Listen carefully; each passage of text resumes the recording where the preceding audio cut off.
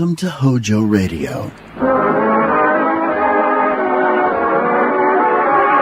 Hello, everybody, halo.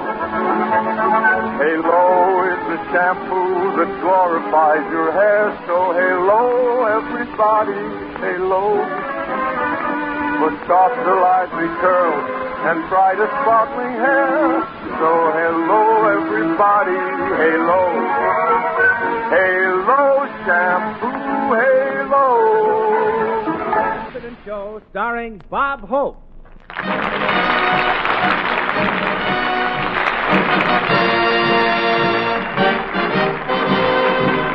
Hello to all you folks.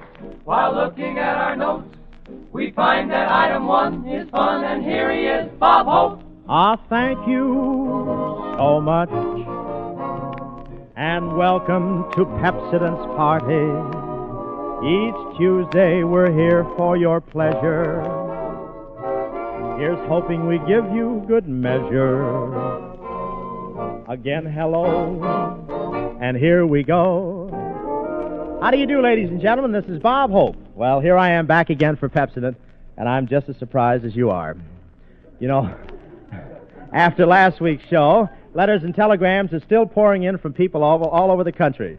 All I can say is they don't know a good program when they hear it. I might have been a little jittery last week, but I don't have to worry. The Philharmonic Orchestra heard me, and they want me. They want to use my knees for castanets. Not that I was nervous, but how would you feel if the first report you heard was the sponsor beating his head against the wall? I called him up and asked him how I was coming over. He said, "Hope you're not coming over, you're going under." They thought I was nervous last week, but you should have seen Bill Goodwin. Bill put his hand on the table to steady himself and got 3 messages from the spirit world.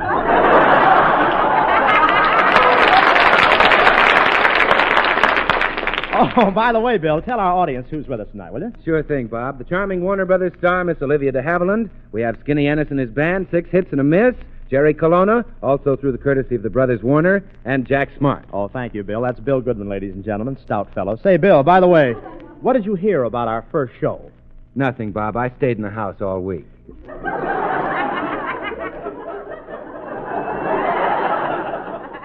Coward.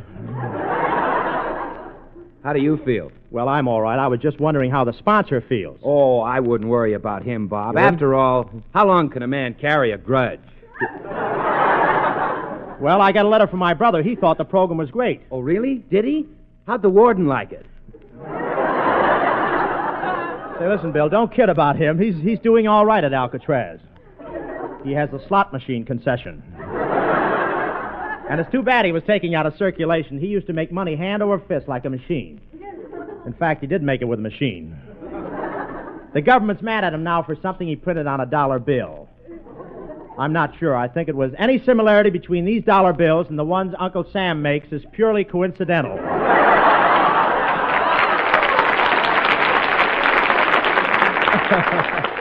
He's a wise guy. He used to make the $10 bills in the daytime and the $20 bills at night. You know, when he worked nights, he used to pay himself overtime. But I don't want to talk about my relatives too much, not that I haven't any. In fact, so many relatives call at my hotel, the revolving door keeps the whole place air-conditioned. You know, you take that fellow from Arkansas, you know, when you listen to him, he's always talking about his relatives. He should meet my Uncle Lucifer. He's always taking things around the house. I went to sleep last night, and this morning I woke up in the pawn shop window. I'll put that back in the oxygen tent. Say,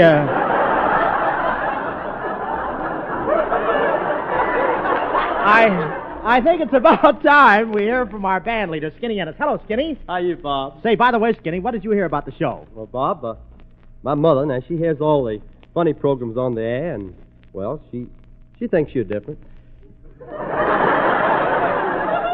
Well, that's very nice, Skinny. Yeah, she sent me a review about you out of one of the newspapers, Bob. It sounded something like a weather report. A weather report? Yeah, here it is. Bob Hope. Light flurries of applause with occasional laughter. Quite foggy, but probably fair next week. Well, that's different anyway. Here comes Jerry Colonna. I'll get a sensible answer out of him. Greetings, Gate.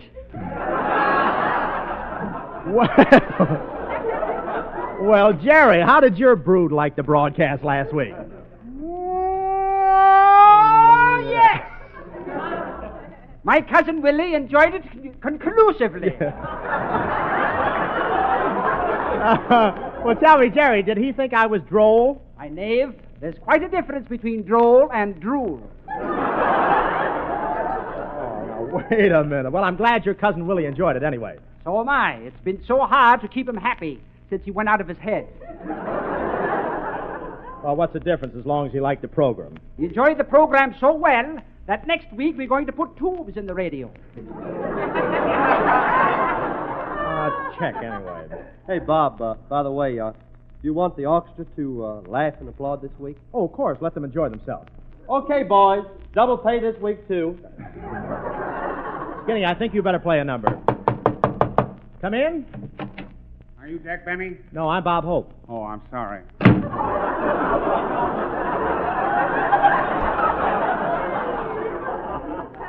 I'm sorry, too. Come in. Mr. Hope? That's right. On behalf of the vast radio audience, I want to present you with this beautiful loving cup. Oh, gee, that's a beauty. What's it for? It's for distinguished service to radio during the summer of 1938. But I wasn't on the radio this summer. You got the cup, haven't you? Goodbye.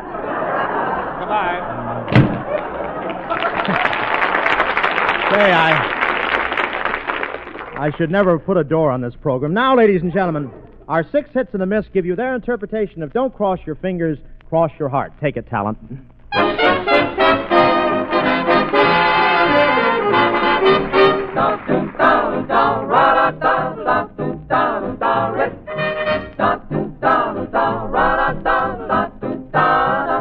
When you put your arms around me and you say you're glad you found me, don't cross your fingers, cross your heart. When you tell me with your kisses what a thrilling moment this is, don't cross your fingers, cross your heart. Please make your mind up that you must play fair, or you will wind up playing solitaire. Here's my heart, come on and take it. Only promise you won't break it. Don't cross your fingers, cross your heart.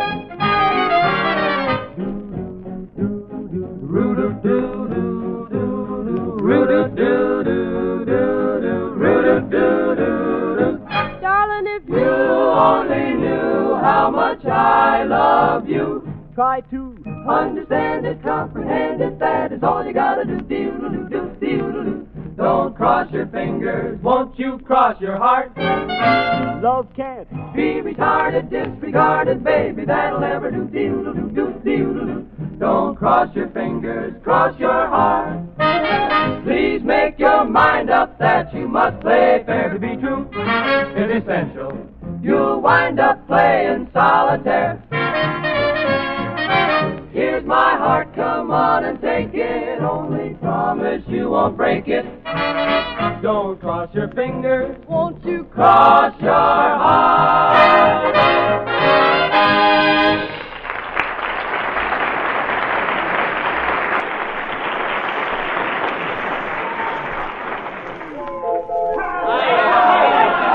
Step right up, ladies and gentlemen. Step right up and see for yourself.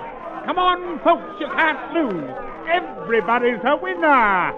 Right. Every one of you is bound to win if you take advantage of the special 1-cent sale on Pepsodent Antiseptic. Now, most merchandising men acknowledge that the American housewife is the world's shrewdest buyer. She not only has an uncanny sense of values, but she refuses to be deceived by bunkum or ballyhoo. That's why I'm merely going to announce simply, straightforwardly, that for a limited time you can actually get 2 full-size 50-cent bottles of genuine Pepsodent Antiseptic for just 1 penny more than the regular price of 1 bottle. Yes, for only 1 cent more. Thus, Pepsodent's great 1-cent sale offers you double value. An extra bottle of extra effective, extra economical Pepsodent Antiseptic for just 1 cent when you purchase a bottle at the regular low price. But you'll have to hurry, for remember that this special Pepsodent Antiseptic 1-cent sale is good only so long as a limited supply lasts. Be prepared to help fight colds and sweeten the breath with Pepsodent Antiseptic. Phone your nearest drug dealer for your special 1-cent sale combination package now, tonight.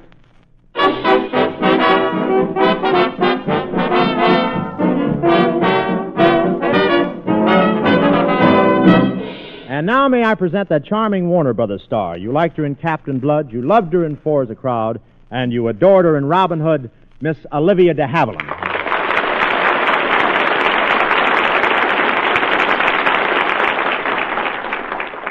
Thank you very much, Bob. And may I say that I adored you in Give Me a Sailor. I liked you in Thanks for the Memory, and I heard your broadcast last Tuesday night. I know, Olivia, we covered that. But I want to welcome you to our Pepsodent party anyway. You'll find this a little different from the other shows. We don't know what we're doing. Yes, I can see what you mean. But, I heard you on some other program the other day with a crooner. A guy that owns a racetrack or so with what's his name again? Yes. Now, let me see. I know who you mean. I can't think of his name either. Let me see. Oh, come now, Olivia. Think hard. Maybe this will help you. Yes. Now, wait a minute. It's on the tip of my tongue. Students!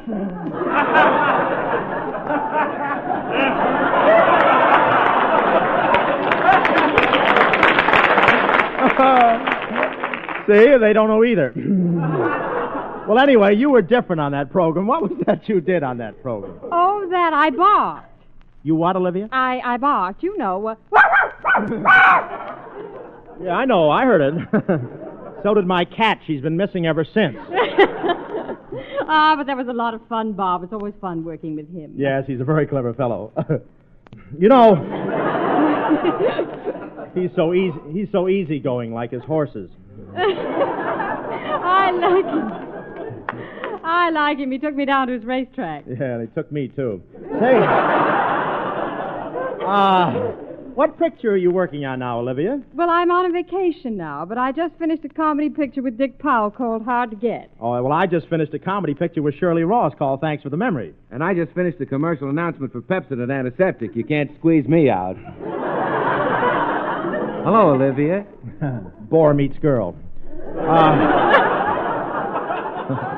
What are you doing on your vacation, Olivia? Oh, I've been having a lot of fun. I've been spending most of my time at the dentist. Well, that's a nice place to spend a vacation. Did he hurt you much? No, not at all. He gave me gas, and I had a wonderful dream. As a matter of fact, you were in it, Bob. Really? Say, was I in your dream, too, Olivia? Well, come to think of it, Bill, you were. Say, Goodwin, do you have to follow me every place I go? What was he doing, reading the gas meter? Oh, anyway, it was the silliest dream. I was right on the Warner Brothers lot, and that's where I met you, Bob. Yeah, wait till Paramount hears about that. I don't think Warner Brothers will like it much either.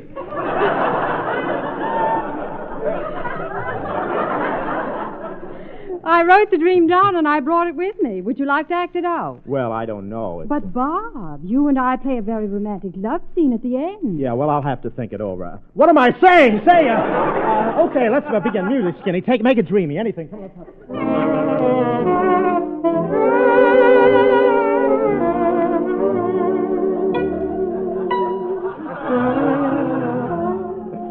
Everything seems to be getting curiouser and curiouser. Where are we? One side, lady. Quiet on the set. We're shooting 4 daughters.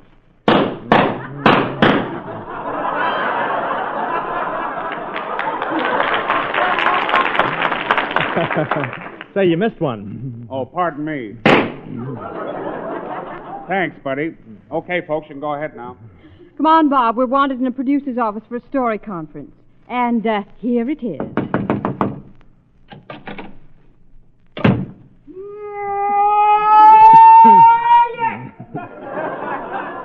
How do you do? You're right on time. I'm just leaving. But what about the story? I can't tell it to you now. Well, why not? Shh. It's a mystery story. Then how are you going to produce it? Ah, so you're wondering too? He's sending his brain back tomorrow for retakes. Ah, yes. And in Technicolor. I shall read the scenario of my next picture. Scene 1, fade in. Close up, fade out. Well, who's in that close-up? No one. We had to save money, so we eliminated the actors. Quiet, everybody! As the curtain rises, nightfall is creeping. Creep, creep. Quiet, everybody! The scene. Close up, fade in, dissolve, add 2 cups of sugar, 3 eggs, and beat slowly. Fade out. Wait a minute. What's the name of this picture? We're going to call it Angel Cakes with Dirty Faces. Shh. The final scene.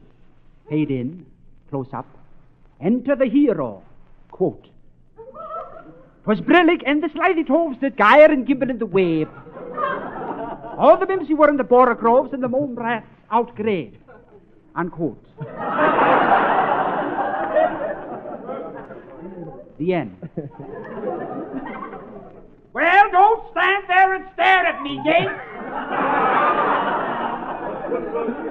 Say, Olivia, you know, this is a very silly dream you're having. Ah, yes, but now we're getting into the romantic part I promised you. Oh, you mean this is the part of the dream I say, Olivia, I love you? Yes, in fact, you whisper sweet nothings in my ear. Yes, then I hold your hand and become amorous like this? Yes, Bob. And then I make love to you? Yes. Then what? I don't know. I laughed so hard I woke up.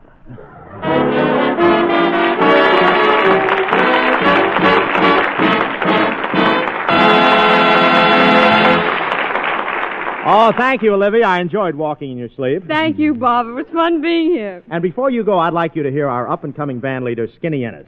Skinny Ennis? Mm-hmm. Isn't he the boy who sings as though he just stepped out of a cold shower? Yeah. Yeah, that's him, Olivia. The new rage of the dance circuit. Breathless Skinny Ennis playing and singing At Long Last Love.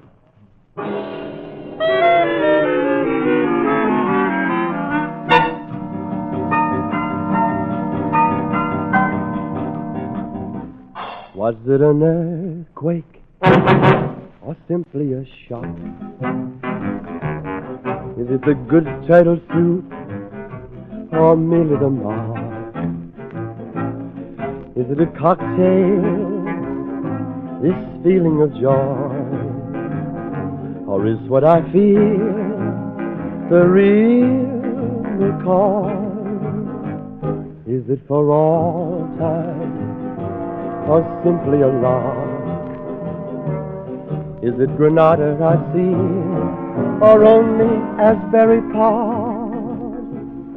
Is it a fancy not worth thinking of? Or is it at long last love?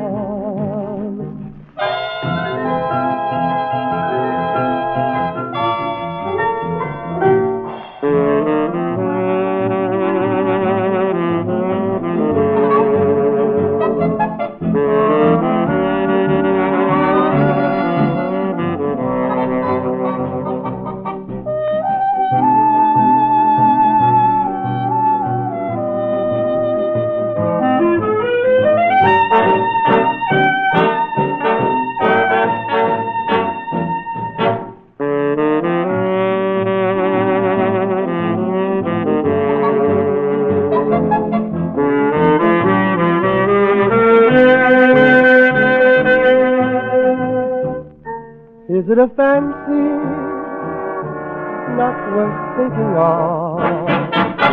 Or is it at long last love?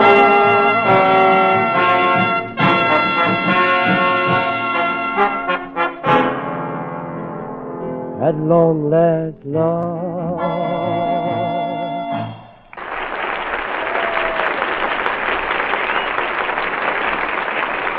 Here's grand news for the bargain wise. You can now get 2 full 50-cent bottles of Pepsodent antiseptic for just 1 penny more than the regular price of 1 bottle. Pepsodent is making this sensational offer for 2 reasons. 1, they want more of you to become familiar with Pepsodent antiseptic. For once you've tried this finer, more economical product, Pepsodent feels sure you'll agree that it is far superior. That from then on, you'll use Pepsodent Antiseptic regularly. 2, regular users swamped us with requests for this great money-saving sale so that they could stock up on Pepsodent Antiseptic at a record low price. Therefore, to introduce Pepsodent Antiseptic to new users and to satisfy popular demand, during the great Pepsodent Antiseptic 1-cent sale, you are offered an extra full-size bottle of Pepsodent Antiseptic for just 1 cent when you purchase a bottle at the regular price. But hurry, take advantage of this startling offer at once, for this sale is limited. It positively will not be repeated this year. Well, there's the simple story, Mrs. Homemaker. The rest is up to you. Must you dance every dance with the same fortunate man? And here is Bob Hope's version of Change Partners and Dance. Change partners and dance.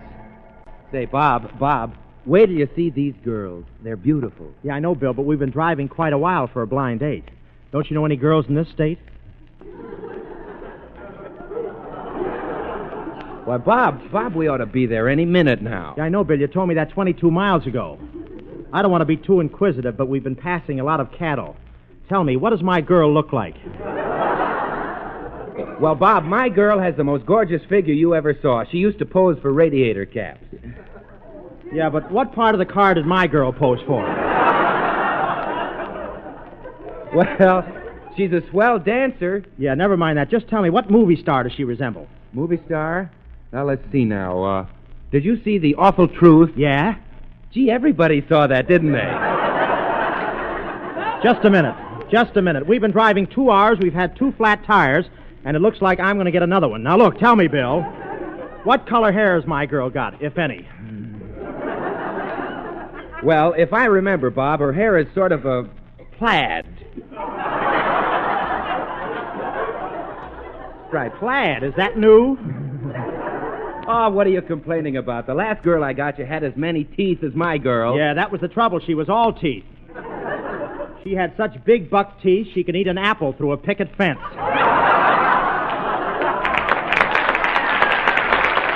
Say, the only thing missing was a saddle. Say, didn't I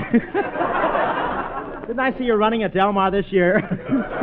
Bill, what's my girl's name? Esmeralda Emirach. Esmeralda Emirach? Yeah. Sounds like a tobacco auctioneer. Well, my girl's name is Hetty. Hetty Emirach. Yeah. That's good, Hetty Emirach. Oh, here we are, Bob. Yeah. Well, what are we stopping in front of this barn for? This isn't a barn. This is the house. Well, what's that big goat doing in the window? That's Esmeralda's father. If that's her father, what's her mother look like? Bob, do you see that cow standing over there in the corner? Yeah. It isn't a cow. Well, I'm here. I'll suffer. Let's go in. Well, come in. Yeah, good evening. Step right in, boys. The girls be right down. Want to play some poker? How do you do, Mr. Emirach? This is the fella I was telling you about, you know, from the Pepsodent program. Oh, how do you do, Amos?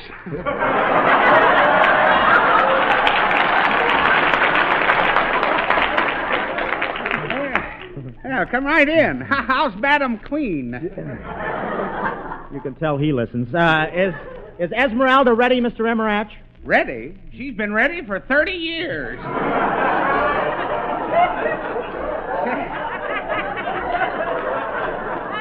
Say, by the way, boys, just check your coats right over there. It'd be 10 cents. While we're waiting, would you like to shoot some dice? Let's get a little action around here. You care for a cold drink while you're waiting? Oh, thanks, Mr. Emirach. Don't mind if I do. Soda pop or a bottle of beer? Oh, it doesn't make any difference. Yes, it does. Pop's a nickel and beer's 10 cents. Like to play a little roulette? No, I don't gamble. You're taking my daughter out, ain't you? How about a raffle ticket? How much is it? $3. I told you I don't take any chances on those things. You ain't taking no chance. We got the winner picked already. Oh, well, then I'll take... Wait a minute. Say, will you please tell the girls we're waiting, Mr. Emirach? Oh, don't be so formal. Just call me Emirach. Hey, Hetty, goodies here. Hello, Bill. Hello, Hetty. Oh, your friend looks familiar. Oh, yes, you know him. He's that very funny fellow on the radio. Really? Yes. Well, he looks awfully young to have 5 daughters. Say, I like her even after that line. She's snazzy. Let's go, Hetty. Now, wait, Bob. We have to wait for your girl. Oh. Ma, it's 8:30. Let Esmeralda out.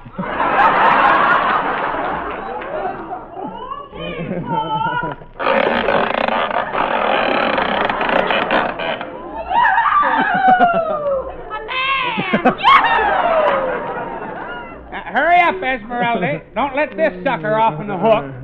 He's wiggling. I'll be down in a minute. I'm having trouble with my hair. What's the matter? Can't you fix it? No, I can't find it. I wish I could get lost. Well, Jitterbugs, here I am. Let's cut a rug. Say, Bill. Yeah? Bill, she's got her face on upside down. Come on, Bobsy, let's go over to the Bite Away Jam joint and split a big apple. Gee, she's cute, isn't she? From what angle? Listen, Goodwin, you got me into this. What do you say we change partners right here? Oh, no, nothing doing. Hetty's my girl. I wish mine had a Hetty. Let's go.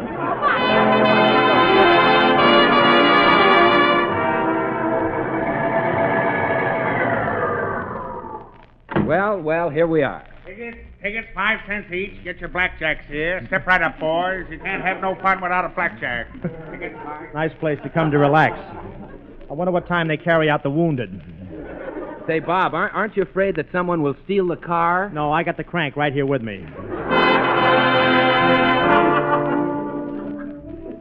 Say, Bill, there's Skinny Ennis. Hiya, Skinny. Hiya, sucker. I wonder how he knew. Come on, Bobsy, let's dance. Oh, okay, Carefree. Say, Ezzy, do you always dance like this? Oh, no, sometimes I move my feet. Well, when you have time, will you move them off mine? I don't mind you stepping on my feet, but don't try and put my shoes on. Hiya, Bob. How you getting along? Oh, Bill, change partners and dance. Oh, look, here comes my city boyfriend. What, you mean that black mustache with legs? What are you doing with my girl, you cattle rustler?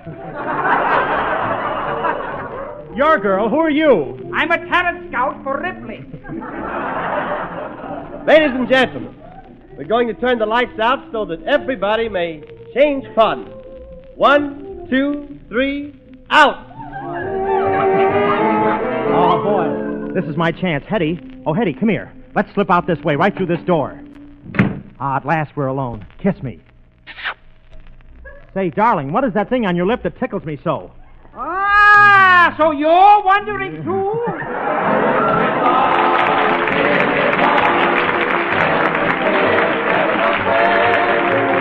Change partners and then you may never want to change partners again.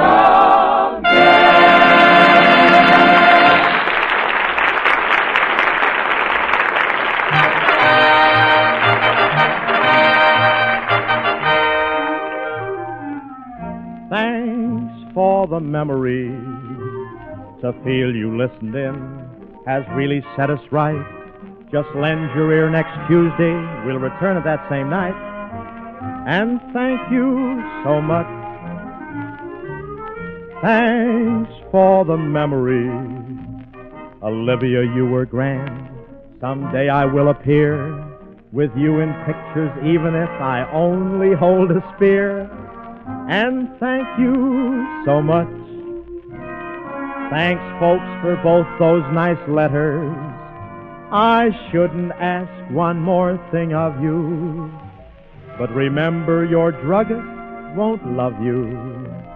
If you should fail, his 1 cent sale. Say, Bill Goodman, what goes on here next week? Well, Bob, our special guest is Miss Madeline Carroll. Skinny Ennis and his band will be here. Jerry Colonna, our swingsters, 6 hits and a miss. And, of course, Bob Hope. Thank you so much. Thanks for the memory. gentlemen. Heard on tonight's program was At Long Last Love by Cole Porter from the musical production You Never Know. Until next Tuesday night at the same time, the Pepsodent Company bids you good night.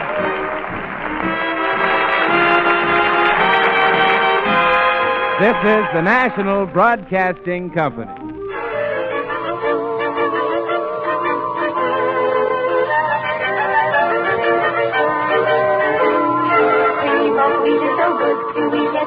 Every day. We sing this song, it will make us strong, and it takes a shout, hooray! It's good for growing babies and grown-ups to eat. For all the family's breakfast, you can see cream of wheat. HOJO Radio, we're your old-time radio headquarters. Stay tuned. The Columbia Broadcasting System presents a new comedy. My Friend Irma. Starring Marie Wilson as Irma and Kathy Lewis as Jane, with John Brown as Al. Friendship, friendship, just a perfect friendship. When other friendships have been forgot, theirs will still be hot. My friend Irma.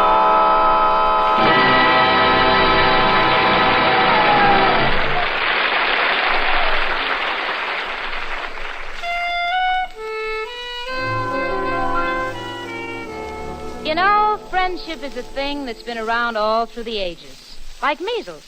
Measles you can get rid of, but not my friend Irma. Do you know something? I never want to get rid of Irma because I sincerely love that girl. So I'm going to continue to live with her through thick and thin, although at times it's trying. Now, take, for example, when I was trying to straighten out our finances and fix up a budget for us. Naturally, I had to ask Irma a few simple questions. So I said, Irma, honey, how much money did you save last January? None. Well, that's silly. You worked all month. How come? I bought a fur trim coat. Well, how about February? I was still paying for the coat. In March? I didn't pay for the coat in March. April? In April, I paid a lawyer for getting me out of trouble for not paying for the coat in March. Now, honey, please be serious. We've got to work on a budget so that we won't be in the position we were in last year of having to use up all our savings in order to pay our taxes. Jane, we won't have to pay taxes this year. Why not? Because my boyfriend Al says income taxes are fat and it's sure to blow over. Al said that? Yes, and that's why he's not going to pay any this year. Instead, he's going to use the money to buy himself a new suit. Irma, I've got news for you. If Al doesn't pay his taxes, the government will supply him with a new suit. With stripes. Well, I hope there'll be pinstripes. Al looks so cute in them. Well, honey, you forget Al. You know, there are other guys in this world besides Al. Oh, I know, Jane, and one of the boys at the office sort of has an eye on me. Really? So I told him I like him, but my heart belongs to Al. But that didn't discourage him. Why not? He said he loved me for my mind. Believe me, Al's got a better deal. Now, listen, Irma, my boss, Richard Rhinelander's coming over later to take me out, so let me get together the rent money to pay Mrs. O'Reilly, the landlady. Huh? Now, what have we got in our cookie jar? 3 graham crackers and 32 cents. Oh, well, I guess it must be in the sugar bowl. Yeah, here it is, 10, 20, 30, and I'll take $10 from my purse and $10 from your purse, and that'll be an even $50 to pay the rent with. And that's all the money we have in the world. Jane, why must we take all our money and give it to Mrs. O'Reilly? Well, because she's our landlady and she happens to own the building. Well, if she already owns the building, what does she need our money for? She needs it for overhead. Well, it's a good thing to need it for. Our ceiling's been leaking for months. Well, any way you look at it, we have to give her the money. Now, look, honey, if she comes up and I happen to be busy dressing, you pay her the $50 and be sure to get a receipt. You think you can handle that? Certainly, Jane. What do you think I am? Dumb? Irma, I'm kind of sorry you asked me that. Why? I might have to answer it. Ooh. Jane, do you hear someone knocking? Yes, let's open the door. It might be someone we'd like to know. Oh, no, we've got all the friends we need. Oh, well, what's the use? Come in.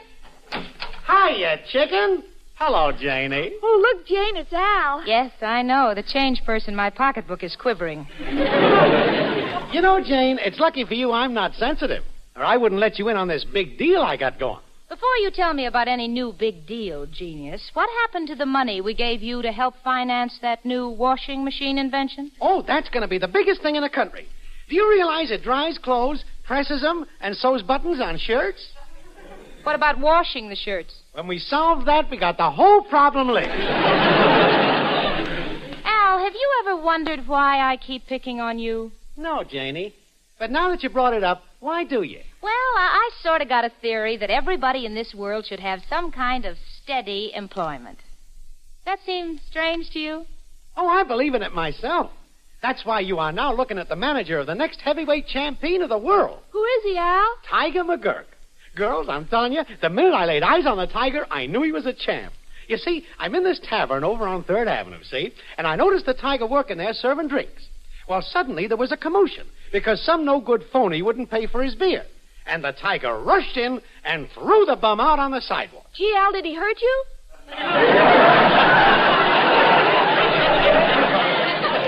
Please, chicken. Now, girls, I can enter Tiger McGurk at the Elks Club in the preliminaries. And all I need is a little capital. Goodbye, Al. Your story has touched me. But you won't. Oh, look, Jane, honey, am I the type of a guy... I don't know what you're going to say, but you're the type.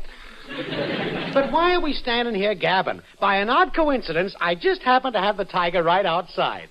I'll have him in, and you can look him over yourself. Oh, now, just a minute, Al. We don't want any prize fighters in here. This is not an annex of Stillman's gym. Oh, he won't bother you. He'll just come in and walk around quietly on his heels. Sure, Jane. Let him come in. You're making a mole out of a groundhog. Okay, you will now meet the one and only Tiger McGurk. I'll just whistle. The answer's that. His name ought to be Lassie McGurk. You called me, boss. I run all the way up the steps.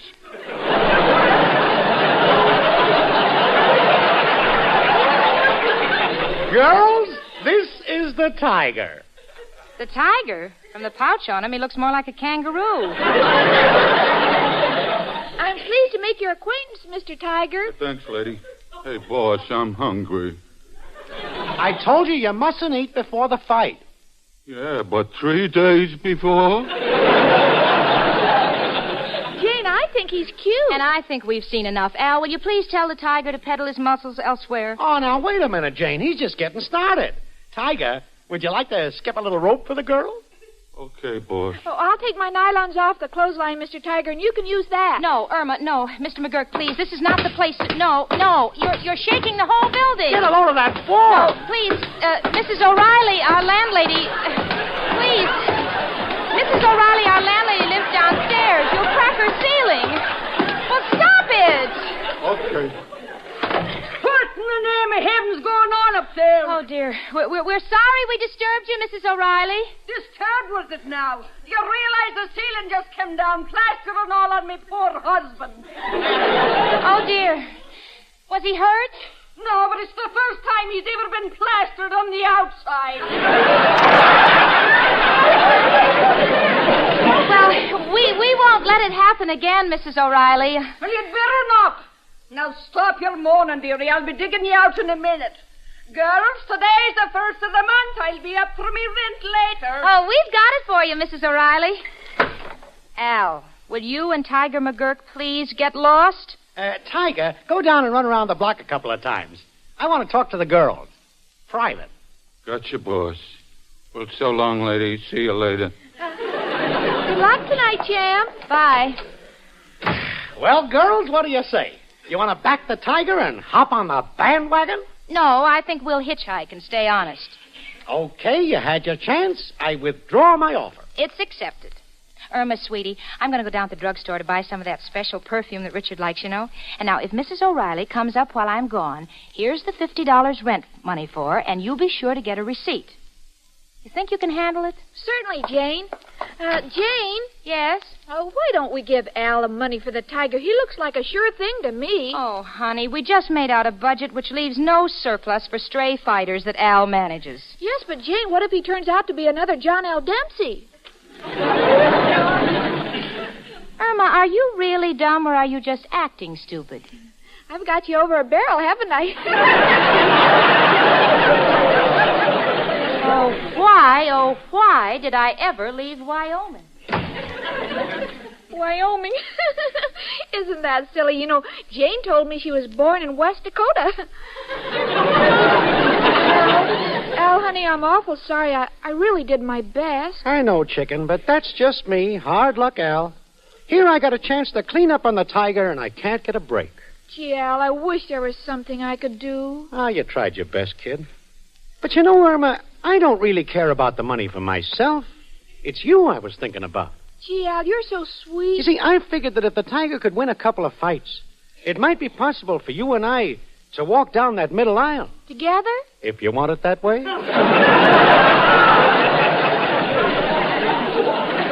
But, chicken, since we couldn't persuade Jane to give me the money, I can't enter the tiger in the fight tonight. So I guess we'll have to postpone our marriage for about 10 years. Gee, Al, I wish I had some extra money. You see, the only money I've got is this $50 rent money, but I've got to give it to that Mrs. O'Reilly. Oh, I'm so sorry, Al. Don't let it bother you, kid. I understand. Hey, you know, Irma, that's just one of life's funny twists. Here you are giving $50 to a dame who's got a house and don't need the dough, and here $50 would solve all of our problems and make all our dreams come true. Al, I've an idea. If I took the $50 Jane gave me and gave it to Mrs. O'Reilly and gave it to... No, thanks, chicken. I couldn't take it. But keep talking. Well, don't you see, Al? If the tiger's such a cinch to win, you could return the money right after the fight. I'd pay our rent, and Jane won't have to know anything about it. Here, Al, honey, take the money. No, kid. You might get in trouble with Jane. Oh, she'll never know. Take it, Al. Okay, Irma. Gee, you're wonderful. And believe me, you'll never lose by this. Oh, I know, Al. I've got confidence in you. But just tell me one thing. Is the tiger really a great fighter? Chicken, why do you think Joe Louis took up golf?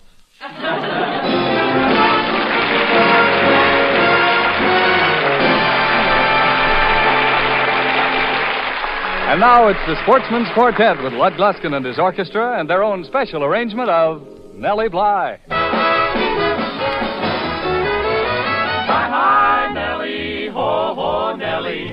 Listen, lady love, to me, to me. I will play and sing for you the sweetest melody. Oh, Nellie, won't you listen while I sing to thee? Nellie Bly, bring the broom along. We'll sweep the kitchen clean, my dear, and have a little song. Oh, Nellie has a voice like a turtle dove, and when she sings so pretty like my heart just drips with love. Drip, drip, drip, hi, hi, Nellie, ho, ho, Nellie. Listen, lady love, to me, to me. I will play and sing for you the sweetest melody. Oh, Nellie, won't you listen while I play for thee?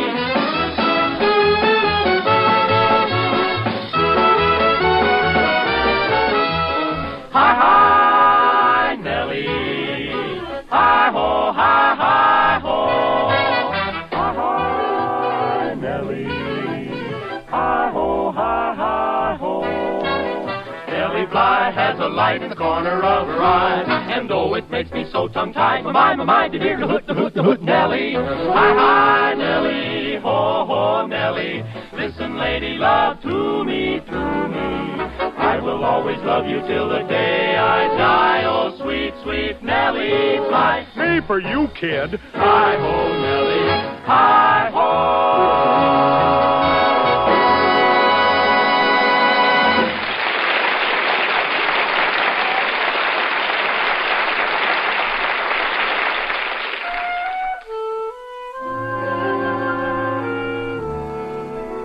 Having finished making out our budget and paying our rent, I felt pretty secure. Just to play safe, I said, Irma, honey, did you take care of the rent money? Yes, Jane, I took care of it. So, financially, I was sailing on a cloud. And romantically, I was higher than a cloud because tonight I was going to go out with my dream man, Richard Rhinelander.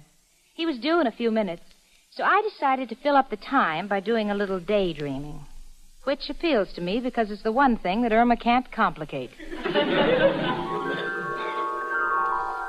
Now I'm dreaming that I'm Mrs. Richard Rhinelander III. and we're honeymooning on the beautiful French Riviera. Soft lights, dreamy music. As we walk along under the stars, Richard takes me in his arms and says, Jane, should I empty the garbage now?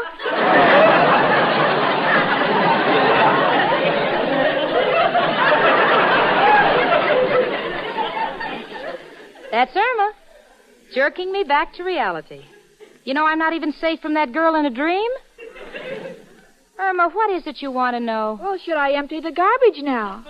Irma, do you realize that I have just left the Riviera to talk to you? The Riviera? Mm-hmm. Oh, it was wonderful. Wouldn't you like to take a trip around the world? Oh, no, Jane. There's too many other places I'd like to see first.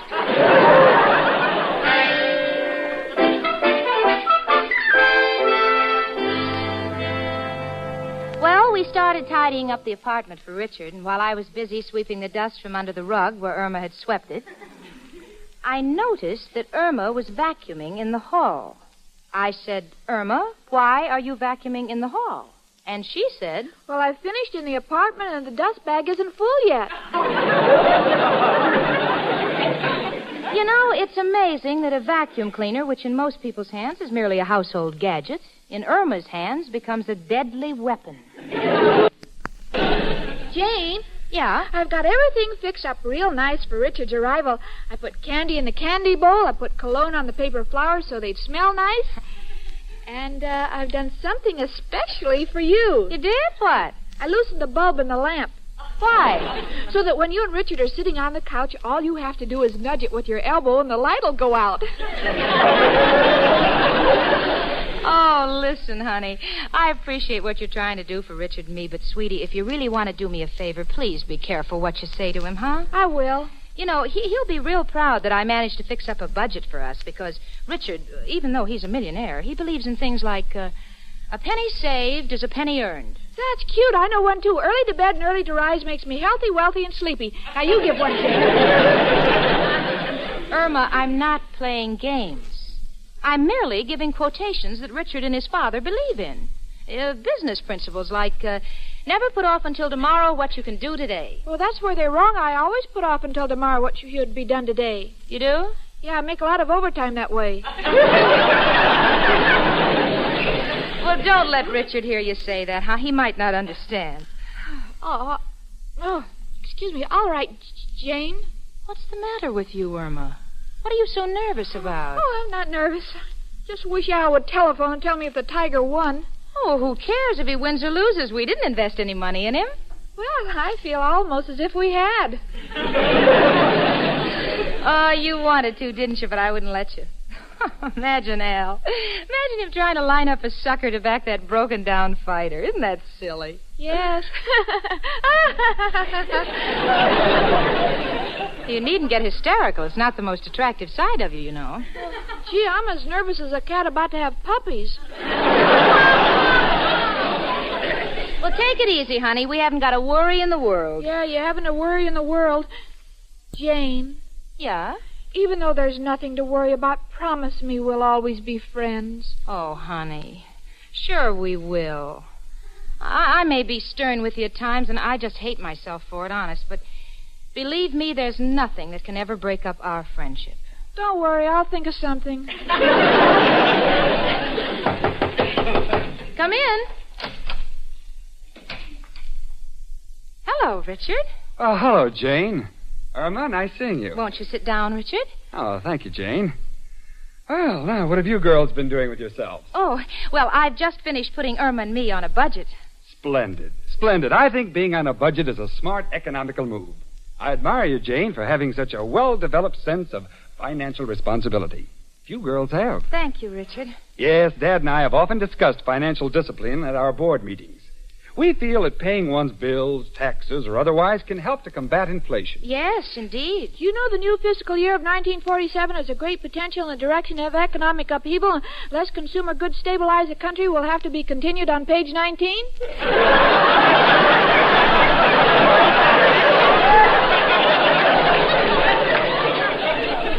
Irma, what is that? I don't know. I never turned to page 19. Well, it's getting late, isn't it? I think I'll get my hat, and then we'll be off, Richard. Oh, fine, Jane. Well, Irma, you seem a bit preoccupied tonight. Well, I'm worried about Al and Tiger McGurk. Al should have phoned by now. Al? Yes, you remember Al, my boyfriend? Well, he's managing a fighter, and there's a fight tonight, and, well, a lot depends on it. Well, I must say that Al of yours is a very enterprising young man. Oh, sure, last year he had a racehorse. Is that so? Yes, he even had an invention that went with the horse. An invention? Yes, it was an electric circuit with live wires that went under the horse's saddle to make him run faster.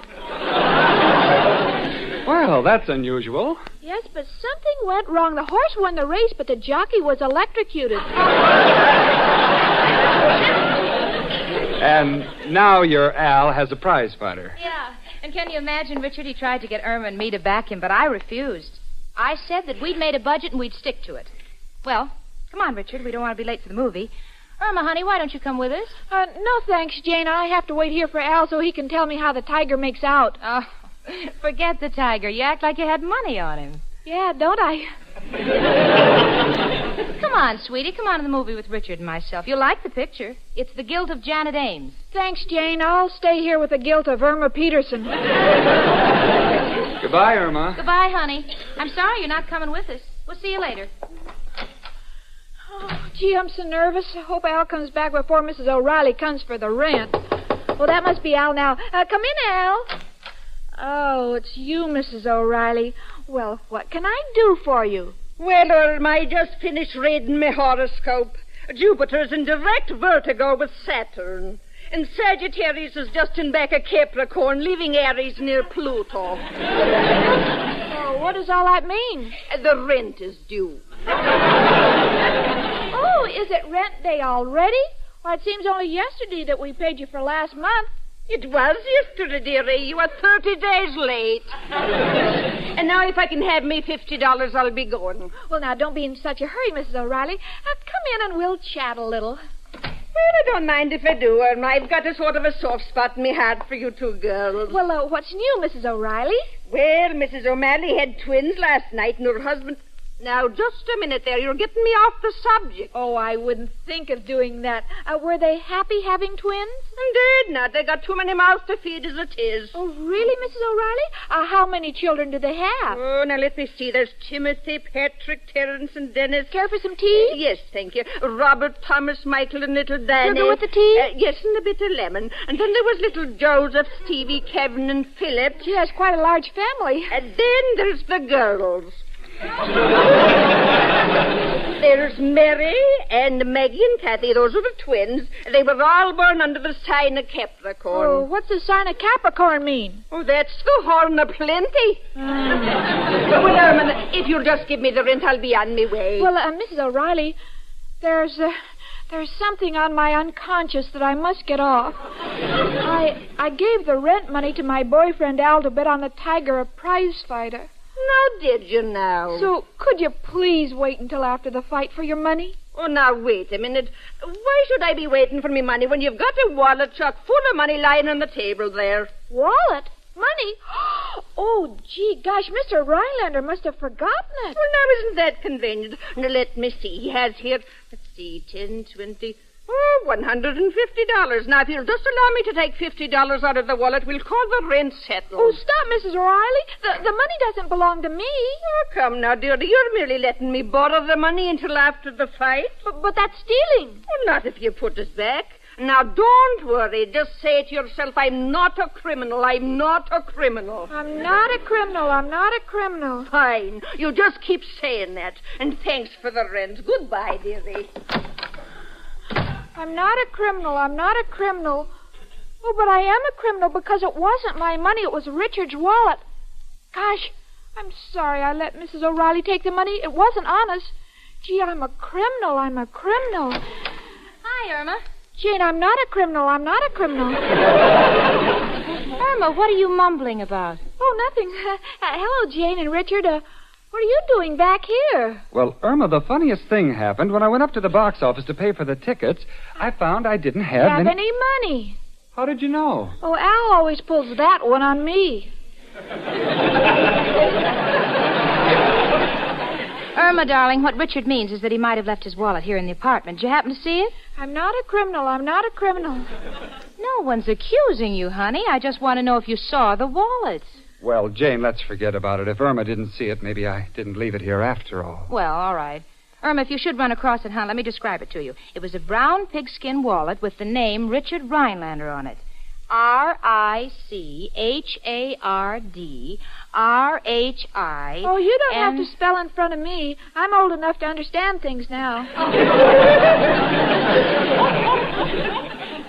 Well, Irma, you didn't see it, did you? Irma? Why don't you answer, Richard? Did you see it?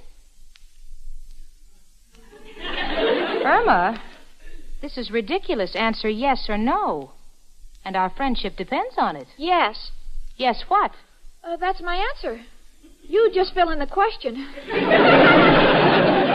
Please, Jane, Now, you let me handle this, Richard. Irma, did you see Richard's wallet? Come in. Hiya, folks. Hello there, chicken. Oh, Al, how was the fight? Did the tiger win? No, chicken. But you'd have been proud of him. He established a new world's record. 3.5 seconds of the first round. You mean he was knocked out in 3.5 seconds? No, he was back in the shower.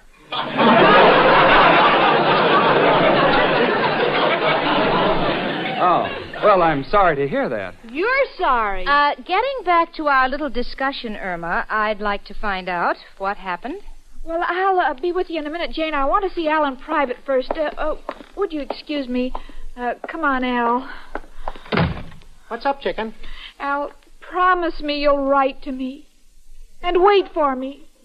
Well, what do you mean? What are you talking about? Well, Al, after I gave you the money, Richard left his wallet here, and I took $50 from it to replace the rent money that I gave you to bet on the tiger. So? So, Jane and Richard are back looking for his wallet, and I have it here, and I have to give it to him, and they'll find the money missing. Oh, Al, I'm a criminal. I'm a criminal. Oh, honey, you're not a criminal. No, I tried saying that. It doesn't work. Look, honey, if that's all you're worrying about, forget it. Your Al will always take care of his little Irma. Here's the $50 to put back in the wallet, and here's 10 more for your share of the winnings. But, Al, where did you get the money the tiger lost? What do you think? I bet him to win?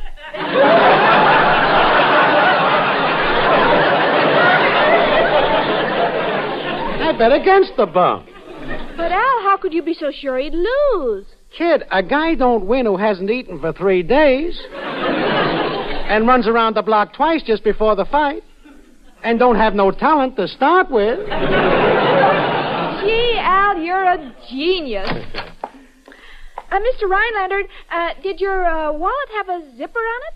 Yes. Irma, if you're going to say leave your name and address, and if anything turns up, we'll write to you, I just don't know what I'll do. No, I just want to know if Richard's wallet has a zipper on it. Well, yes, it does. Then this one must be yours. Here it is. Oh, yes, that's mine, Irma, but... Irma, why didn't you give it to him before? Well, you didn't say anything about a zipper, and you have to be plenty careful these days. Why, that's odd. What's the matter, Richard? Well, Jane, I had $150 in my wallet, and now I have $160. Where did that extra $10 bill come from? Well, don't you get interest on all your loans?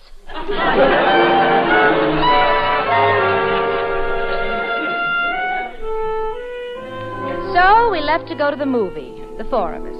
And all through the picture, I kept thinking, what is the connection between Richard's wallet and Irma? So when we got home that night and were drinking our chocolate before going to bed, I said, Irma, what about Richard's wallet? And Irma said, I'm not a criminal. I'm not a criminal. Well, that's my friend Irma.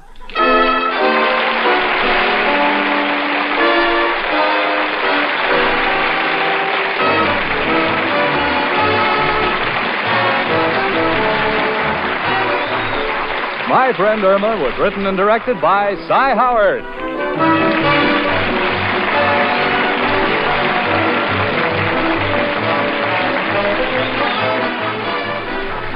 How would you like to sign up for security for a ticket to the kind of tomorrow you've always dreamed about? You can do that if you invest your money today in United States savings bonds. Money saved today in savings bonds will bring you a return of $4 for every $3 you invest when the bonds mature in 10 years. Buy United States savings bonds and enjoy the tomorrow you've been dreaming about.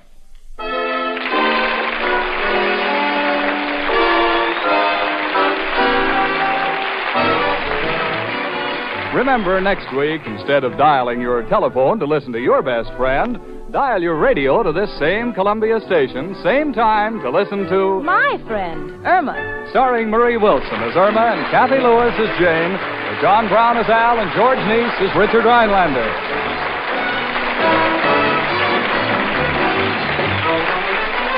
This is CBS, the Columbia Broadcasting System.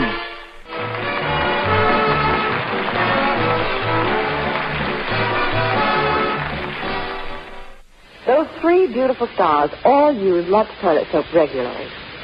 You know what a forthright person Joan Blondell is. Yes? Well, when I asked her about her complexion care, she said, "A Lux girl? You bet I am. Active lather facials really work for me." Lux Soap Beauty Facials do make skin lovelier, all right. Skin specialists proved it. In 3 out of 4 cases, daily Lux Soap care made skin softer, smoother. The fact that so many famous stars recommend Lux toilet soap shows how right it is for delicate skin. Now, there's a beauty counsel for lovely ladies everywhere. Why not make fragrant white Lux toilet soap your daily beauty soap? Remember, it's Hollywood's own complexion care. The choice of 9 out of 10 lovely stars. Stay tuned to HOJO Radio.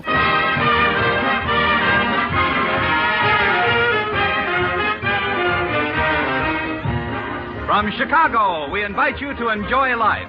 Life with Luigi, a new comedy show created by Cy Howard and starring J. Carrol Naish with Alan Reed.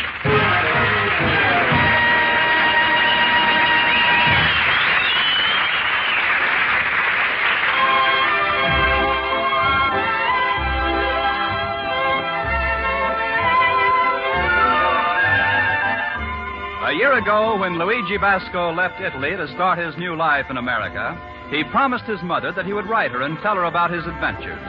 So now we look over Luigi's shoulder as he writes another letter to Mama Basco in Italy. Dear Mamma Mia, is now big shopping season in America. Everywhere is signs. Newspapers and radio, they tell people there is only 24 shopping days till Christmas.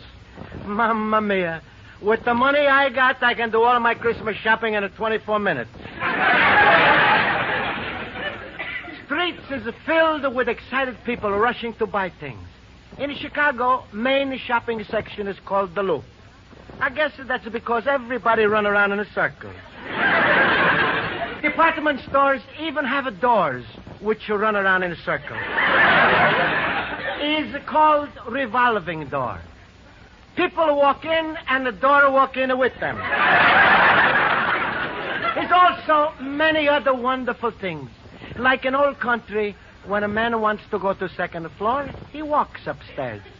In a department store, man stands still and the stairs walk up. Yes, Mamma Mia, everybody here getting ready to celebrate the Christmas. Except the Pasquale, my countryman, who bring me to America. Only celebration he wants is for me to marry his daughter Rosa. And the mama, that Rosa is so fat. If she ever stand on the street for 5 minutes, policemen give her a ticket for double parking. Anyway, this morning, I open up my antique store, and I'm talking with my 12-year-old general manager, Jimmy O'Connor, who's like a son to me. And Jimmy, he say... Hey, boss, here's the mail. Is a letter from my mama? Not today, boss. Then who write to me? There's quite a few here. It's a wonderful country. I don't write anybody, but I get answers anyway. Today is the 30th. It's the end of the month. So what? It happened 12 times a year. Like Uncle Pietro say, everything has an end except sausage. Sausage has 2 ends. But tomorrow is the 1st, so the bills come in today. Is it too bad the month don't start on the 5th? Then we have more time to pay bills. With the money we haven't got, it won't make much difference. Someday I pay. Right now, we keep a record. I write on the page, bills are standing out. That's bills outstanding. Okay, read the bills. It's from the Edison Company. It's a pleasure to hear from Mr. Edison. Fine man. Electric light is a wonderful invention. If Edison don't invent electric light, Edison and Company go out of business. How much we owe, Mr. Edison? $4.38. Is worth the money I'm gonna owe them. If you don't pay, they'll turn off the juice. Then we use candles, like in old country. If we do, then this place is sure going to be spooky. With all these old statues and old furniture and candles. In old days, everybody used candles. Even Abraham Lincoln. He was a poor fella, Jimmy. He lived in a log cabin, walk every day to school in the snow, work in a store just like you, and then study at the night by candle. And then he become a president. That's getting to the White House the hard way. Even harder, Lincoln was a Republican.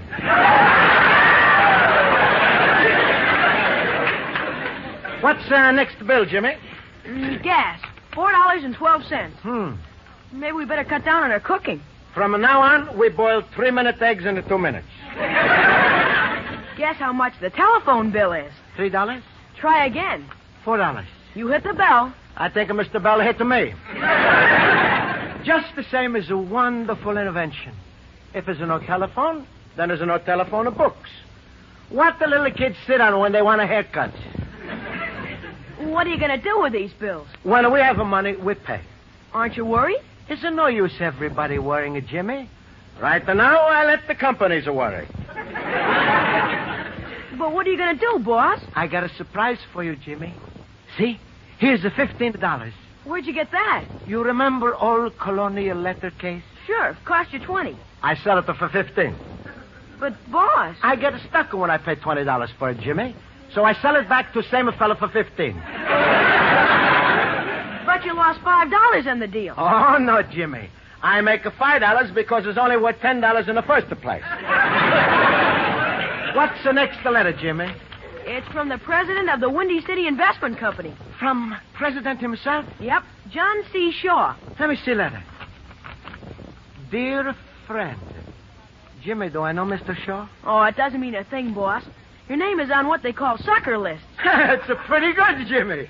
Only 1 year here and already I'm on a sucker list. I wouldn't exactly call it an honor, boss. Must be, Jimmy. Here's the fella I don't know. He's giving me a chance to invest in a gold mine. Maybe we invest a little money, huh, Jimmy? What money? Next the letter, Jimmy. It's from the Jackson Hospital plan. Gimme, I read it myself.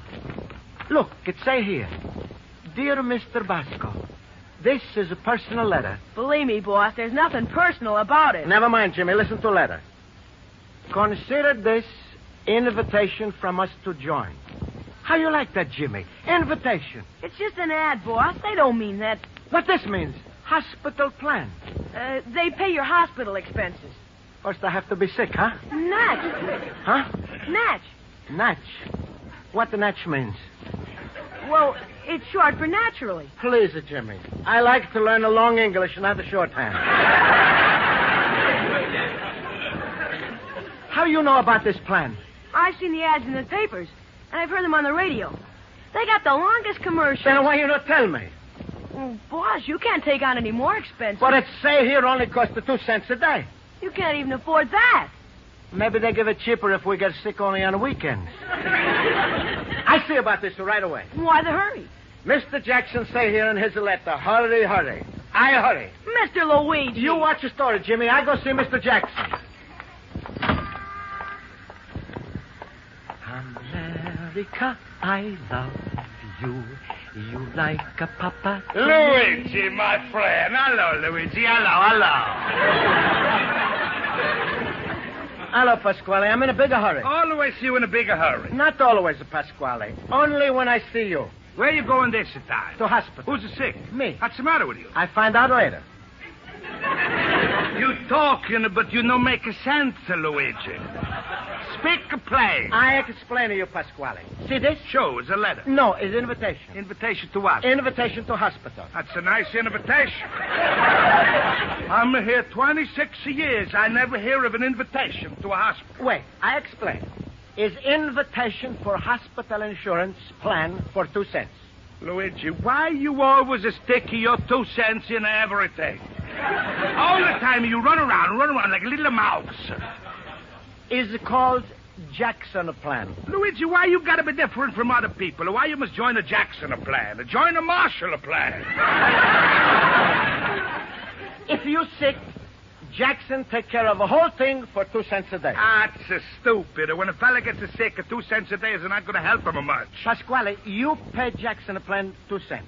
Jackson, he pay hospital. What's happen if it's raining someday and you're not going to run to the mailbox and send to Jackson his 2 cents? Then there's no insurance that day. Luigi, you always buy policies. For 1 month already, you got a fire insurance. Is there no fire? Takes time. I explain to Pasquale. Look what it say here in the letter. If I get sick, Jackson plan is pay for doctors and nurses and all kinds of sickness. They pay for everything except the maternity. Why? Is it contagious? Pasquale, you don't understand. I'm understand plenty, but what's to happen if I'm a catcher this maternity?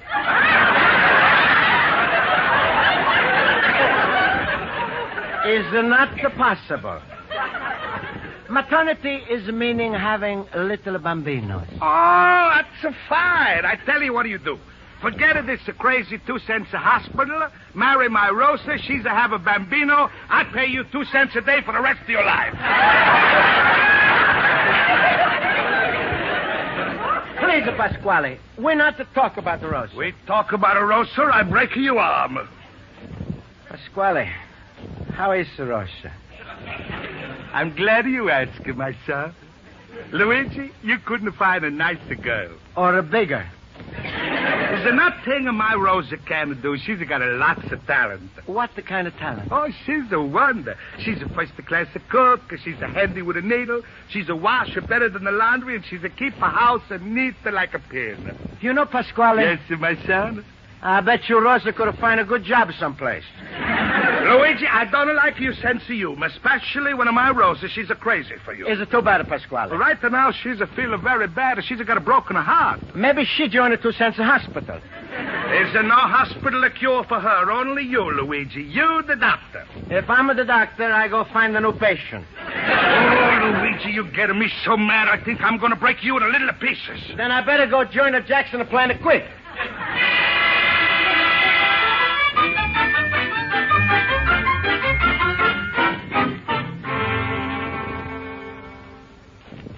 Excuse me, lady. Is this Jackson hospital plan? Yes. I'd like to speak to Andrew. What's the nature of your business? Antique business. 21 North Holstead Street. Open night and day, and we always... what can I do for you?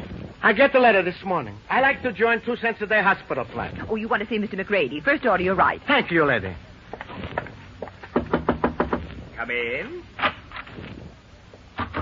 Hello. Girl outside, she tells me you're Mr. McReady. Yes.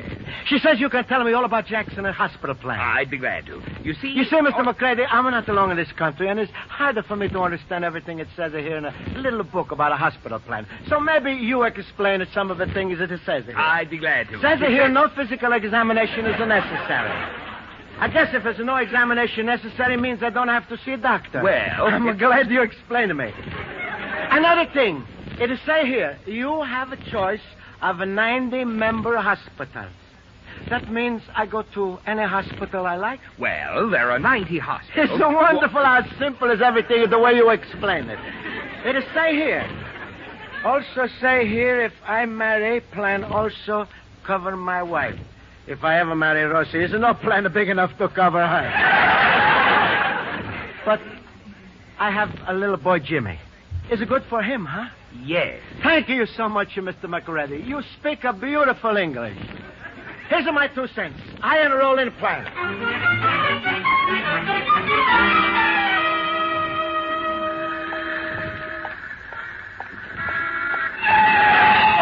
Gee, I'm sorry, mister. Oh, well, it's my fault. I don't look where I'm going. Are you hurt? No, but maybe I hurt your car. Are you sure you're all right? I feel fine. We can't be too sure, Mr. Basco. Mr. McReady, what are you doing here? Right on the job, Mr. Basco. The Jackson Hospital plan will take care of everything. Yes, sir, there's a room, nurse, a choice of any one of 1,000 doctors, all ready and waiting for you. Mamma mia, all for 2 cents.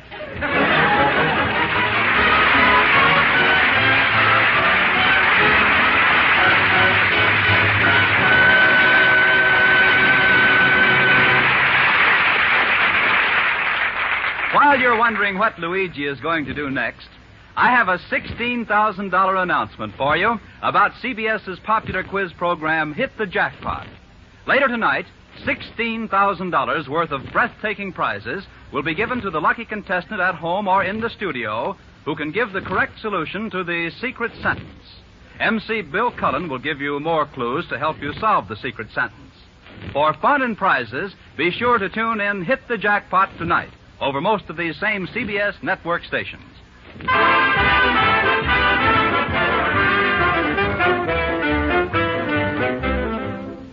And now, for the second act of Luigi Basco's adventures in Chicago, we turn to page 2 of his letter to his mother in Italy. So, Mamma Mia, I never think when I go to join a hospital plan that 5 minutes later I'm in a hospital. This gives you idea of a kind of quick service a fella gets in America. So now I'm in a hospital only because I'm reading a hospital advertisement book when I cross the street and I don't see the car. But don't worry, Mamma Mia. There's absolutely nothing wrong with me. Only trouble is nobody believes me. Is a very nice nurse here. She takes my pulse. Is first American girl who hold my hand. Is very pleasant, Mamma Mia. But now, Jimmy visited me and he say, Boss! Hello, Jimmy. I rushed down here as soon as I heard about it. Who tell you? It's all over the neighborhood. I feel fine, Jimmy. What happened, boss? I'm walking across the State Street when suddenly I hit automobile. Did you get the license? No, just a piece of a right front fender. Where were you hurt, boss? In a safety zone. What were you doing on State Street? If I tell you, you'll be angry with me, Jimmy. Oh, I'm not going to be angry, boss. I go see Jackson Hospital plan. Then I have an accident. After I join. Please, Jimmy, do something for me. Write a note to my teacher, Miss Spaulding. I know can come to school tonight. Same as I write for you. Well, I can tell him, Mr. Luigi. You don't have to write a note. No, Jimmy. It's better you write. Please excuse my parents. Luigi Basco from school tonight. Yours truly, Jimmy O'Connor. Well, if that's the way you want it. Someone's here to see you, boss. Oh, he's the man from a 2 cents a hospital plan. Well, goodbye, boss. I'll see you later. Okay, goodbye, Jimmy. Mr. Basco, I take my hat off to you. Thank you. You're very polite. Yes, sir, you sure are a fast worker. We're going to make a big thing out of this. Imagine a man signs up for the Jackson Hospital plan, and 5 minutes later he's in the hospital. Why, it'll make us the talk of the country. You're not angry with me? Angry? Certainly not. On the contrary, we'll see to it that you get every operation that's coming to you. You'll get tonsils, adenoids, appendix, and that's only the start. Sounds like the finish. Please, I'm feeling fine. I want to go home. Mr. Basco, you gave us your 2 cents. You enrolled. We have your signature. You agreed to accept our benefits, and you'll get your benefit. Please, I just want to go home. You stay right there. Don't move till you hear from us. You're in a soft, comfortable hospital bed. You'll get the best of doctors and nurses for 2 cents a day. You're entitled to all this for 21 days. Live, man, live! Nurse! Doctor! Mamma mia! Luigi, you sleeping, my son? Oh, Pasquale, I'm even glad to see you. How you feeling, my little man? I feel fine, Pasquale, Don't but... talk, Luigi. Here, drink a little soup. Rosie, she cooked it special for you. That's nice. Is the love in every spoonful, Luigi. She's put her heart in it. Taste like it. Luigi, I'm already take care of everything for you. Then when can I go home? Take it easy. Lawyer says you're critical of sick man. Lawyer? I don't even see lawyer. How he knows? He knows. But the Pasquale, I don't need lawyer. Never see a fella like you. Even when you're sick, you argue. If a lawyer says you're sick, you're sick. But I'm not sick. I'm fine. I don't care what you say. I already give a lawyer $50,000. $50 I give him. He say we're going to collect... I never have a $50,000. But the lawyer I give a $50 to, he say we're going to collect a $10,000. We? Sure we. Is it your accident, so I make you a partner. Next time, if I have accident, I make you a partner, too. It's a fair exchange. Thank you, Pasquale, but there's nothing wrong with me. Lawyer is out the side. He's to tell what's wrong with you. Here is Mr. Sykes, your lawyer, Louis. How are you, Mr. Basco? I'm fine. Delirious, eh, Pasquale? Sounds alike. And now, don't try to talk, Mr. Basco. You're a very sick man. Just leave everything to me. I don't. I leave it to my mama. Why, we'll sue that car owner for every penny he has in the world. We'll strip him clean. We'll take the clothes off his back. You haven't a thing to worry about with John Sykes as your attorney. I'm worried about other fella. Oh, I've had lots of cases like this. Been chasing ambulances all my life. You must be pretty tired. Mr. Basco, I saw the whole thing. You did? Why, certainly I did. There was this car coming in a very northerly direction at approximately 75 miles an hour. You were standing in the safety zone. But I wasn't... Don't interrupt, please. Suddenly this automobile swerved, knocked you down, ran over you, backed up, and ran over you again. No. No, Mr. Sykes. It was all my fault. I crossed the when the light was red. What's that got to do with it? Aren't you entitled to your choice of colors? Sure, Luigi. Everybody's got a right to choose a color. Don't worry, we're going to collect the plenty. Pasquale, you got hit by a car, too? I'm just to look out for your interest. But I feel fine. I don't even hurt a little bit. You see, Pasquale? Brain concussion. Looks alike. Now, Mr. Basco, where were you on the night of July 21st, 1928? July 21st, 1928. I don't remember. Aha. Amnesia. Magnesia. Oh, it's even worse than I feared. Now tell me, Mr. Basco, do you hear ticking noises? Pasquale, take your watch away from my ear.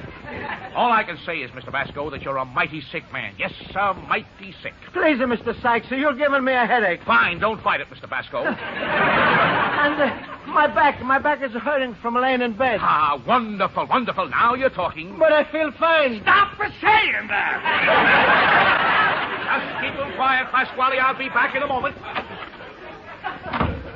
Pasquale, I don't trust Mr. Sykes. I'm surprised at you, Luigi. Mr. Sykes is as honest as I am. That's what worries me.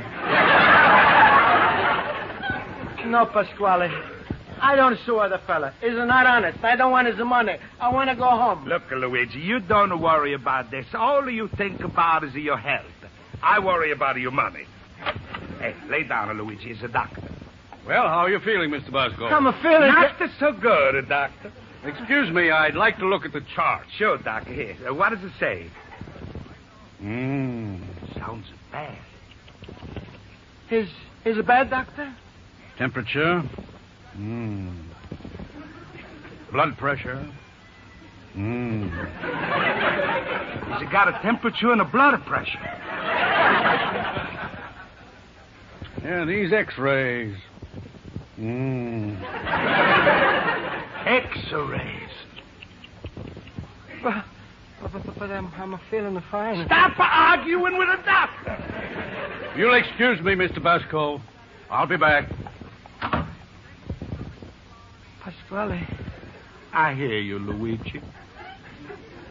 What a doctor mean when he say, Don't sound good to me, Luigi. Here, Luigi, hold my hand. Pasquale, you see X-ray pictures? It's all black. Is there nothing left inside?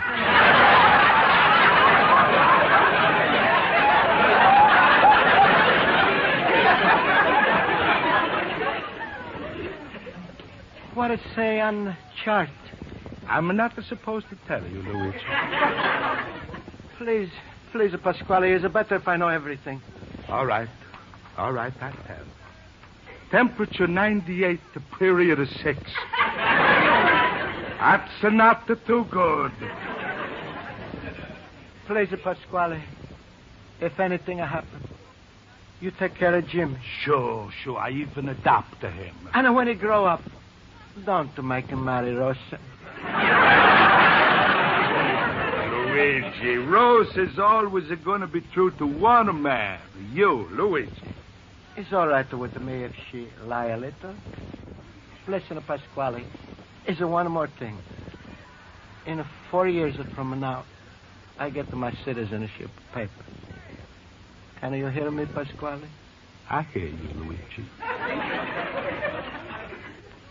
I give you permission to vote for me.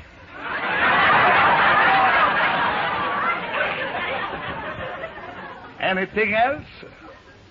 I wait till the doctor comes back before I make more promises. All right, Luigi. Now I tell you what I'm going to do for you. When I'm collect the money from accident, I'm going to take your share, and I'm going to build a new antique store with your statue in the front, with a big sign in your honor, Luigi Basco Spaghetti Palace. Why spaghetti in antique store? Got to pay expenses, Luigi. Pasquale, is it suddenly getting very dark? Hold both of my hands, Luigi, my friend. Maybe now you do something for me, eh? Anything. Maybe you see Rosa just once more, eh? Is it dark enough already? That doesn't make no difference, Luigi. You're going to die anyway. Marry Rosa. This make her happy, Pasquale? Sure. It's to make her the happiest widow in Chicago. All right. Rosa. Where is she? Well, she's just happening to be waiting outside. Rosa! You called me, Papa? Say hello to poor Luigi. Hello, poor Luigi. Hello, Rosa. Luigi's dying, and before he goes, he wants to marry you, Rosa. What do you think of that? Shut up your face.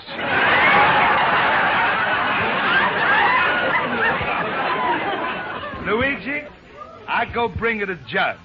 Is the judge also happen to be waiting outside? What's going on here? Doctor, you're just in the time. Everything is dark. No wonder. Someone turned off the lights. Who would do a thing like this? I see everything now. Doctor, I'm not dying, huh? Not for a long time to come, Mr. Basco. There isn't a thing in the world the matter with you. Get your clothes and go home. You hear that, Pasquale? Doctor, you sure? Of course. It's impossible, Doctor. I just give a lawyer $50 and Luigi's got to die. I feel fine. I'm going to leave the hospital. I got my 2 cents worth. Pasquale, I'm going back to the store. Wait, Luigi. You promised to marry Rosa today. Oh, no. I already have my accident for today.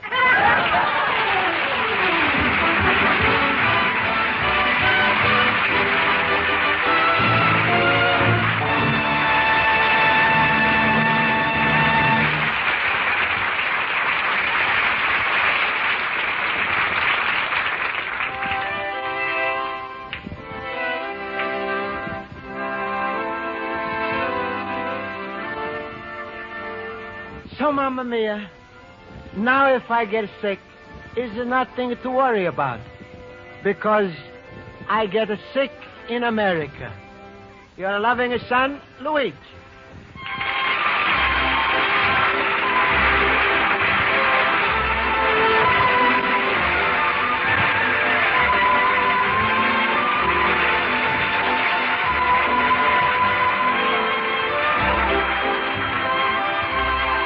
Be sure to listen next week at this same time over most of these stations when Luigi Basco writes another letter to Mama Basco describing his adventures in America.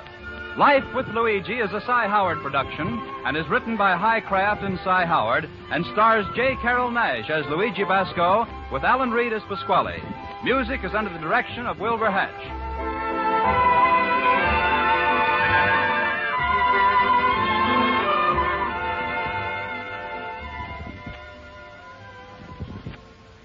Ladies and gentlemen, Have you heard about CARE's new holiday package?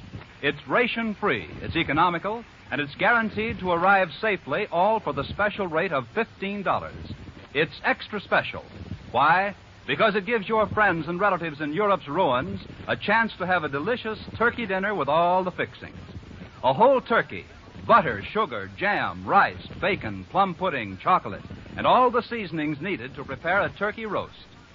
There are millions of children in Europe this Christmas who will know it as just an ordinary bleak winter day. Even for the holidays, there's little hope for something special. That's why CARE has prepared a special holiday package containing a full turkey dinner and all the trimmings. Send your check today to CARE, New York City, New York. Indicate plainly the address to which you wish the parcel mailed. Remember, this special holiday package is only $15 with guaranteed delivery. The address again, CARE, C-A-R-E, New York City, New York.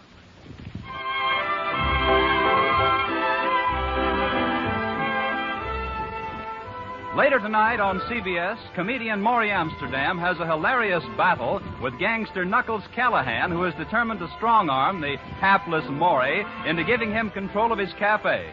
For a solid half hour of laughs, listen to the Maury Amsterdam Show later tonight over most of these same CBS network stations.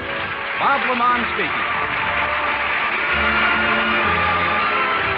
This is CBS, the Columbia Broadcasting System.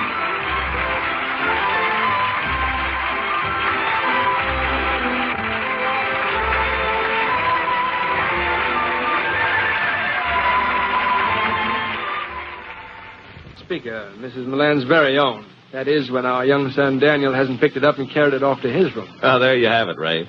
Even a mere youngster can play it. Jimmy, you can hardly miss getting those 7-inch records onto the big center spindle correctly. And what's there to do after that? Nothing but press one button once and enjoy up to 50 minutes of music. And what music, Jimmy? Such rich tone. And there's the second great feature of the RCA Victor 45, quality. The third is its low cost. 45 automatic players begin at $12.95. And 45 records as low as 46 cents. Those 15 dance albums you mentioned, Ray, cost $12.45 less when purchased on 45. And that's only 50 cents short of the price of a completely automatic 45 attachment. With record savings like this, it's no wonder all America is swinging to 45. Best swing I've ever seen, Jimmy. None better, Ray. Friends, join the swing to 45 when you buy your next record. HOJO Radio, where the classics come alive. Meat is the yardstick of protein foods because meat measures up to every protein need.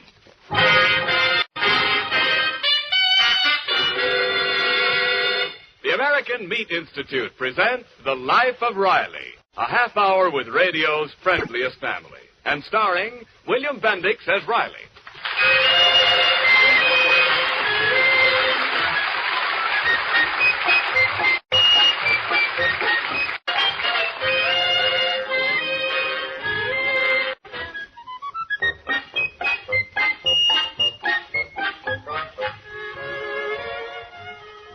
You've heard it said that meat has the right kind of proteins. Now, what does this mean? Well, simply this. Meat contains all 10 of the essential protein substances which the body must have for growth and tissue repair, and all the other purposes for which the body needs protein.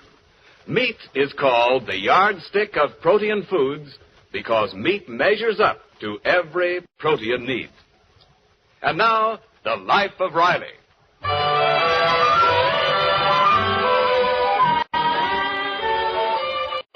Well, as we look in on the doings in the household of war worker Riley, it is early morning.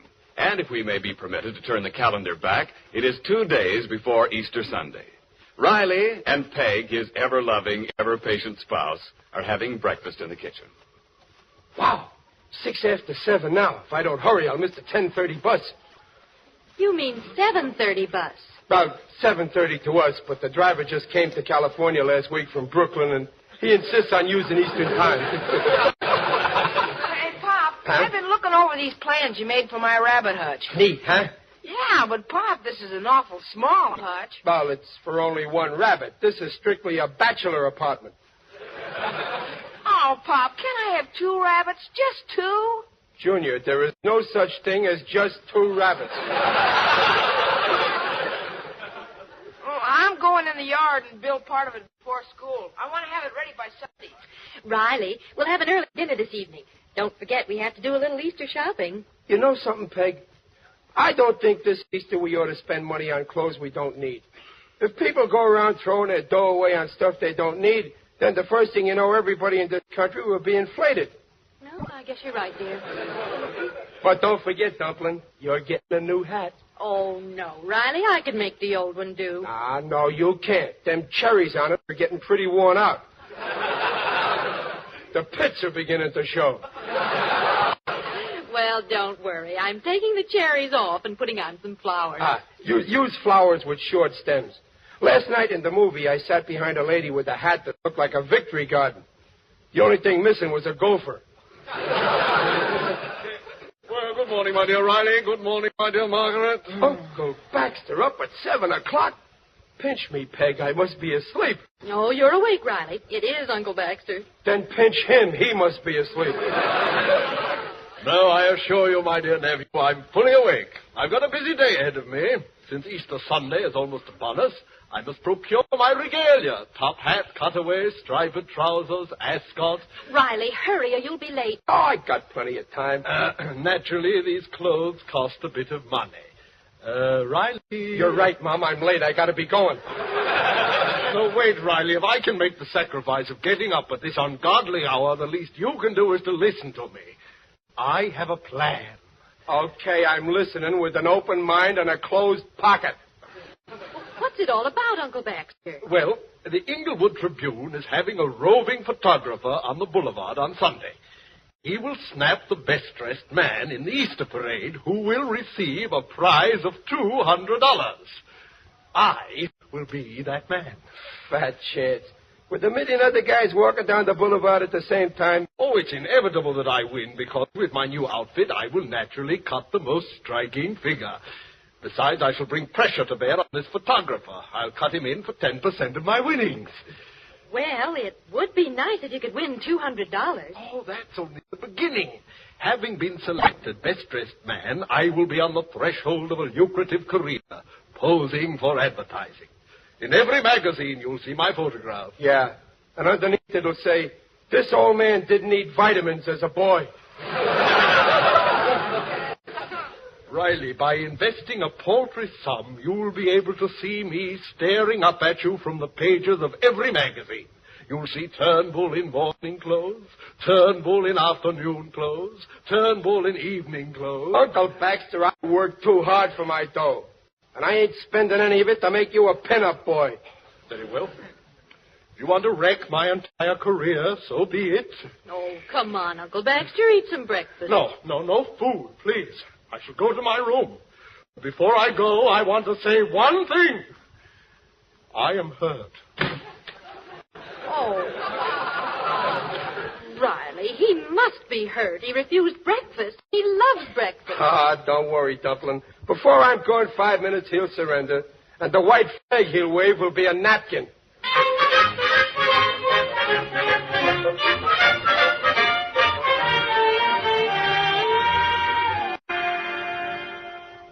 Mom, is dinner ready yet? Yes, Junior, but your father's not home yet. Mom, to tell the truth, I feel kind of sorry about Uncle Baxter. Well, Babs, I'm ashamed of him. He's acting like a spoiled child.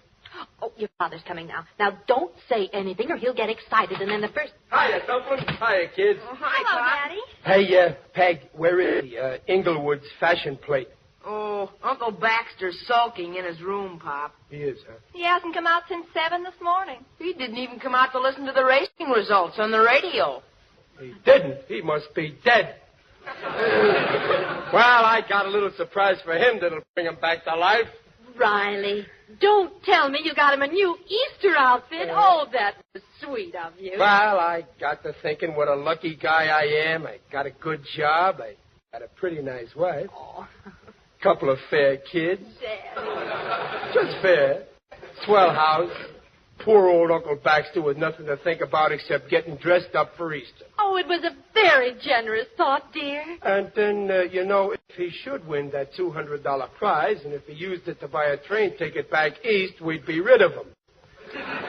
Oh. I figure it don't pay to be too selfish. Uncle Baxter, come on out. yes, if Mr. Hattie Carnegie will poke his head out, he will learn something. Come on out, Uncle Baxter. Dinner's waiting. Yeah, and if he don't shovel in some grub soon, that cutaway coat I got him won't fit. Did someone call? I thought I heard voices babbling of cutaway coats. Oh, but you're empty-handed, Riley. Is this a ruse? Oh, no, on the level, Uncle Baxter. You're getting a complete new outfit to wear Easter. It's on its way now. Riley, bless you, my dear nephew, bless you. All right, stop hugging me. Riley, my boy, as soon as I win the $200, I will pay you every cent my wardrobe cost you. Okay, Uncle Baxter. And you can make it in very easy payments because it didn't cost me nothing. What? Riley, how in the world I got it free off of Barney Tate, the classy clothier. He rents out high-class clothes. But I told him the way Uncle Baxter wears clothes, he's a cinch to win the prize. And that's good advertising for Barney's business. Rent a suit, eh? Well, it's better than nothing. Riley, I'll not let you nor good old Barney down. Well, I'll get it. Hey, Pop, here's the man with the suit. In here, Barney, right this way. Well, I'll go see about the food. Come on, Barbara. Uncle Baxter wants to try on his clothes. Call us when you're dressed. Okay. All right, gents. Here's Barney with the body trim. Now, how do I embellish?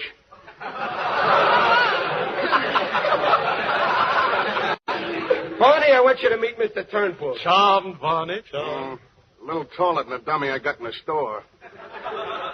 Huh? I said you're a little tall in the height. Yeah, and he's also a little heavy in the weight.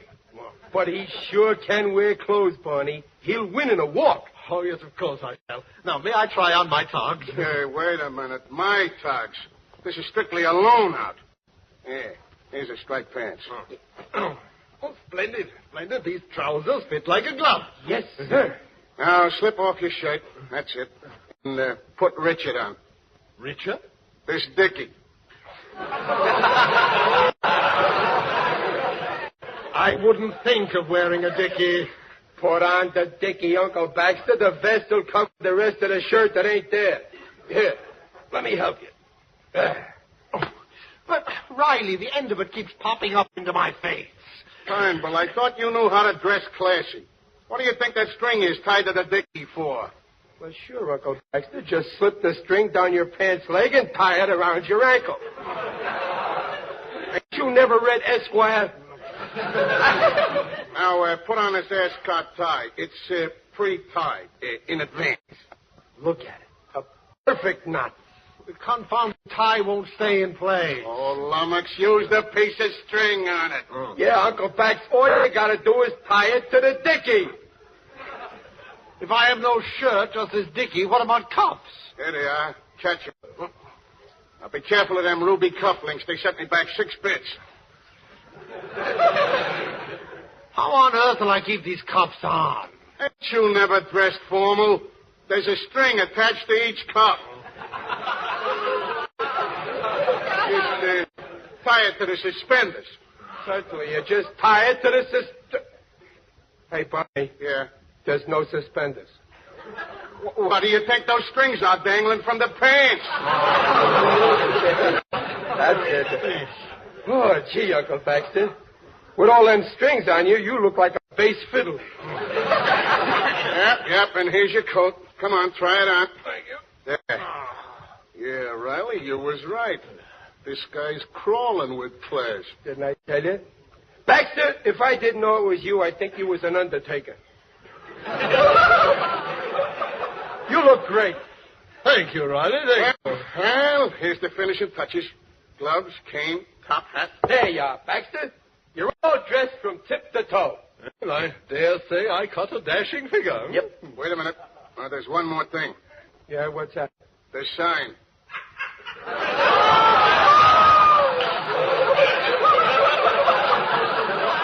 Sign? What sign? This oilcloth sign which goes on your back. Wait, I'll unroll it. See? Classy, huh? Read it. Barney's styles sure are nifty. Look like this for $13.50. Yeah, concise, ain't it? Yeah. Turn around while I pin it on your back. This is preposterous. Riley, I never thought you'd sink so low as to rent out your poor old uncle's back as a billboard. Now, wait a minute, Baxter. I didn't know about the signs. Barney, you never said nothing about no signs. You said if I loaned this school, I'd get advertising, didn't you? To me, that sign is advertising. And no leaning against walls, Turnbull. Keep walking, and not round-shouldered, neither. What I want is visibility. Baxter Turnbull, a sandwich man for a second-hand store. Never! Just for that crack, I'm blackballing you permanent in the outdoor advertising profession. Now, Barney, can't we talk this over? Now, come on, give me back the garment. As fast as I can. Here, sir, and here, and here. Gee, I'm sorry, Uncle Baxter. Riley, how could you humiliate me this way? Well, I didn't know he wanted to hang a sign on your spine. Retain those cuffs. Here, Mr. West, take your shabby rags and go. Yeah, beat it, Barney. Nobody's going to open up a second front on my uncle's back. Oh, no? Well, I'm going, sports. I'm going, and hereinafter, don't contact me on my garments. I'm much too busy to have a... What happened, Barney? I tripped on one of the strings. Well, Riley, this was a grim jest, I must say. I told you I didn't know about the sign. Why don't you get your own Easter clothes? Get a job, earn some dough, rent an outfit. Ridiculous. I can't find employment in one day. Haven't I been looking for 32 years? I could get you a job in 10 minutes, I bet you. I accept the wager. Find me a job and I will take it. Okay, wise guy. But if you fail, Riley, it must be understood that you will buy me an Easter outfit. It's a bet. In 10 minutes, I'll either make you a workhorse or I'll make you a clothes horse.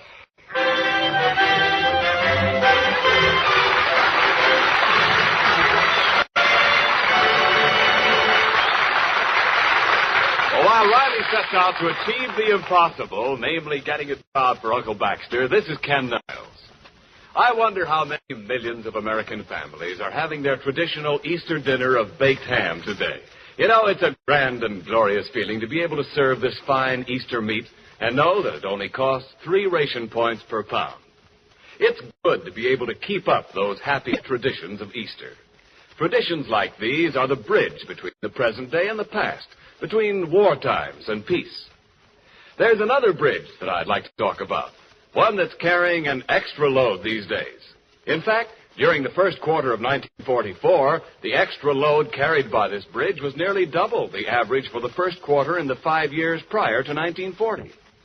This bridge is your meat industry. You, our armed services and friendly allies, are at one end of it, each with an appetite for meat and a need for the right kind of proteins that meat supplies so generously.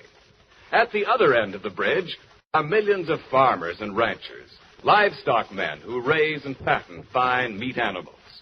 Connecting those meat producers and you meat eaters is your meat industry, the meat packers who change meat animals into pork and beef, lamb and veal, ham, bacon and sausage, and your retail meat man who cuts them up into chops and roasts, slices and stews. In peace or war, no matter how heavy the demand, the bridge that your meat industry represents does its job, meeting the need of both our fighting forces and our civilians in the home. And now back to the life of Riley. It's a few minutes later, and Riley is on the phone trying to get Uncle Baxter that job, or else Riley loses his bet.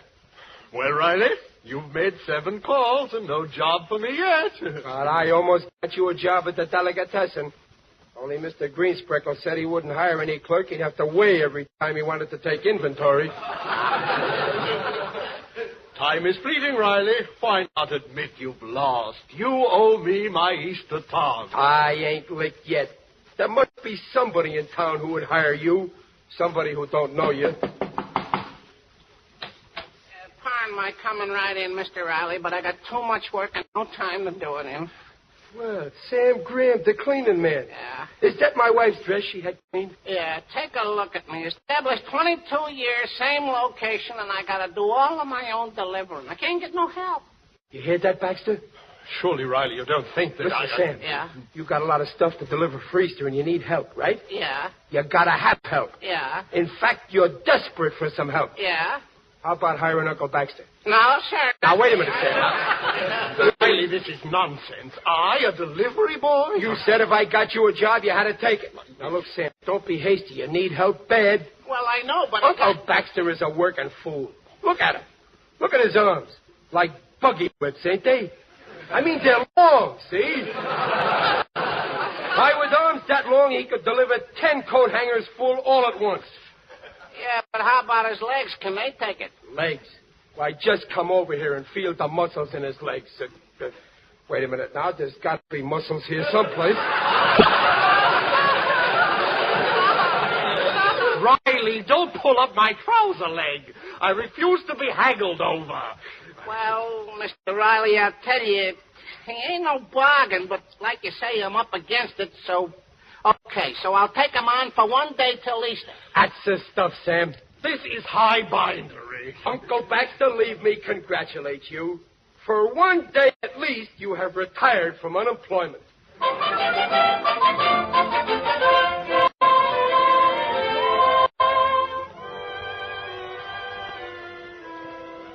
Good morning, Riley, and happy Easter. Oh, happy Easter, Dumpling. Did you have a hard night at the plant, dear? Yeah, but by giving up my sleep last night, I get all today off to do whatever I want to do. You deserve a day off. What are you going to do? Sleep. Well, take a bath first and eat some breakfast. No, I'll just take a nap on the couch here to get up enough strength to go to bed. Oh, you don't want to lie down in those dirty old work clothes? Okay, then just stand me up in a corner someplace. Oh, boy, I'm so tired, nothing could keep me awake. Did you hear about Uncle Baxter? Oh, what's he done now? Well, it looks as if he made good delivering for Sam. Did he make good enough to rent a suit for the Easter parade? He must have. He's in his room getting all togged out in something. He's sure he's going to win that prize. Well, children, how do you like my Easter ensemble? Oh, it's lovely, Uncle Baxter. That cutaway coat and those striped trousers. Riley, how do you like this yellow vest? Oh, fine. It's the first time I ever seen a double-breasted sunset. Well, I gotta catch a little shut-eye on the couch. Well, I'm off to give the populace a sartorial thrill. Go out and win, Uncle Baxter. A biento, Riley. A biento, eh? Good luck, Uncle Baxter. Good luck. Oh, goodness. He's asleep already.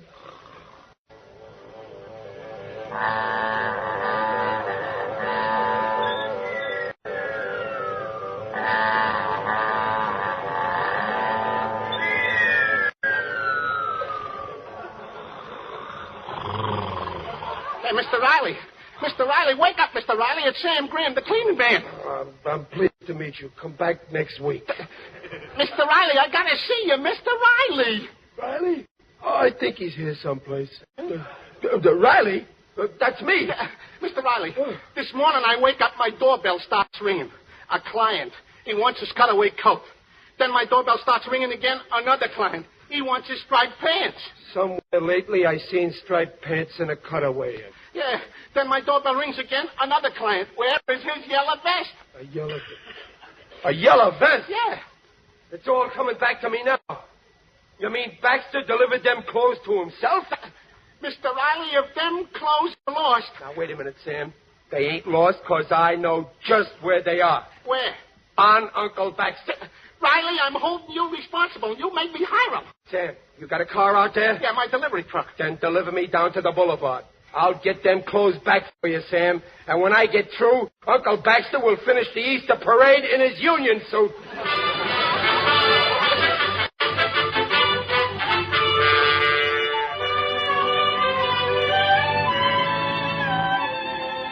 Oh, stunning, Baxter. Simply stunning. In your case, the man makes the clothes. Yes, my dear Matilda. When one has a large wardrobe like mine, I feel, by the way, you haven't seen one of those camera Johnnies about, have you? I so despise publicity. Oh, no, I haven't. Oh, Baxter, dear, are you busy Tuesday? I'm giving a tea to Lady Patricia Flick. Tea, how jolly. I shall be delighted to nibble at a scone with you. Oh, dear me. There's some perfectly awful-looking men coming behind us in a delivery van. Ignore them, shall we? I think they're following us. The idea, in a dry cleaner's van. What? A dry cleaner? Let's walk a little faster, shall we? Hey, wait a minute. Baxter, is that person in those greasy overalls addressing us? Let's hurry on. Wait a minute. Wait a minute, Mr. Yellowvest. I would like to have a few words with you alone. Run along, my poor fellow. I'll see you later. You'll see me now.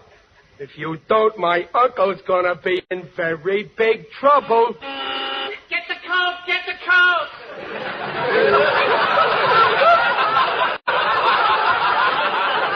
Well, is that strange man in the truck your uncle? Oh, no, madame. He's after my uncle on account of my uncle borrows clothes that people don't want to lend him. I'm sure if you give your uncle a chance, he'll return the clothes shortly. Come along, Matilda. Get the bed, get the bed. Okay, Uncle Baxter, you can't take a hint, so take off them clothes. Uncle Baxter? Mercy, are you the one they mean? Certainly not. Don't forget the pants, don't forget the pants. Take them off, Baxter. Riley, please, I beseech you, in the street. Give me a Riley? little time. Riley? Oh, you do know him.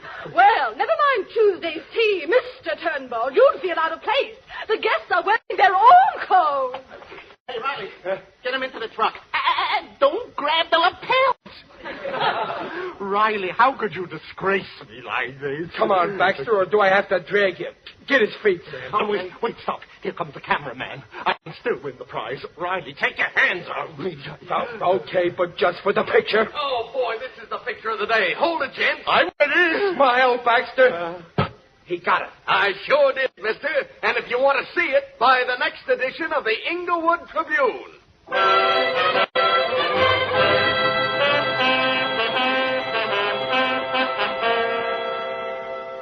This is the corner, Pop. A truck drives by here every night and drops off bundles of papers. Excellent. I'll get the first copy. No, I'll get the first copy. It's my nickel. But it's my picture. I won the contest.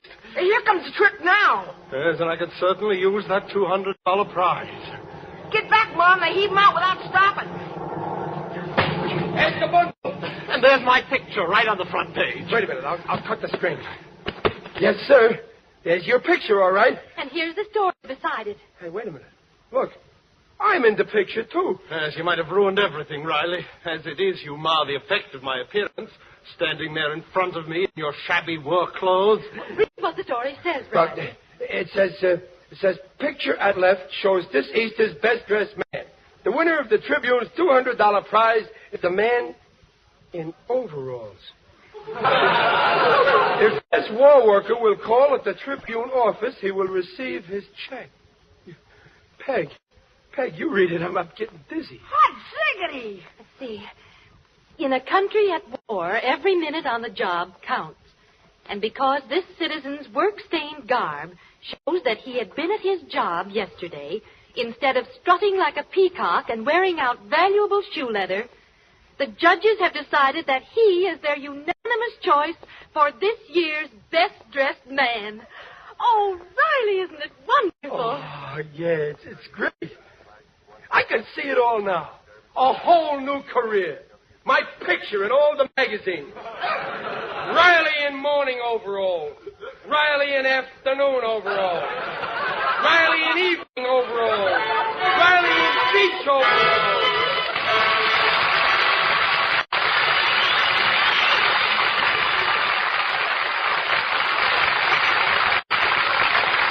Don't go away, folks. The Rileys will be back in just a moment. Here is a message regarding the food on your table that the American Meat Institute is glad to bring you at the request of our government. Your today's dinner was made possible by the skill and labor of men and women on American farms. Much of this is year-round labor, feeding and caring for meat animals, tending dairy herds, keeping the land in shape for the growing season. But as the sun creeps steadily farther north and the days warm, the routine of planting, growing, and harvesting begins again throughout the land. The 30 million men, women, and children regularly living and working on farms, no matter how great their devotion to their country and their calling, can't do the job alone. 4 million extra workers, 500,000 more than last year, will be needed to lend them extra hands at some time or other in this 1944 growing season. So when the call comes from your county extension agent for high school boys and girls to enroll as Victory Farm volunteers, for women who will train and enroll as members of the Woman's Land Army, or when a friend or relative on a farm asks your help for a week or for the summer, be sure that your community and you are ready to do your share in helping to meet the nation's wartime food goals. Feed for farm animals, food for your table, food for our fighters depend on this year's crops. All statements regarding the nutritional value of meats made on this program are accepted by the Council on Foods and Nutrition of the American Medical Association.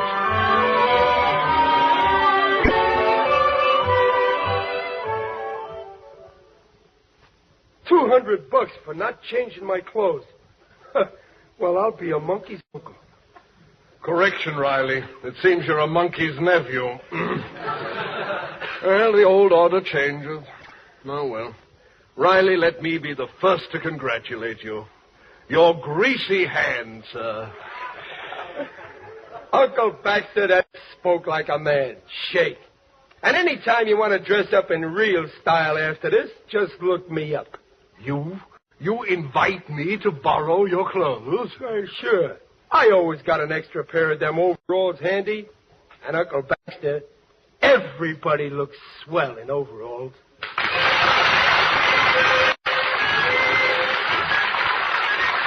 The Life of Riley, starring William Bendix and sponsored by the American Meat Institute, will be back next week at this same time. William Bendix appears on this program by arrangement with Hal Roach. The Life of Riley was directed by Don Bernard with music by Lou Kozloff and came to you from Hollywood. This is Ken Niles saying, see you next week. You worked too hard, you ate too much, the cheesecake made you greedy. Let your aching head and stomach hear this message from old Speedy. Alka-Seltzer, plop, plop, fizz, fizz, oh, what a relief it is. Plop, plop, fizz, fizz, oh, what a relief it is. Ah, those Speedy Alka-Seltzer bubbles burst into action to relieve your upset stomach and aching head fast. It was only as directed. Oh, what a relief it is. What a relief. Keep it tuned right here to HOJO Radio for more classic old-time radio.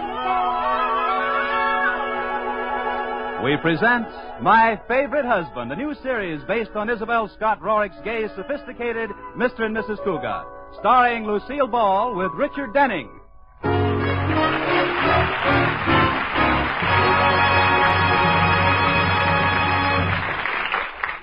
10 years ago, the town's most eligible bachelor, George Cougat, married socially prominent Elizabeth Elliott. The lavish wedding kept the society columns all over the country in copy for weeks. The New Yorker said, bride and groom were dressed to the nth degree of smartness. Best man was a polo pony.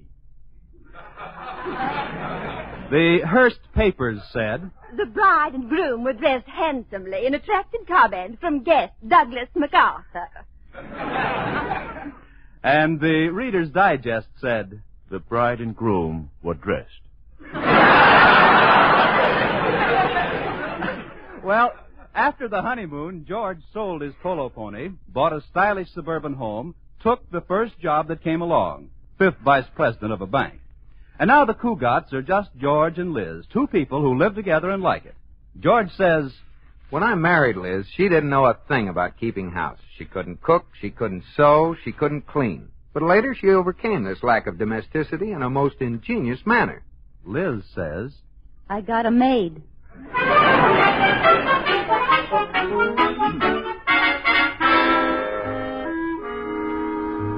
And now, let's take a peek at the Cougats. It's early morning, and there's husband George at the breakfast table. But where's wife, Liz? Oh, there she is, upstairs in the bedroom with Katie, the maid. Well, this is certainly unusual. Liz is getting into a formal evening gown. Let me check again. It's only 5 minutes after 9. Well, surely there's a reason for wearing an evening gown at this early hour. Oh, just a little more, Katie. Can you get the zipper up now? Yes, ma'am. Oh, The zipper's up. oh, how does it look, Katie? Would you consider it too slinky? Well, there's hardly enough of it to tell. If you'll pardon me, Mrs. Cougat, I've seen more cloth on a Roquefort cheese. It isn't as skimpy as all that. Now, where's my corsage? Oh, here it is, ma'am. I'll just pin it on here. No, maybe here. Oh, Well, what's wrong, Mrs. Cougat? there's no place to pin it. I'll get you a gown that has a little more to it, Mrs. Cougat. But then... Then what, Kitty? You are having your portrait painted today, aren't you? Yes. Well, then maybe you'd better wear the gown you have on. Why? Well, as long as you're paying for a portrait, you might as well have as much of you in the picture as possible. No, Katie, we might move to Boston someday, and I wouldn't want my portrait banned. Oh, here's a more sensible gown, ma'am. Have you told Mr. Cougat about the painter coming today? Not yet, Katie. I'll tell him at breakfast. Now hurry and get me out of this tight thing. I feel like a 10-inch weenie in a 5-inch roll.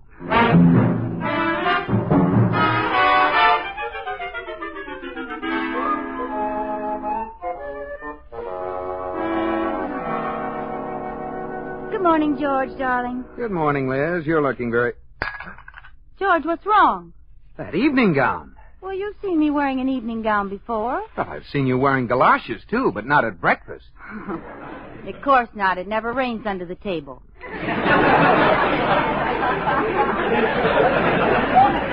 Darling, the reason I'm wearing this gown is because I'm going to have my portrait painted. The artist is coming this morning. Having your portrait painted? Mm-hmm. What in the world for? Well, Alice Sturm had herself sketched, so... Alice Sturm, I might have known. The old story of keeping up with the Joneses. It's nothing like that, George. This is entirely different. This is keeping up with the Sturmses. Darling, when Alice Sturm gave a party for an opera star, we had to give one for the Hall Johnson Choir. When Alice goes to Catalina, we have to go to Hawaii. Believe me, the day Alice Sturm has quintuplets, I want to be in Mexico. Well, what about me? And just where is this masterpiece going to be painted? Right here, and by a very good artist, too. His name is Damon Welch. He'll be here in a little while. I get a kick out of those artist characters. I can hardly wait to see him. He'll probably be wearing a pink beret and have a rose clinched between his teeth. Long artistic fingers hanging down and sticking in the tops of his shoes. No. I heard Damon Welch is different from other artists, George. They say he's very big and strong and muscular, like, who's that rugged, tall actor in the movies? You know, the one with the big arms and broad shoulders? Marjorie Main. No, Victor Mature. Oh, well, don't be silly, Liz. Artists are all the same. They wear berets, live in attics, and smell of spiders. Hello, George. Liz. Oh, it's Corey. Come on up, Corey. Cartwright here. Bachelor Deluxe. Damsel Delight. The kind of man you'd like to marry your sister. If you hated your sister. How are you this morning, party boy? No party last night, George, but did I meet a beautiful creature? She had a smile like Lana Turner, a voice like Dinah Shore, and she kissed like Paulette Goddard. What do? Date her or buy tickets to her? Don't speak lightly of this woman, Liz, for I think that at last Corey Cartwright is in love. You, Corey? Yes, George. I feel that this is the real thing. I think I shall marry this girl. Corey, that's wonderful. What's her name? Where does she live? Darn, I knew I forgot something. Hey, Liz, I just noticed you're wearing an evening gown. Yes, do you like it? It's nice, but isn't this awfully late to be getting home? Oh. Liz is having her portrait painted, Corey. Some artist named Damon Welch is coming over this morning. Damon Welch? You've heard of him, Corey? Heard of him? That's all Alice Sturm talks about since he sketched her. I hear he has big blue eyes, curly hair, muscles galore, a tan complexion, and stands about 12 feet tall. Really now, Corey, 12 feet tall. Maybe it is a slight exaggeration, but I understand that before he painted portraits, he used to paint rooftops. Without a ladder.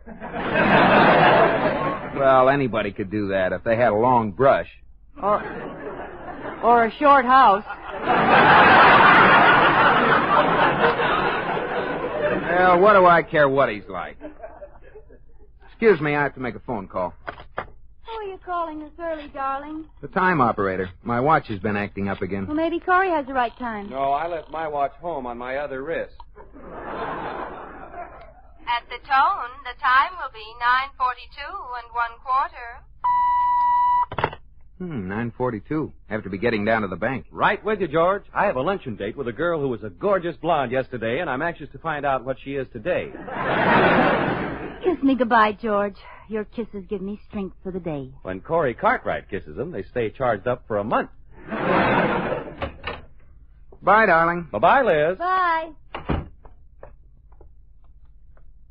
Are you really going to the bank today, George, or are you just faking? Huh? What are you talking about? With that Damon Welch coming to your house today, I figured maybe you're going to sneak out and hide in the garage. Oh, I'd forgotten all about it. Doesn't worry me in the least. It would if you heard what Howie Sturm calls that artist. Why, what does he call him? A weasel with an easel. Come on, get in the car, Corey. Hey, don't start the motor yet, George. The artist just pulled up in your driveway. Maybe we can get a look at him. Good. I'm still betting he has a rose between his teeth. He's getting out of his car. Holy mackerel, George. He looks like the Empire State Building with a turtleneck sweater. Oh, he's not so much. I bet he pads that sweater with cotton. If he does, he must have the whole plantation and Uncle Tom's cabin under there. Look at those shoulders, George, and that chest. Corey, it doesn't take much to have broad shoulders and a big chest. All you need are muscles. Let's go.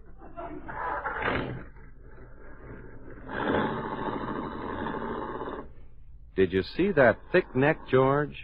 Those pretty blue eyes? Well, so what? My neck isn't as thick, maybe, but I have a nice neck. And look at my Adam's apple, Corey. Oh, that guy didn't have anywhere near the Adam's apple I have. Oh, if there's anything that'll keep a home together, it's a big Adam's apple.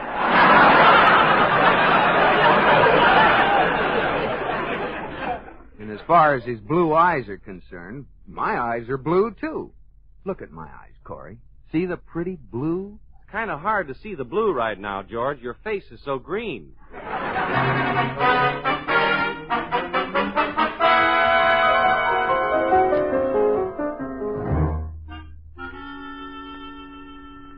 All right, woman, face to the left. I cannot paint your portrait unless you cooperate. Mr. Welch, I've told you a dozen times my name is Elizabeth Cougar, not woman. Very well, Mrs. Cougar. Now be quiet, woman. Well, one consolation, at least you know what I am. Your dress gives you away. I don't like your nose. I shall not paint it that way. But I like my nose. It's a good nose. Don't change it. I've had it so long now it seems like almost a part of me. Be still, woman. You're very rough, Mr. Welch. Woman, you're looking at a man who's painted the forests of Oregon and at the same time worked as a lumberjack. Sawing, climbing, cutting, and chopping. One day, the man next to me was crushed by a falling redwood. I've seen many rough things. This is a man's world. That's why I'm rough. Did it kill him, the man the tree fell on? To coin a quaint old phrase, he was a real gone lumberjack.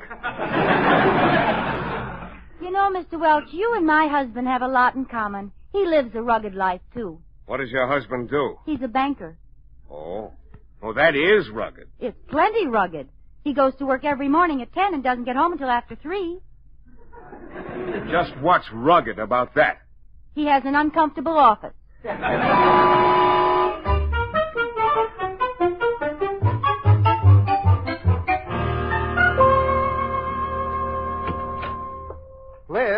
Liz, are you here? Oh, you're home early, darling. Hi, honey. How's the portrait coming? All finished, huh? Oh, no, Damon will be back tomorrow. Damon? You call him Damon? Yes, now. He was terribly cold at first, but he warmed up. How warm did he get? Oh, George, I've just got to tell you all about him. You wouldn't believe that just an artist could have lived so much. Too bad he lived so long. What'd you say, dear? I said too bad he had to run along. You know, men certainly are misleading. Take Damon, for instance. There he is, an artist, but he's worked in the Oregon forest, and believe it or not, he's chopped down giant redwood trees. Well, I cut down the tree in the yard, the one that made the lawn so unsightly.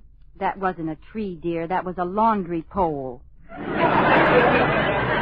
Well, it was a tree once. Did you notice Damon when you were leaving this morning? He came in right after you'd left with Corey. Yes, I think I did. He was struggling to get his car door open. Didn't seem to have much strength. A tall, unhealthy-looking chap, as I recall. A padded sweater. Damon? Oh, George, I don't think so. He's huge with big muscles and a terrific tan. Yes, Liz, but I'm sure that under that tan there's a naturally pale face. George, what are you looking for? Oh, nothing. Oh, say, look at this. My old photograph album. Look here. This picture of me at the beach. You notice the muscles? Oh, yes. That was the day you and Jimmy Paterno and Howie Sturm and the whole gang made the human pyramid. Yeah. Takes a lot of strength to support all those men. Yes, it does. Look at my muscles. Oh, there you are, right on top. Oh, it takes a lot of strength to stay on top. There was quite a breeze that day. Here's the picture I like. You and me in a rowboat at Simmons Park. Look, your sleeves are rolled up. Say, your arms were pretty big. Of course. Of course. I can't remember why I was rowing. Well, I was saving my strength for the potato race. Are you sure you love me, Liz? Oh, silly. Of course I love you. Why shouldn't I love you? Kiss me. Feel those strong arms around you? Mm-hmm. I'm plenty strong, Liz. Way back in kindergarten, I used to beat up all the little kids. I'll just bet you still could.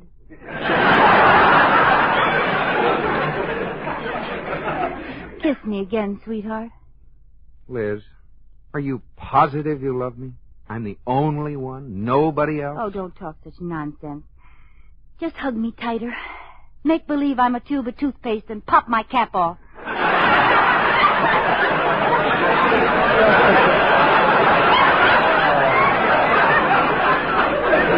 Oh, that's swell. I feel great now. Oh, George, I was thinking today, you don't have any hobbies. I believe I know of an interesting one for you. No hobbies? I have my bird collection. 6 starlings and a dicky bird. What did you have in mind? Why don't you take up painting as a hobby? Painting? Oh, Liz, I'm going to bed. Going to bed? Don't you want your dinner? I won't need any dinner. I'll just go upstairs, pull the covers over my head, and eat my heart out.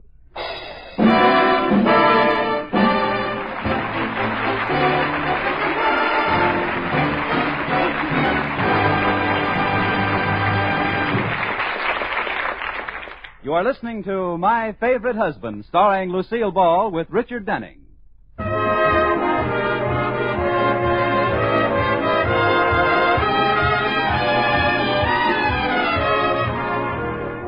This is the story of my favorite husband, George Cugat, and his favorite wife, Liz, who, like most married couples, alternate in making each other first happy and then miserable. Well, at the moment, Liz is in the middle of having her portrait painted by the handsome and virile artist, Damon Welch. This makes Liz quite happy, and George quite miserable. Now George thinks this is quite wrong, and chances are he's quite right. And so he's decided it's quite time he did something about it. It's the next morning. Quite. George, darling, you aren't eating your breakfast. Oh, I'm not very hungry, Liz. Didn't sleep last night.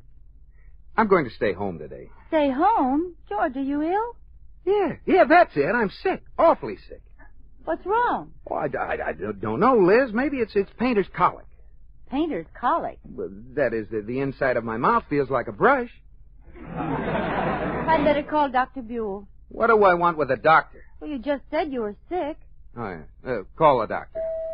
Oh, it's Damon. Katie! I saw him coming, Mrs. Cugat. Oh, good morning, Mr. Wells. Good morning, woman. Step aside and let genius enter. I wish he'd slammed the door on his genius. Good morning, woman. Good morning, Damon. This is my husband, George. You may just call me Man. George isn't feeling well, Damon. I'm going to call the doctor.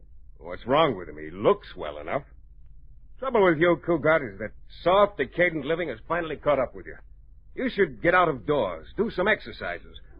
Run the mile, do some chin-ups, push-ups, chop some wood, mow the lawn, pull some weights. Tote that barge, lift that bale. Oh. Liz, call the doctor now. I'm worn out.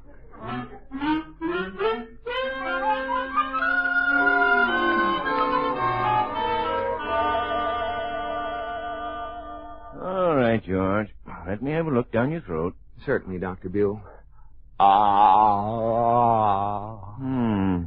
Dark down there. Don't swallow, George. This is my best flashlight. There's nothing wrong there. Exactly what seems to be the trouble, George? Well, Doctor, I feel kind of things. First, it starts, then it stops, then it goes again, then it backs up, and then it twists completely around.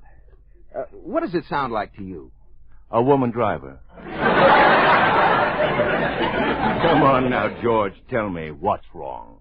Well, Doctor, you see, Liz is having her portrait painted by some artist who has muscles so big they get up and walk around, and I just... Oh, I believe I can diagnose your case now, George. Acute jealousy-itis.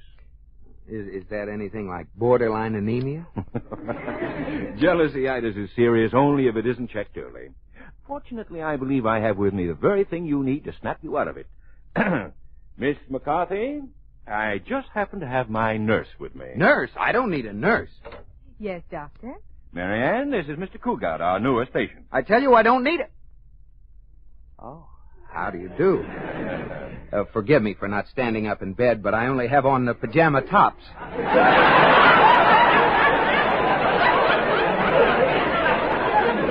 Patient ill enough to require a nurse, Doctor? Well, he said he wasn't. What about it, George? Oh, I ain't long for this world.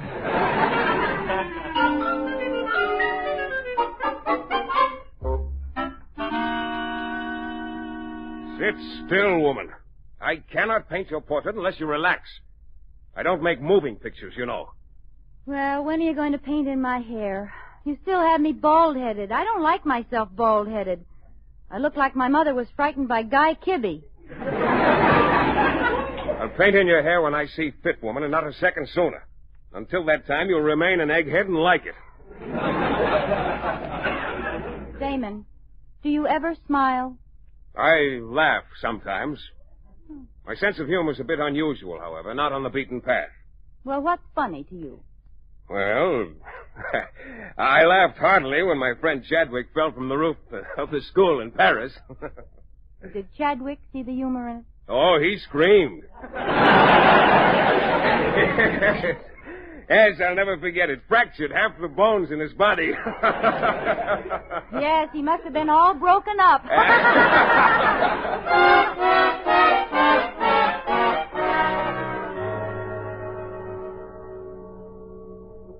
Miss McCarthy, did you hear that? My wife and the painter were laughing down there in the study. What could they have been laughing at? You have a steamboat in the house, Mr. Cougat. Steamboat? Well, of course not. Well, then they couldn't be laughing at Fulton. Oh, I'm serious, Miss McCarthy. I don't like them to be laughing. I'm going downstairs.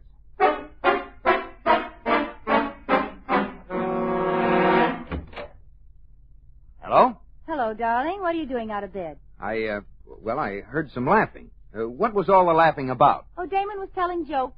Oh, how nice. Mind if I stay a while? I know one person who objects. I cannot paint with an audience. What a horrible painting. George. No, let him criticize. All genius must be criticized. But I still do not want him around. Out. Take your linted bathrobe with you. Well, as long as you're busy, I'll go back upstairs. Goodbye, darling. Well, goodbye. Yes, goodbye. Nice trip. Be sure and write us. Oh, Damon, you know something? I think my husband came downstairs because he's jealous. Jealous? Jealousy is stupidity. Yes, I guess he could be jealous. Well, I'm glad he's jealous. Oh, it makes me feel that I'm wanted. You are. I want you to sit still. You You never get jealous of Mr. Cougat, do you? I mean, the fact that he's upstairs right now with that attractive nurse. That doesn't faze you in the least. Of course not. Good old faithful George. What was that? What? Damon, that was George and that nurse. Oh, so? You aren't worried about good old faithful George, are you? Certainly not. I'll be right back. Where are you going? I got to see a man about a nurse.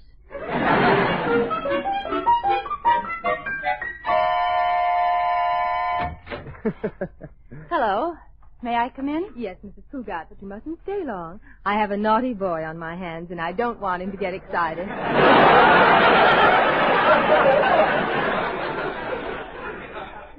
That's why I came up. How are you, George? Oh, it's awful.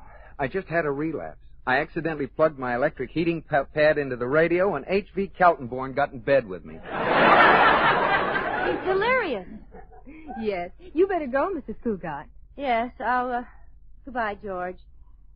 Miss McCarthy, wouldn't you like to come downstairs and boil a few thermometers or something? I'll be right here with Mr. Cougat. Well, bye, George. He's gone now, Mr. Cougat. Why were you playing sick? Because I wanted sympathy. Lots of sympathy. You know something, McCarthy? I think Liz came up only because she was jealous. She must have heard us laughing. You know what that means? My capacity of a registered nurse, I'd say she has clean ears. It means she loves me and worries about me. She's jealous. Then you need have no further worry over the painter. None whatever. He'll be laughing again soon, but I won't worry about it. I wonder why they aren't laughing.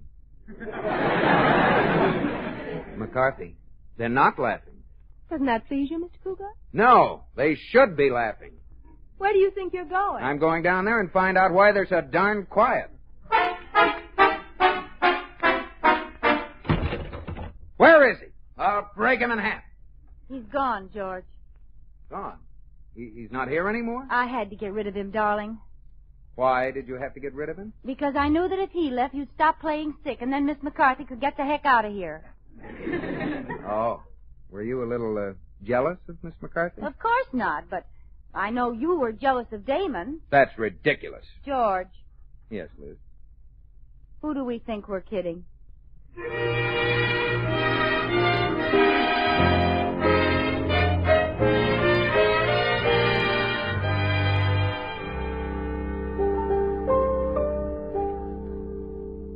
So he left, huh, George? Yes, Corey. He left. And George was really very nice to him. How lucky you were, George.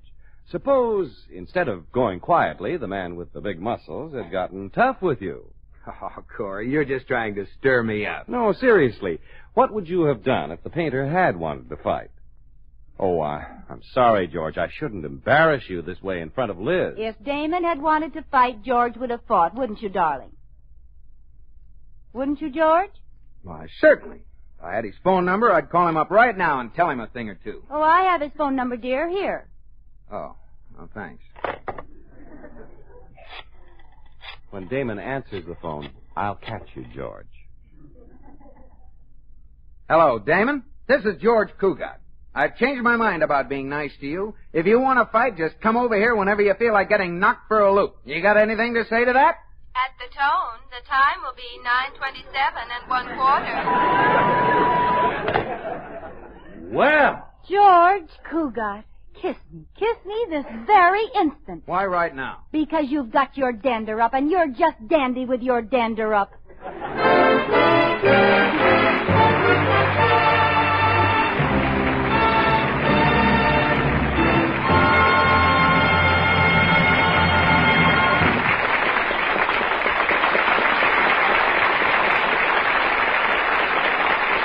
In just a moment, Lucille Ball and Richard Denning will be back with us.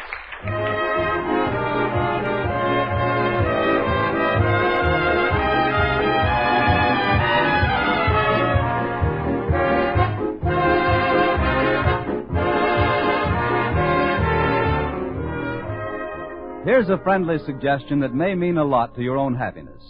Why don't you call your family together one evening soon and say, Is there anything else any of us can do in cooperation with others for the good of our community?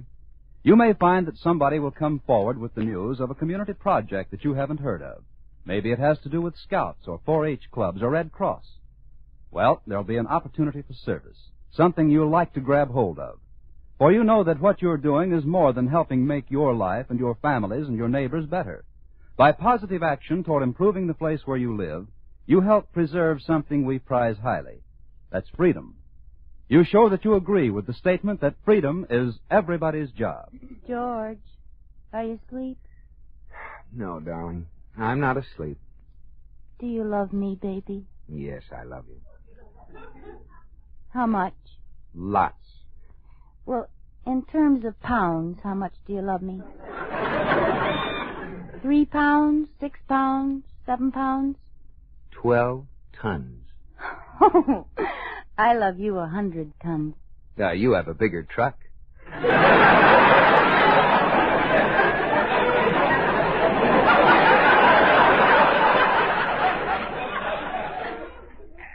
George, no matter what happens, will you still love me, even when I'm old?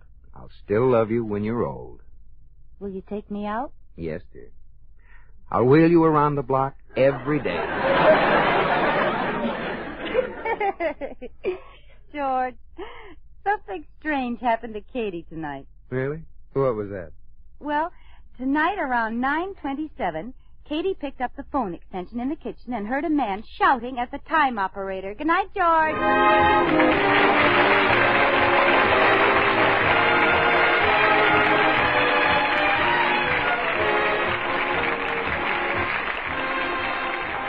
My Favorite Husband has been presented through the worldwide facilities of the United States Armed Forces Radio and Television Service.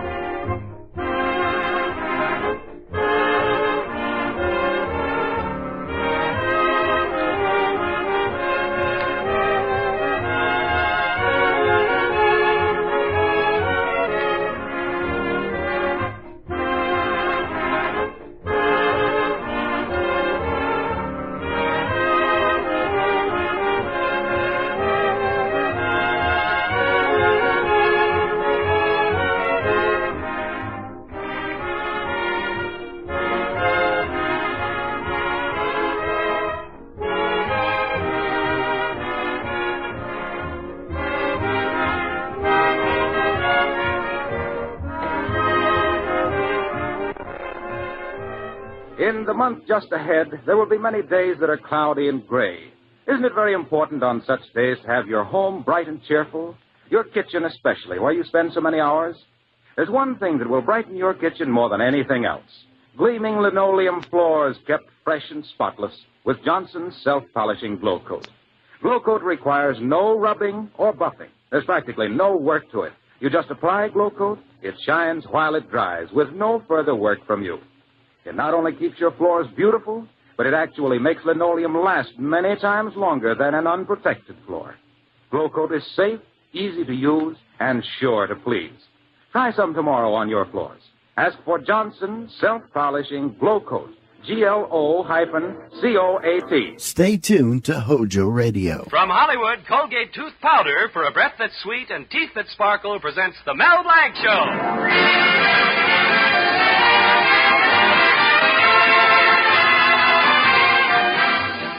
Colgate Tooth Powder for a breath that's sweet and teeth that sparkle brings you the Mel Blanc Show with Mary Jane Croft, Earl Ross, Bea Benaderet, Joe Kearns, Leora Thatcher, Zookie, and Victor Miller and his orchestra.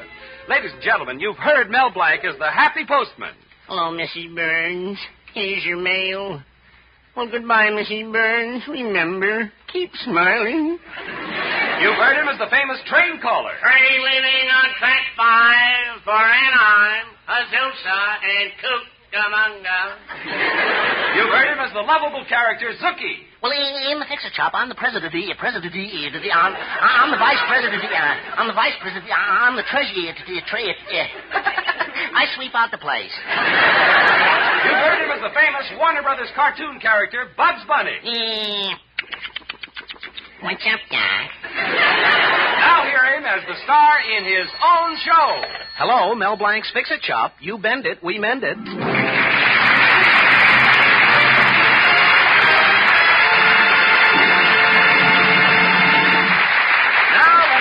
Mel Blanc's Fix-It Shop, where you're pretty sure to find things in an awful fix. Well, it seems that Mel's fiancée, Betty, has been dropping none too subtle hints about the need for efficiency in the Fix-It Shop. I wouldn't say that Uncle Rupert and Zookie are exactly moochers, but, well, they're more than just a little worried. Zookie, we have to show that we're efficient around here or else. So you'd better try working faster. Oh, I'm quick, all right. See, I'm like a bolt of lightning. I'm a regular dynamo. I think I blew a fuse. Zookie, here comes Mel. Quick, get busy. Hey, okay. Hello, Mel. What kept you so long? Oh, that Adams job was bigger than I expected. Her toaster wasn't the only thing Mrs. Adams broke. She broke her lawnmower, and she broke her electric iron. I hope you presented the lady with a substantial bill. I couldn't. Mrs. Adams was broke, too. Oh, I see. Hey, Uncle Rupert, Betty's right. As a businessman, I'm a washout. We need a little efficiency around here. Just look at this place. It's a shambles. Oh, I don't know. It just has a sort of a lived-in feeling. Yeah, lived in. I'm serious. Just look at that cigar butt on the floor. Is that yours, Uncle? No, my lad. You saw it first. Oh, stop kidding. My, you are in a sour mood, nephew. Look, why don't you get yourself a ticket for the girly review at the Gaiety tomorrow night? It'll cheer you up. Now, Uncle. Have you seen the pictures of Fifi Devine, the star? Why, that gorgeous little lady has everything. And she carries it so well. Uncle Rupert, you know I wouldn't waste a breath on any other girl but Betty. Why, Betty's the most wonderful girl. And... Hello there, sugar boy. I'm Fifi Devine. Oh, boy. I thought you weren't going to waste a breath.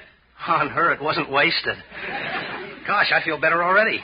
You've got a sign outside that says you can fix anything under the sun. I specialize in little jobs under the moon. Look, Pop, get back to your funny papers. I'll talk to your straight man here. Well, what can I do for you, miss? Well, I'm the star of the Pin-Up Girl Review opening at the Gaiety Theater tomorrow night.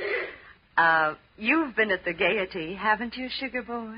Oh, sure. I go there practically every night. Why, Melvin. Well, it's the only place in town you can get Hershey bars. Oh, you're cute. Look, sugar boy, you see this little gadget? I want you to fix it for me. Sure. It's just a little zipper. Oh, it's not just a little zipper. There's only one like it. It was made especially for me in my harem dance. Harem dance? Mm-hmm. That's the one Anna didn't do for the King of Siam. Why not? Did he have a weak heart? You see, in my dance, the miracle zipper drops off one veil when I go like this, another one when I go like this, and another one when I go like this. Look, Uncle, no hands. Well, make sure you have my miracle zipper ready by tomorrow. Goodbye, sugar boy. Well, Miss Devine, it just happens I'm going your way. Which way are you going? Gee. Hello, sugar boy. Hello. Hello, Betty. Well, you see, there was something wrong with her zipper, so naturally, she thought of me. I didn't see you come in. Obviously. Oh, that was Fifi Devine, the glamorous dancer at the Gaiety. Glamorous? Huh. I can't say she wears clothes very well. Wearing clothes isn't her specialty. Never mind. I have something more important to talk to you about, Mel. I know, Betty. Efficiency. Yes.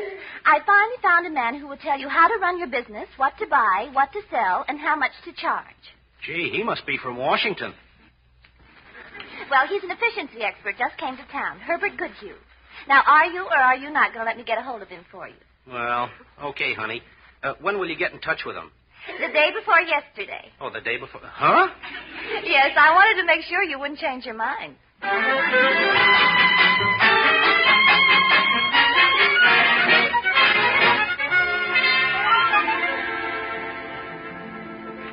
Mr. Mr. Blank. I'm Herbert Goodhue, the efficiency expert. How do you feel? Well, I had a little cold. Who cares? Huh? That's your first lesson in efficiency, Blank. I've just known you a few minutes. How could I possibly care how you feel? But you asked me. Always get to the point. That's the Goodhue speedy-deedy way. Speedy-deedy? Now, listen, Mr. Blank. I'll give you an example of what real efficiency can do for people. For instance, when Mrs. Goodhue and I converse, we use my famous peachy-speechy system. Peachy-speechy? Not a word wasted. For instance, if I want to compliment Mrs. Goodhue on a delicious dinner, I do not say, "Darling, the flounder was so delicious it simply melted in my mouth." You don't, huh? No, indeedy. That wouldn't be speedy-deedy. I leave out all the unimportant words and say, "Darling, flounder, mouth."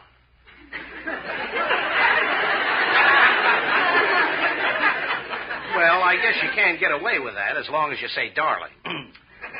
What's that you're fooling with? Oh, I have to see about Miss Fifi Zipper. Well, what you do outside of business hours is no concern of the Goodhue efficiency program.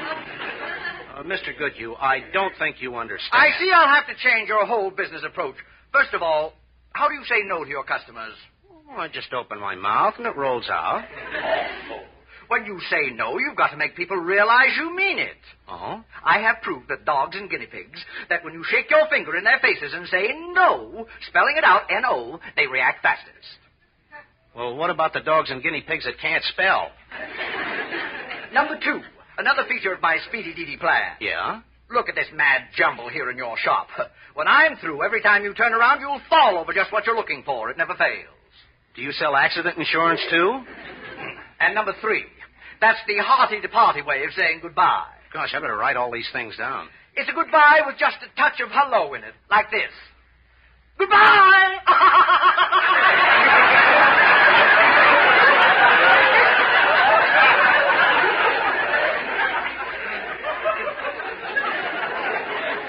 Gosh, that may sound like you're glad to see them go. Oh, you're a lucky man, Mr. Blank. When I'm through in your fix-it shop today, you'll be master of speedy-deedy, peachy-speechy, and hearty-to-party. Okie dokie. I mean, okay. I'll do it for Betty. Ah, that's the old speedy-deedy. I'll do it even if it drives me slappy-happy.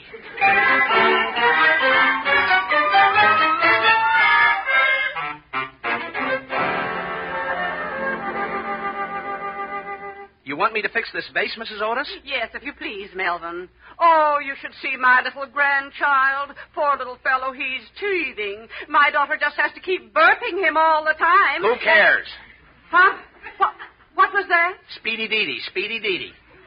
Mel Blank, you're much too old for baby talk. About your vase, the answer is no. No. N-O. No. I don't understand you. Funny, dogs and guinea pigs understand. Take your finger out of my face. I think you've gone mad. Give me back my vase. Okay, where is it? Oh! My vase! My precious Chinese vase!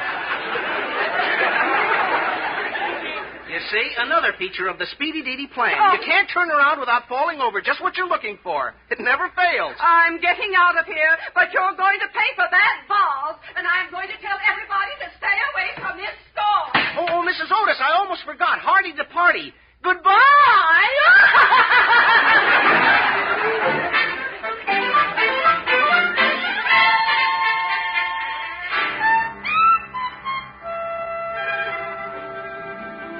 Gosh, Uncle Rupert, Mr. Goodhue's efficiency plan is ruining me. I lost 3 good customers already today. 4. Don't forget Mrs. Longnecker, my beloved Clara, the richest woman in town. Did she walk out, too? Not before she slapped my face.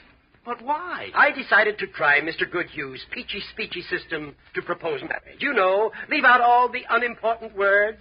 Well? Was I eloquent. I suggested I come and live with her in her mansion, spend all our days together. Perhaps have a few little ones. Well, those are certainly honorable intentions. I meant them to be. But one of the unimportant little words I left out of my proposal was marriage.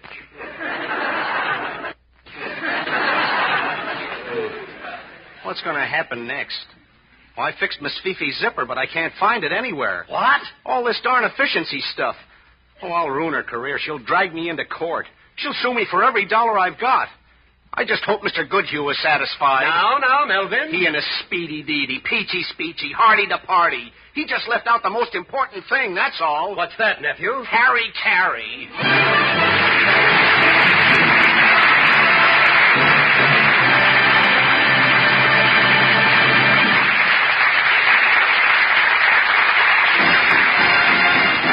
Use Colgate tooth powder. Keep smiling just right. Use it each morning and use it each night. Don't take a chance with your romance. Use Colgate tooth powder. How often it happens, you meet a man and you think he's a nice fellow, but what? Well, you hate to say it, but it's that little breath of trouble. I mean, unpleasing breath. And the chances are this chap doesn't dream that a breath of trouble is tagging him, making him unpopular, hindering him in business, spoiling his fun. Without suspecting it, you may be the victim of unpleasing breath. So be on your guard against it. Just do this. Brush your teeth night and morning and before every date with Colgate tooth powder. For Colgate tooth powder cleans your breath as it cleans your teeth. Yes, scientific tests have definitely proved that in 7 cases out of 10, Colgate tooth powder instantly stops unpleasing breath that originates in the mouth. What's more, no dentifrice at any price cleans your teeth more quickly and thoroughly than Colgate tooth powder. Remember to buy it first thing. And remember the name Colgate tooth powder with the accent on powder. Don't take a chance with your romance. Use Colgate tooth powder. Well, let's drop back again at Mel Blanc's Fix-It Shop, where the new efficiency plan of Speedy Deedy, Peachy Speechy, and Hearty to Party has the morale very low indeedy weedy. Zookie, if Fifi sues Mel and he loses the shop, we'll be out on the street. Frankly, I'm worried. Oh, yes, so am I. I'm beside myself with it. I'm beside myself with. I'm beside myself. Hey, it's getting crowded in here. There's only one chance. Mel is out somewhere trying to find something like that zipper right now. Gosh, I sure hope he finds it. Good Lord, here comes Fifi now. You talk to her, Zookie. Me? But don't tell her Mel lost that zipper. Don't let her pry it out of you. I'm leaving for the back door. Oh, don't worry. I'll take care of her. I know what to tell her. I know just what I'm going to say. Hello, sugar boy. I'll say...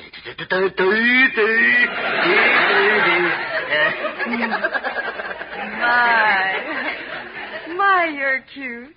Who are you? I'm Zuki. I work for Mel. Where is your boss? I came to pick up my zipper. Oh, well, Mel just stepped out for a meet. He'll be back in a couple of hours. He'll be back in a few days. I think he got lost. Well, we don't need him, Zookie. Fifi just wants her zipper. Now tell me where Mel left it. Come on, sugar boy.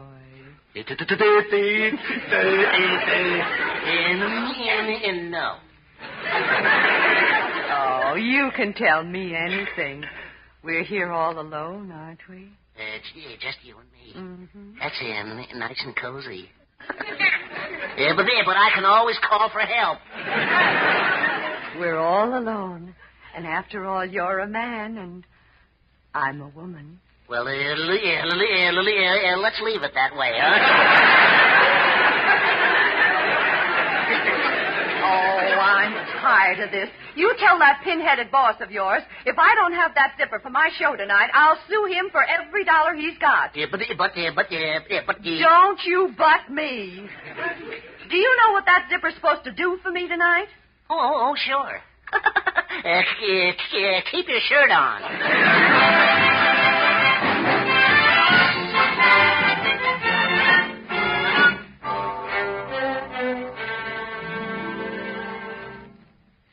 Oh, darling, I'm so sorry. This whole efficiency business is my fault. But I was just thinking of you. Oh, it's not you, Betty.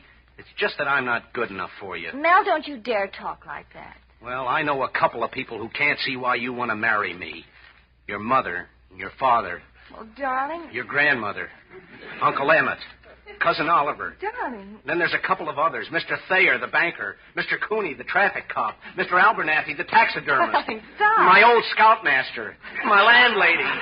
The 4-H Club. The American Legion. The Shriners. The UNO. Oh, darling, you're such a fool. But I do love you. I love you too, Betty. I'll get out of this somehow. I'll just keep a stiff lower lip. Mel, the expression is upper lip. Well, can I help it if it's my lower lip that's trembling?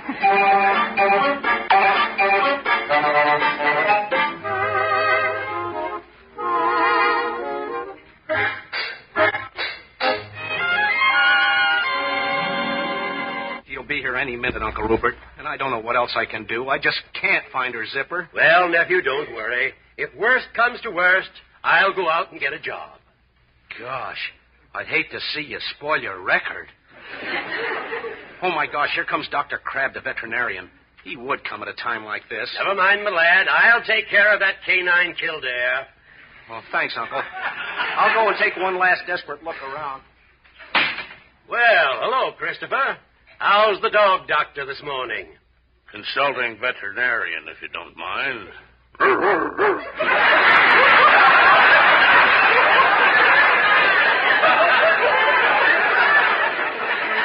What's the matter with you? Nothing's the matter with me. Got a catch in my throat. Could I have a pan of water, please? Christopher, do you realize you're even getting to sound like a dog? Why, thank you, Rupert. A dog is man's best friend. In fact, I understand them. You understand what dogs say? Why, certainly. I have a little Pekingese.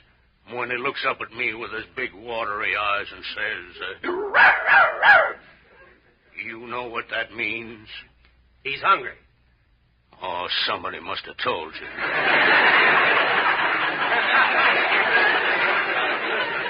But dogs are wonderful.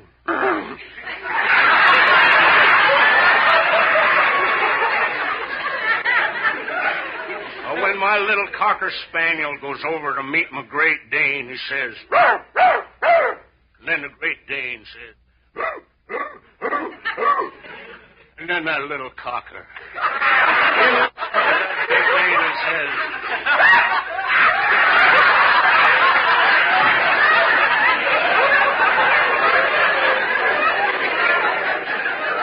And what does that mean? I don't know, but they sure understand each other. Oh, please go away. Yeah, I must be going now. But remember, elephants need your sympathy, especially adults. They blow their nose and wait so long until they get results. Well, bye.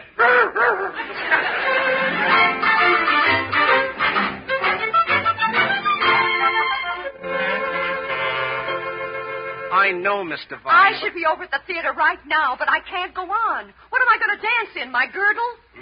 That ought to be snappy. Hey, that's what I'll do. I got it. Now, what are you doing? Don't push all those things off the counter. Have you gone crazy, man? Now, you stay out of this, Mr. Goodhue. Uncle Rupert, throw those nuts and bolts where they belong. Yeah, that's right. Right there in the sink. And all this goes back where it was, too.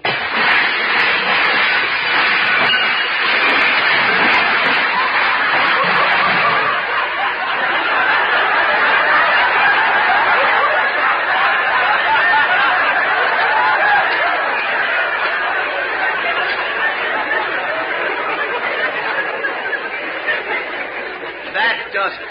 Mel, what have you done? Goodness, the fix-it shop's a shambles. Everything just the way it was yesterday morning. The same mess. The same mess? Are you sure, Mr. Goodhue? Exactly the same? I should know. Oh, that's great. That's wonderful. Darling, where are you going? To get Miss Fifi's zipper. Now that everything's in order again, I know just where it is.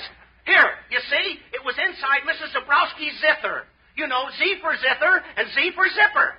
Oh, let me have that zipper. I've got to run to the theater. And to show you there's no hard feelings, I'll bring my car around for you to fix. Well, what's wrong with your car? You know me, sugar boy. I strip the gears. So long. Something else I can do for you, Mr. Blank? Mr. Goodhue, the answer is no. No? N-O. That spells no. Goodbye, Mr. Goodhue. You know, hearty to party. Goodbye!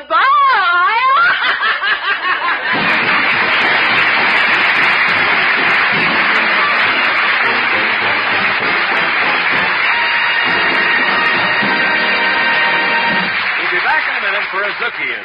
What? You never heard of a Zookieism? Well, hang around.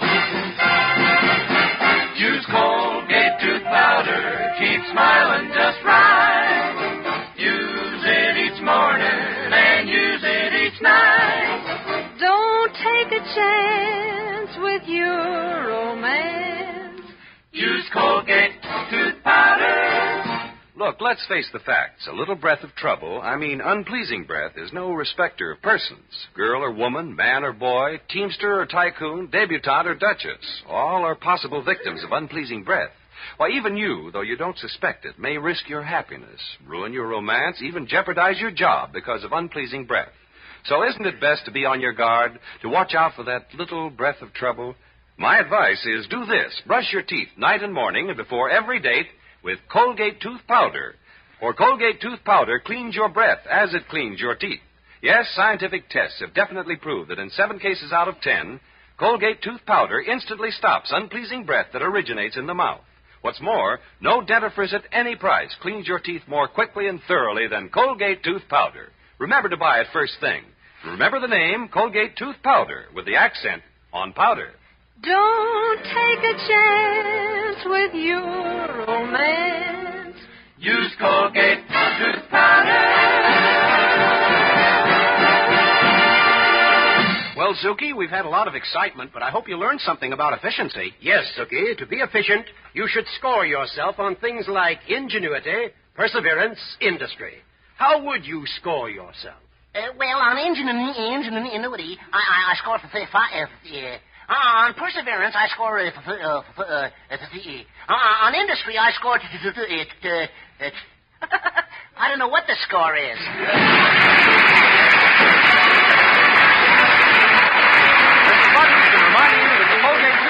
For breath that's sweet and teeth that sparkle brings you the Mel Blanc Show every Tuesday. Mel Blanc Show is written by David Victor and Herbert Little Jr. and was produced by Joe Rhines. Say hello to Halo Shampoo if you want naturally bright and beautiful hair. For Halo Shampoo contains no soap, therefore leaves no dulling soap film. Halo lets hair sparkle with natural brilliance. Even in hardest water, Halo makes oceans of rich, fragrant lather to quickly carry away loose dandruff and dirt. Halo needs no lemon or vinegar rinse. Say hello to Halo and goodbye to dulling soap film. Get Halo Shampoo at any cosmetic counter.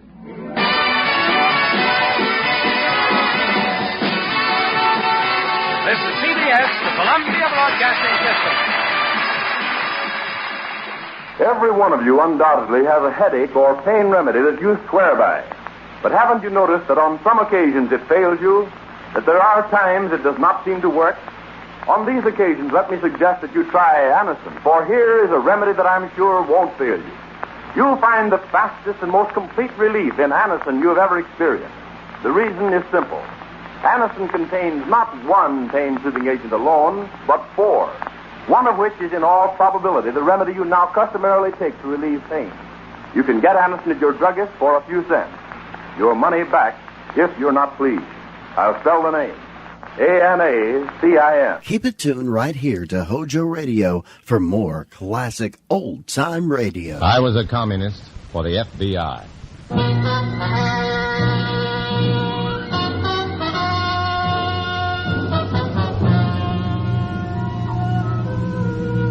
Starring Dana Andrews and an exciting tale of danger and espionage.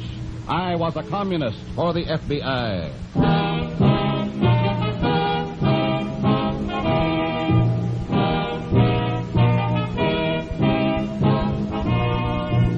From the actual records and authentic experiences of Matt Cvetic come many of the incidents in this unusual story. Here is our star, Dana Andrews, as Matt Cvetic, who for 9 fantastic years lived as a communist for the FBI. Iron Curtain. Even a self-imposed Iron Curtain. And it's particularly distressing because we who have stepped behind that curtain can still see through it. We know the way you are living. Natural, normal, happy lives. We know, too, the way you look down on us, despising us as traitors. But though we understand, it hurts because everyone has a craving for love, for admiration, essentials of living that are denied to the unknown communist for the FBI. In a moment, listen to Dana Andrews as Matt Savetic, Undercover Man.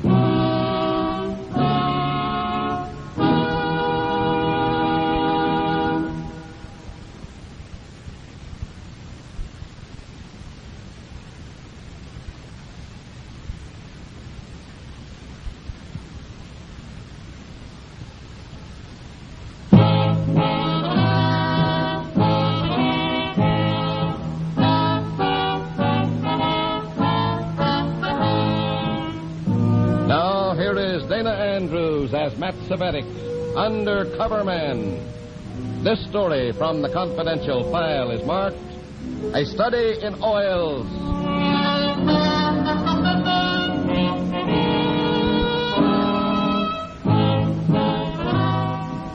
As I walk into Comrade Horsting's house, I know again that feeling of apprehension that accompanies every special party summons. As always, I wonder why I've been called.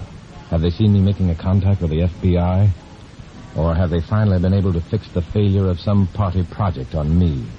It hasn't happened so far, but it can at any time. And the worry is always there. Then, in Comrade Horsting's living room, I learned that they haven't caught me yet. You have been chosen to perform a very important mission, Comrade Savetic. Mission which has already met with several reverses. Then what makes you think I can swing it? What I think has no bearing on the case. The assignment came from party headquarters. Oh, what is it? You are to effect a friendly acquaintance with a Mr. and Mrs. Walt Wheeler. Where do I meet them? On the New York-bound Limited, which passes through here at 8 o'clock tonight. How will I know them? I have pictures of them. Newspaper pictures taken when the Wheelers overnight were catapulted from poverty to tremendous wealth. Oil? 5 wells so far, flowing 37,000 barrels a day. And according to my reports, this is only the beginning. And the party wants some of this oil money? Naturally. Oh, I see. Your job is simply to effect a friendly meeting with them. A meeting which can be exploited after you arrive in New York. I leave at 8 o'clock tonight? Right. The Wheelers, according to the report given me, will be in drawing room B, car 7018.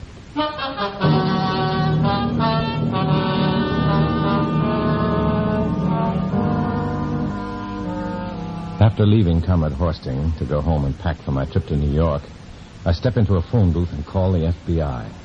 I report to the agent in charge and ask for instructions. But he can't give me any until we know more about the project.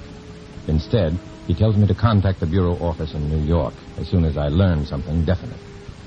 I've only been in my room a few minutes, packing for my trip, when events began to catch up with me.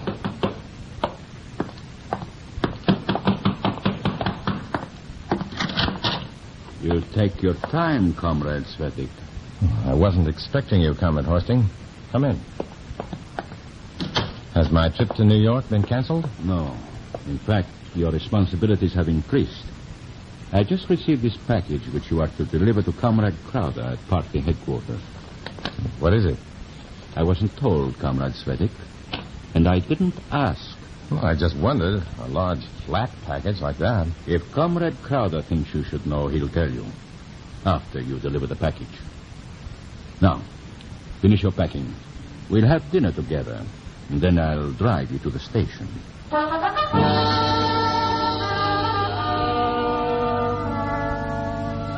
I'm curious to know what's in the package Comrade Horsting has given me, but I can't look at it while he's around, and he doesn't leave me alone for a second.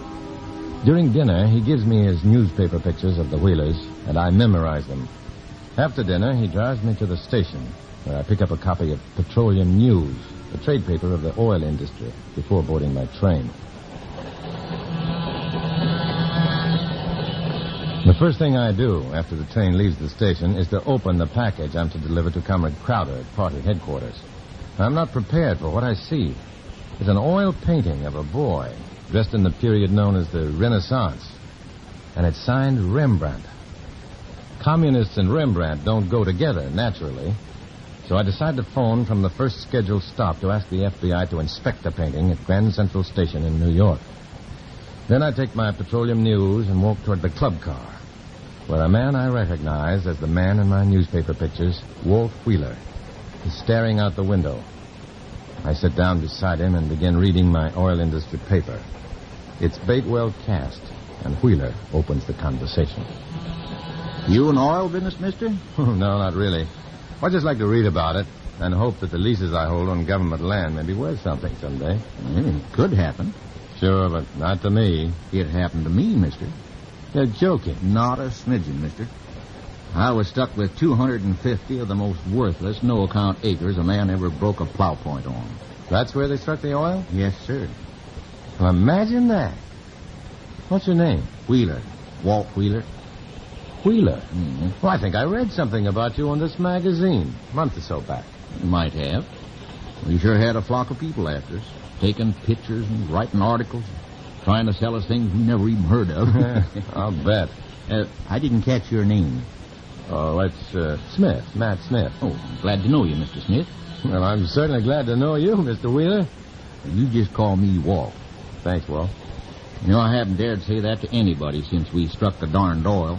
Found too many people ready to take advantage. There are those people. Yes, sir, and Min and me met most of them. Min's my wife.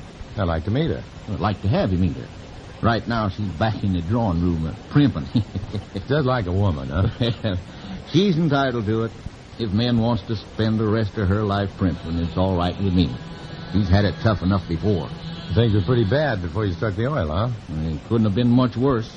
I suppose that's why the communists tried to move in on us. What was that about communists?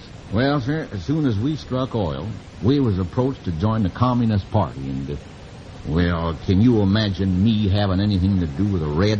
An oil millionaire like you. No, Walt, I can't. Oil millionaire be darned. Even when we was poor, I was an American. I never believed that there was any place in America for Red communism. I'm glad to hear you say that, Walt. I hate them, too. Well, men ought to be through with their fixing by now. So let's go back and see. Oh, I'll be glad to after we leave this next stop. I have to get off the train and make a call to New York. It must be pretty important business if you can't wait till you get there. It is important. Well, I'll wait here till you get back on the train. Then we'll go see Min.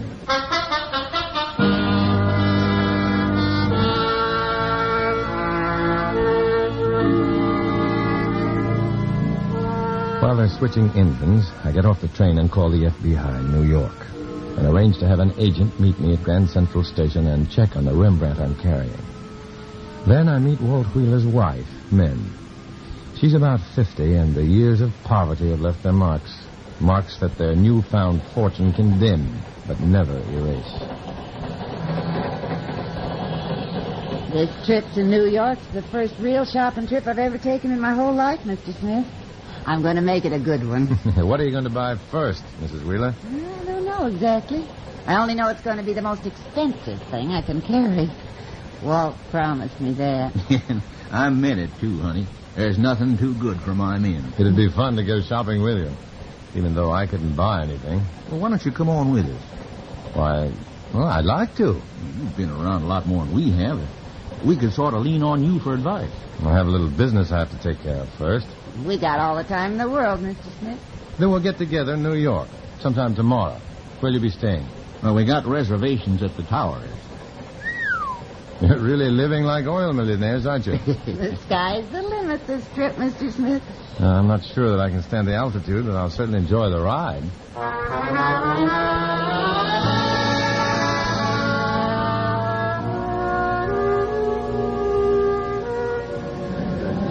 When the Wheelers and I get off the train in Grand Central Station, I know that I've established a contact with them that fits my party orders. A contact that can be exploited to the party's advantage.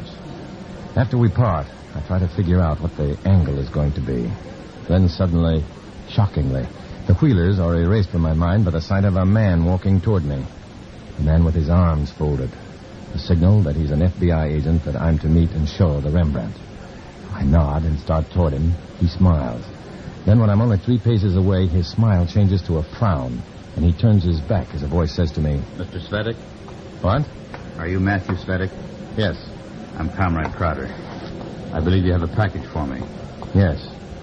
But I was supposed to deliver it to party headquarters. You were supposed to deliver it to me. May I have it, please? It's in my bag. Oh. In that case, keep it there until we reach headquarters. Were you successful in contacting the Wheelers? Yes. Good. How are we going to exploit them? That will be explained at headquarters. Come on.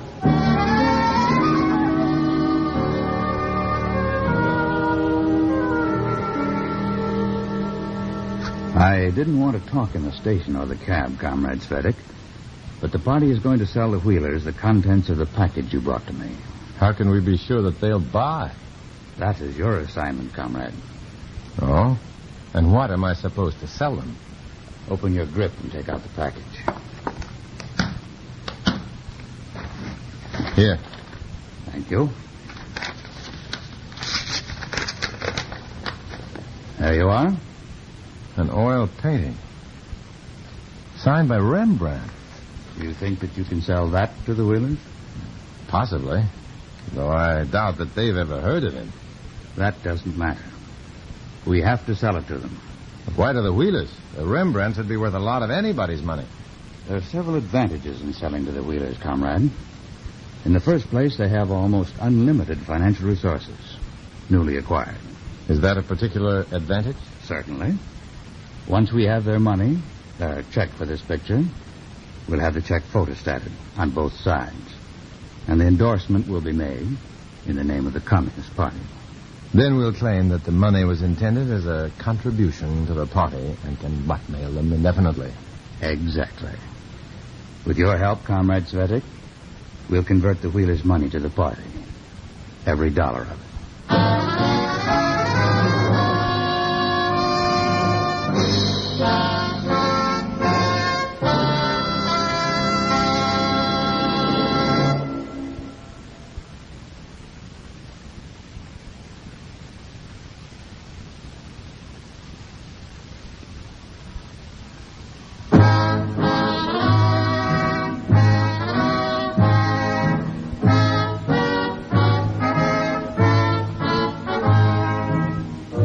Back to Dana Andrews, starring as Matt Svetic in I Was a Communist for the FBI, and the second act of our story.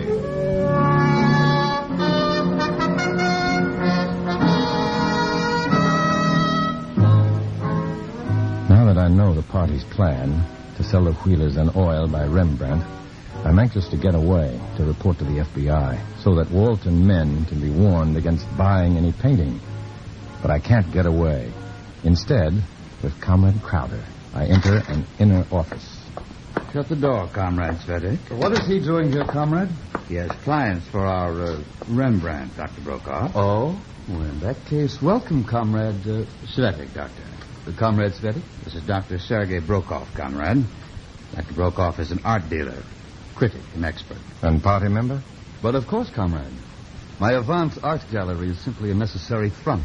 After several others have failed, Comrade Svetic finally scraped up an acquaintance with a pair of dupes. The party has been most anxious to capture, Doctor. Oh?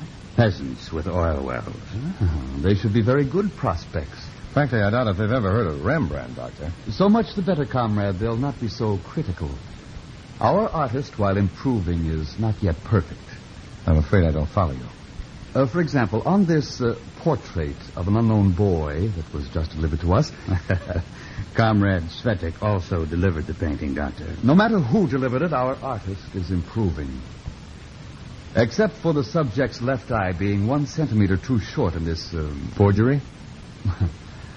Copy is a kinder word, Comrade. Except for that one small difference, and that would not be noticed by any except the most thorough investigators, I defy anyone to prove that this is not a genuine Rembrandt. The colors, the canvas, the frame, everything is a copy of the finest order. If you don't mind, Doctor, I'd just as soon you save the sales talk for these suckers of Comrade Svetic. He and I need to work out a plan for catching them.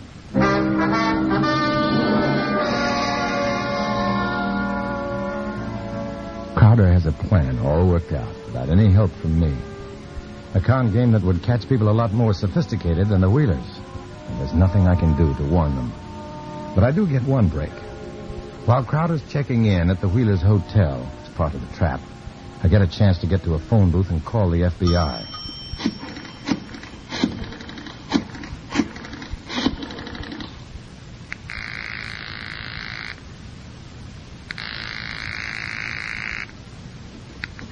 Murray Hill office.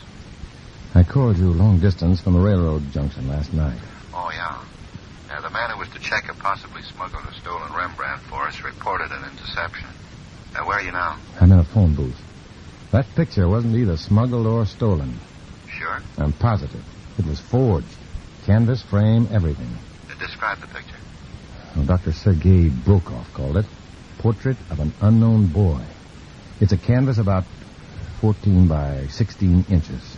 According to Brokoff, the art critic and a party member, the boy's left eye is 1 centimeter shorter in this forgery than it is in the original. Well, that'll help plenty. Good work. Well, that isn't all. They're getting set to sell this phony painting to some brand new millionaires, people named Wheeler. They're stopping at the Towers. Mr. and Mrs. Walt Wheeler. Anything more? Yeah, call the Wheelers and tell them that they're going to be shown a phony painting and warn them not to buy it. I'm sorry, but I can't do that. But look, the Reds plan to hook them, then blackmail them. This is only the first step. Well, I can't warn them, and don't you warn them either. But look... I'm sorry, I have another call waiting. I'll explain it to you later. Bye.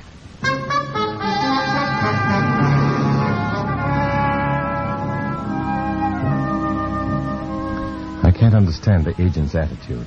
I'm risking my neck to make this report, to keep the Reds from getting their hands on the Wheelers' money, and I'm told to forget it.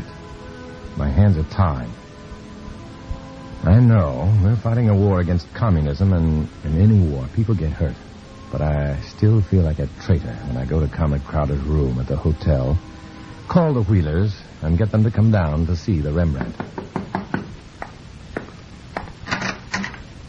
Oh, come in, man. Paul. I want you to meet a friend of mine. Yeah, any friend of yours is a friend of ours, Matt. Thanks, Walt. Oh, Mrs. Wheeler, I'd like you to meet Mr. Crowder. Mr. Wheeler, Mr. Crowder. Hi. Nice to know you. What's this picture you were talking about, Matt? It belongs to Mr. Crowder. It's called Portrait of an Unknown Boy. It's a painting by Rembrandt.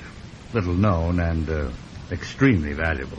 When Mr. Crowder said that he intended selling the picture men, I remembered your saying that you wanted to buy the most expensive thing you could carry. This picture might be it. You remembered that and thought of it. I told you he was real folks, men. There's considerable prestige connected with owning a genuine Rembrandt. Oh, is he one of them moderns? Rembrandt has been dead more than 200 years. Oh. He was one of the old masters. Oh, then this is real expensive. Extremely. It's probably worth much more than you could possibly pay. How much is it worth? Maybe 50,000, possibly 150,000. Well, now, that's quite a spread. How do you find out for certain? Check some professional art dealer. Who? Your own, if you like. Oh, we don't have an art dealer. I didn't think you would. I don't know why you insisted on wasting my time, Matt. You're not wasting your time, Mr. Crowder. I'll vouch for the Wheelers. If they decide to buy your painting, they can well afford to buy it. And any other painting you happen to have, too. Why don't we take this picture to an art gallery and get an unbiased appraisal of it? Well, anything you say, Matt. Where's a good one? I'll pick one out of the phone book.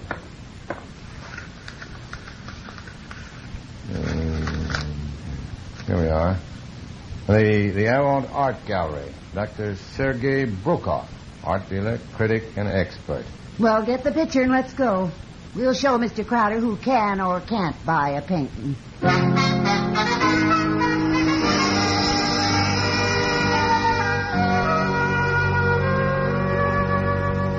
I am terribly busy at the moment, Mr. Smith. I have an appraisal to do at the Metropolitan Museum.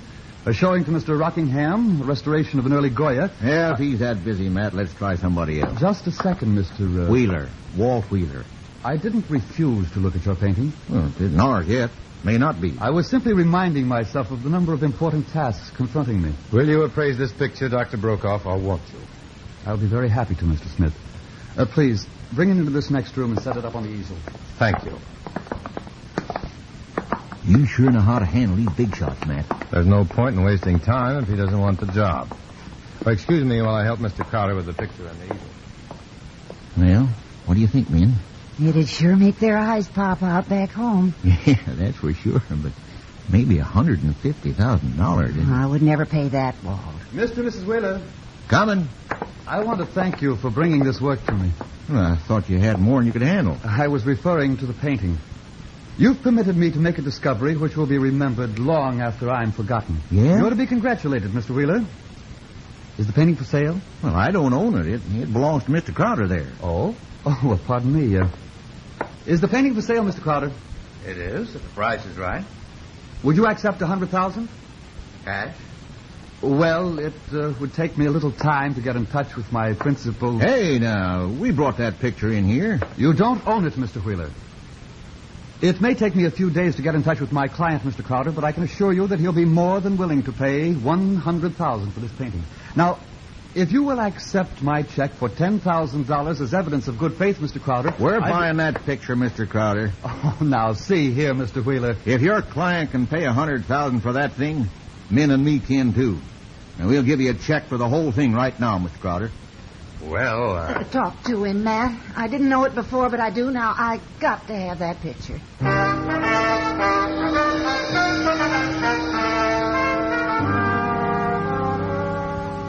I know now why gamblers say only suckers can't wait.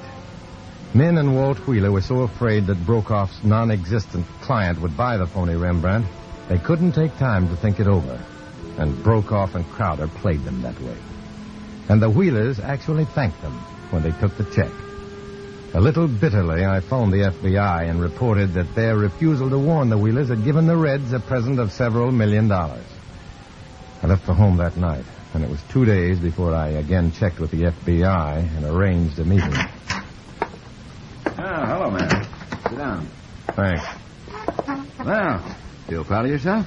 Sure. I don't blame you. What are you talking about? The Wheelers and the phony Rembrandt. You really worked a deal there. Yeah, quite a deal. The phony art dealer and Comrade Crowder are going to get about 10 years apiece. What happened? When the story of the Wheelers' purchase broke in the papers, every art expert in New York wanted to see their unknown Rembrandt. I can imagine. And you can't imagine the trouble we were in. Half of the experts thought the painting was authentic. In fact, if it hadn't been for your tip about the left eye being 1 centimeter shorter than the original, we'd never been able to prove fraud against Brokoff and Crowder. The Reds still got Wheeler's $100,000. Well, we wanted them to, Matt. That's why you weren't allowed to tip them off. Once Crowder deposited that check, we had them. It was never cashed because the Bureau put a hold on it until the Wheelers actually stopped payment. Well, that makes me feel a lot better. I thought it would. All in all, it was quite a study in oils. Yeah, a study in oils. Oil wells, oil paintings, and communist oil. My cell leader praised me highly for having handled myself with such circumspection that the suckers, as he called them, never suspected me. And the other members of our cell echoed his praise, for no wholehearted believer in the communist doctrine could ever understand that the Wheelers' attitude toward me stemmed from their own kind, generous, and just basically decent instincts, rather than from any cleverness on my part. I understood, though, and I've often wished that I could see them again as a friend. Naturally, that was impossible. If I am to have friends, I have to pick them from among the members of the Communist Party. I choose to walk alone.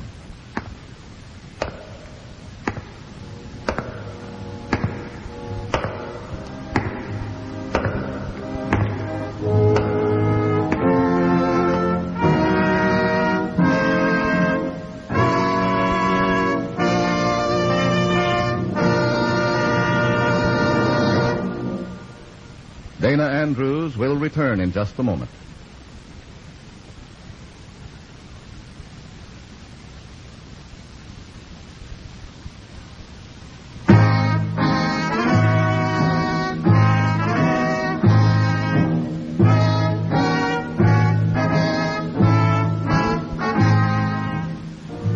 This is Dana Andrews.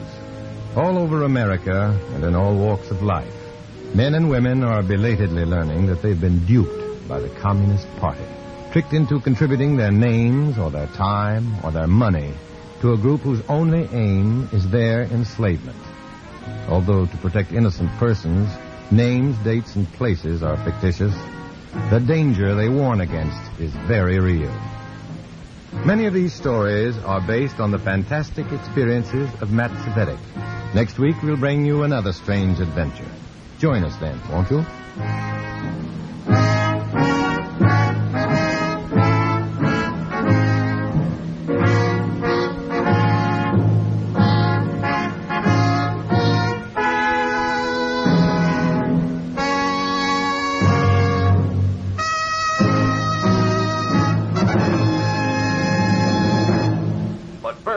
Here's a mighty swell suggestion.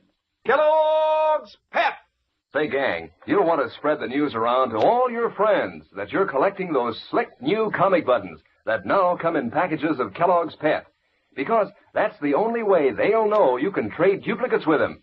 And you wouldn't want to miss out on that fun. You want to be sure you round out your collection of all 18 different buttons.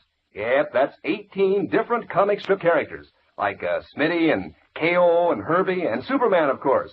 And the best part is, you don't have to send in a single penny for these sharp, new comic buttons. Not even a box top. Fact is, you can't buy them anywhere. But you can ask Mom to get you a package of that super delicious whole wheat flake cereal, Kellogg's Pep. Inside each package, there's a thrilling prize. One of these bright new comic buttons or a military insignia or warplane button. Remember, that's P-E-P, Pep. Made by Kellogg's of Battle Creek. Stay tuned to HOJO Radio.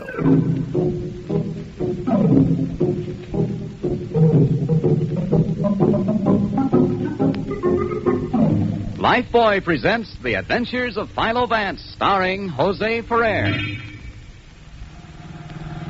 In the good old summertime, in the good old summertime, she's your Tootsie Wootsie in the good old summertime. La-da-dum. Happy, Lane? On a night like this, Vance, no Washington assignment for me, no ridiculous detecting for you. Oh, I love it.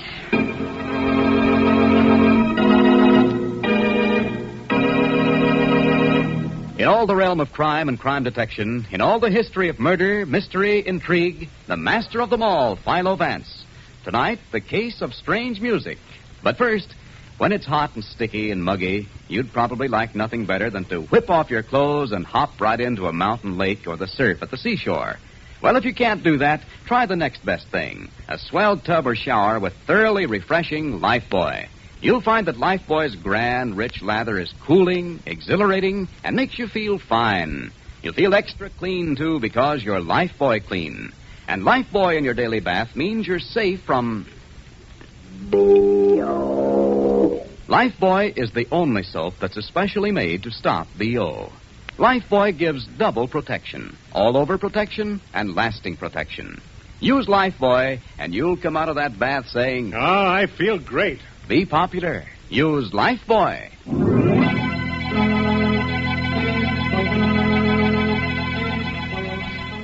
Tonight, the case of strange music. At the moment, Philo Vance and his friend, Lane Randall, are driving back to town after a dinner in the country, and Vance says... Not a care in the world. What, Vance? Nothing. I just said it's a beautiful night. I've had a good dinner. Curry will have a cold bottle waiting. I haven't a care in the world. Darling, how stuffy. A cold bottle indeed. Where did you pick up that expression? Oh, in the book, if you must know. Certain types of men invariably take their fair ladies back to their apartments for cold bottles and birds. Something like that. Just what types of men, may I ask? Amorous ones. Oh. Well, what's the matter? Don't you think I care, Lane? Really care? About your stomach, the way you sound. Oh, Vance, look! Where? There, it's a carnival. Oh, and a Ferris wheel. Oh, Vance. I haven't been to a carnival in ages. And a merry-go-round. Oh, Vance, let's stop, please. Idiot. You'd love it, too. You know you would. Well, come on, then. Only remember, I was all for that cold bird. Peanuts. Oh, don't they smell wonderful? Yes, I know. Boy, large bag, please, for my little girl. Lane, dear, the car's back this way.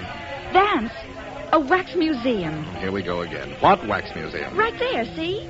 The bloodiest crimes in history recreated before your very eyes, 25 cents. Oh, golly.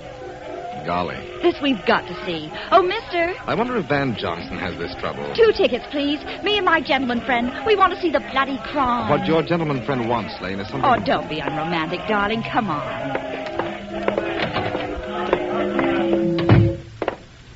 Remember that one, Lane? The Snyder Gray murder case? Don't they look real? Oh, here's Dillinger over here. See, he was coming out of a theater in Chicago when they got him. Oh, and look in this case.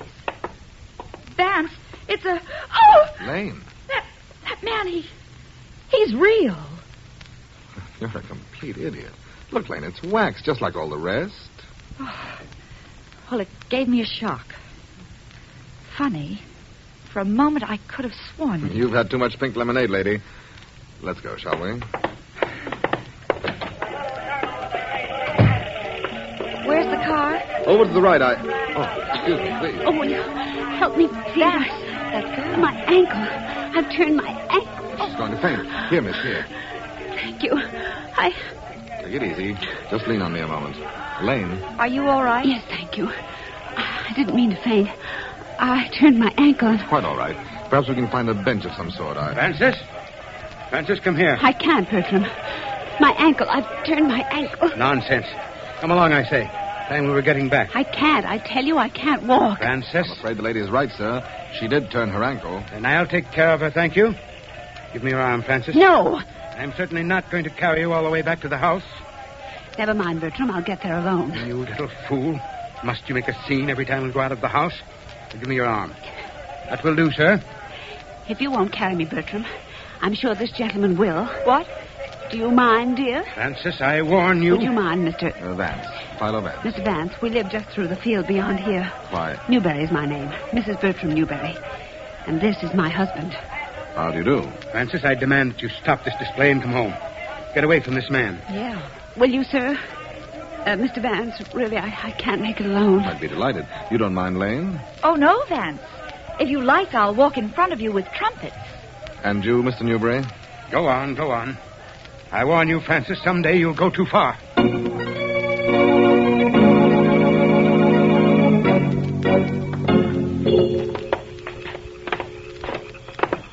There we are. Now we'll just put you down in this porch chair, Mr. Newberry. You're so kind, Mr. Vance. Oh, think nothing of it. Lane.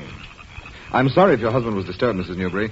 If you like, I'll try to explain that you did turn your ankle. Oh, don't bother, please. He's gone in the house now. He'll just sulk for a few hours. Let him.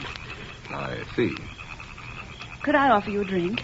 You've been so kind. We should go, Vance. It must be quite late. It's exactly 5 minutes to 10. Oh, Ed, dear, I didn't know you were on the porch. I won't be for long, Aunt Francis. I'm waiting for a program on the radio. Oh, excuse me. This is my nephew, Mr. Newberry, Mr. Vance. Newberry? Yes. Oh, my dear, I'm so sorry. I didn't quite get your name. Mud.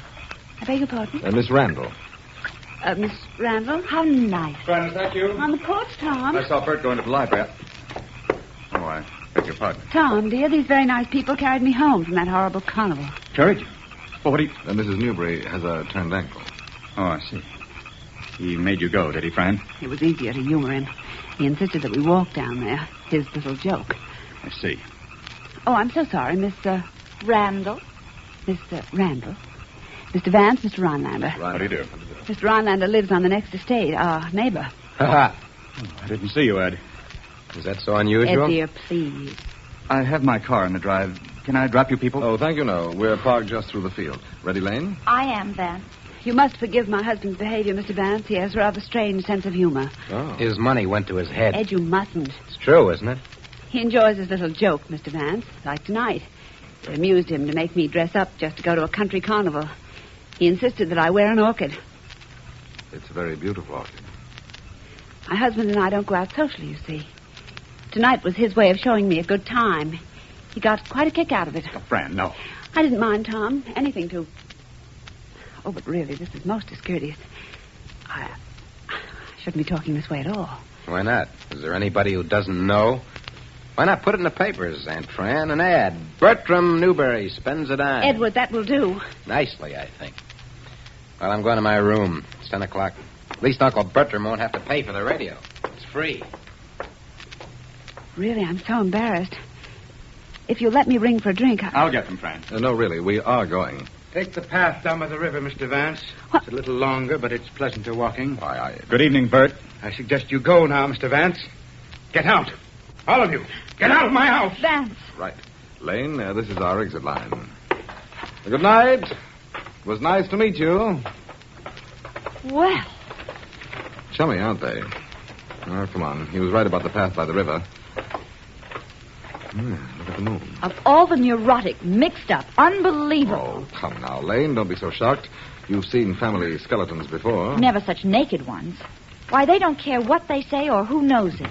Money, darling. It makes you that way sometimes. Oh, What's the matter?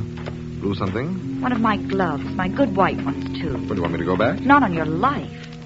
Besides, I'm almost sure I dropped it in that wax museum. I remember putting them in my purse in there. Well, we'll stop and inquire. Vance, Yes? am I crazy or do I hear music? What? Wait. Listen to Why, it's coming from the Newbury house. An organ, isn't it? this. Ooh, gives me the shivers. Just listen to it. Strange music. Mournful. We will be, too, in a minute. Still want to see about your glove? If you don't mind, Vance. They're so darn hard to get these days. Isn't it odd what meeting people like that will do? Gosh, we had so much fun at this carnival an hour ago. Now it seems almost sordid. I'll ask about the glove. What was it? Why, kid? Okay, kid. I suppose it is silly to worry about people like that. I suppose... Oh, I don't suppose anything. Have they found it? No, but for 50 cents we can go into the museum and look for ourselves. But didn't you tell him that we were... I didn't argue, Lane. It's easier to buy the tickets and look. Come on. Well, it won't be there now, I'm sure. I don't even want to look at the exhibit. Not now. Snyder and Gray haven't changed any. I've his Dillinger. Look for my glove, silly. We've seen the exhibits. It's amazing how they can take wax and... Lane. Did you find it? Lane, in that exhibit. That body is real. Oh, no, you don't. I bit once, darling, but not Lane, again. I'm serious. Look. Good Lord. Vance. It's... Right, Lane. That's Bertram Newberry's body.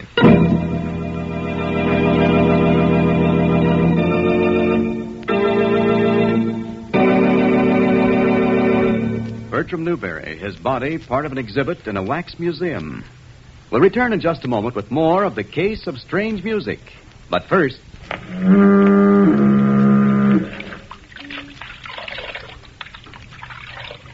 My old friend, the Lifebuoy Foghorn. You don't scare me. I'm taking a Lifebuoy bath right now. I used to say to myself, what's wrong with me? No dates, no friends. And I couldn't imagine why. Didn't dream I had B.O.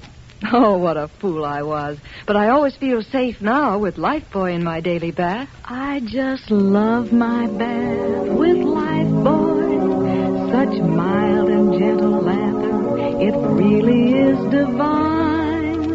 I just love my bath with Lifebuoy. So soothing and refreshing. It makes me feel fine. I'll be fresh and dainty no matter where I go. 'Cause my Lifebuoy bath really stops B.O. You try Lifebuoy. It's swell. And now, back to the adventures of Philo Vance.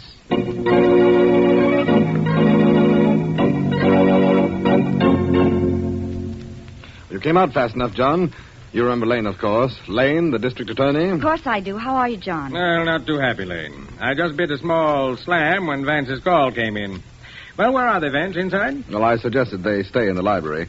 As soon as I found a patrolman to remain with the body down at the carnival, Lane and I came back here to the house. Yeah. Who was here? All of them. Francis, the wife, Ed Newberry, he's a nephew, and Tom Rhinelander. Who is, to put it delicately, interested in Mrs. Newbury. I see.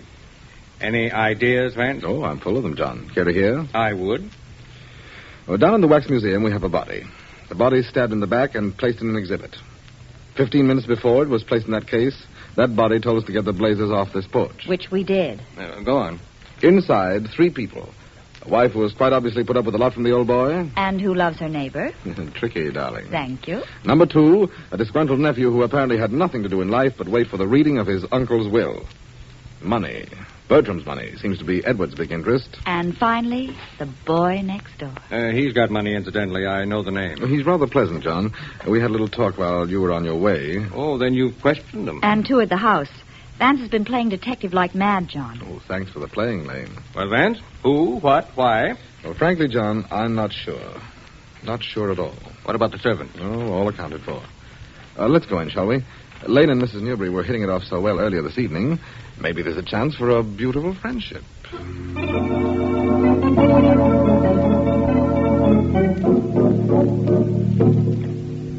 All right, son, what's your story? I could write a book. Well, you might have to. You admit the knife in your uncle's back belonged to you? Look, I went all through this with him. Sure, it's my knife. I use it fishing. And you left it where, Ed? In my room, I told you. It was in my fishing box. I saw it there this morning. May I cut in? Sure, go right ahead. When you left us on the porch this evening, Ed, you announced that it was 10 o'clock. Remember, Van? Vividly. And we found your uncle's body down at the Wax Museum at 10:20, so it's simple. Account for those 20 minutes and you haven't anything to worry about. Can you account for them, son? I was listening to the radio. Alone? In my room. I was alone. That's not a very good accounting, boy. Look here. That will do. Send in Mr. Rhinelander, please. And don't leave this house. I'll want you again. Tough, isn't he? His knife, his money when Newbury dies. That's a familiar story, then. But the fingerprints on the knife were not a man's. The sergeant was sure of that. Easy enough. Ed got Frances to handle the knife, then preserved her prints by using a handkerchief. A very old trick. Then they are her prints, John? He checked. They're hers, all right. They match with everything in her room. In my room? Oh, come in, please. Come in. I didn't hear you. Thank you. It's after midnight. I was just wondering, is it entirely out of order if I have some food prepared? Now, see here, Mrs. Newbury. Oh, John. Yes, that. An excellent idea, food. By all means, see to it, Mrs. Newbury. I'm starved. Why, Vance. And ask Mr. Rhinelander to come in, please. Thank you very much, Mr. Vance. I'll have sandwiches and coffee brought in. Ed said you wanted to... Oh, Fran, dear. It's all right, Tom. It's all right. Come in, Mr. Rhinelander. Come right in. Thank you. Now, this is going to be abrupt, I'm afraid, but quite to the point. You are in love with Mrs. Newbury. Very much, Mr. Markham. Are you shocked? Why, no. I'm the cad who loves another man's wife, I suppose. But Bert wasn't a man. Not to Francis. He... Go right on talking, Mr. Rhinelander. I just want to... Oh! Silly way to make sandwiches, Mrs. Newbury. Crouched against the door. Come in. There isn't anything to say, is there? I was listening. If you ask me, I think there's a lot to say. Do you, Lane? What? You can ask questions all you want to, Vance. You know who did it, and so do I. You're forgetting motive, you know. Edward had that. Right, Vance? Oh, money's a good one, John. Always was. Motive, my foot. This woman hated her husband. Yes, and she loves him. It's obvious. You've told them, Tom. Why not? If that isn't motive, what is? And as for the crime, her own fingerprints are on the knife in her husband's back. Well, there is something to that, Mrs. Newbury. I told you, my husband brought me the knife this afternoon. I was cutting flowers with it. That's just plain silly. There are dozens of garden shears in the tool house. Vance and I saw them. Why go way up to Edward's room, into his fishing box, and use that particular knife? I don't know, I tell you. Well, the boy could have brought it to her, you know. Oh, Heath, send him in, will you? Might as well have the whole group. Well, you made a nice try, Lane, but you slipped up on one detail. Frances couldn't have gotten the body into that exhibit case, not with her twisted ankle. Ankle? See this book on the table? Mm-hmm. Frances, catch! See? A very neat catch, Mrs. Newberry. And you were pretty quick on your twisted foot, too. Lane, you've done it. Vance, she's remarkable. Well, Vance? Where were you between 10 and 10:20, Frances? Oh, Vance. I was playing the organ. You said yourself, Mr. Vance, you heard me when you were walking back to your car. Did you, Vance? Yes, we did. And you, Mr. Rhinelander, where were you? I was with Frances. I was here in this room listening to her play. I see. Oh, John. Yes, Vance. I'm supposed to come in here. By all means, Ed. You're just in time for a concert. You remember what you played earlier this evening, Mrs. Newbury? Yes, I do. It's horrible music. Bertram wrote it years ago, and he made me play it over and over again. Some nights for hours. Play it now, will you please? No? Why? Oh, please, Mrs. Newbury. I'd be glad to. It has no name. It just sounds like this.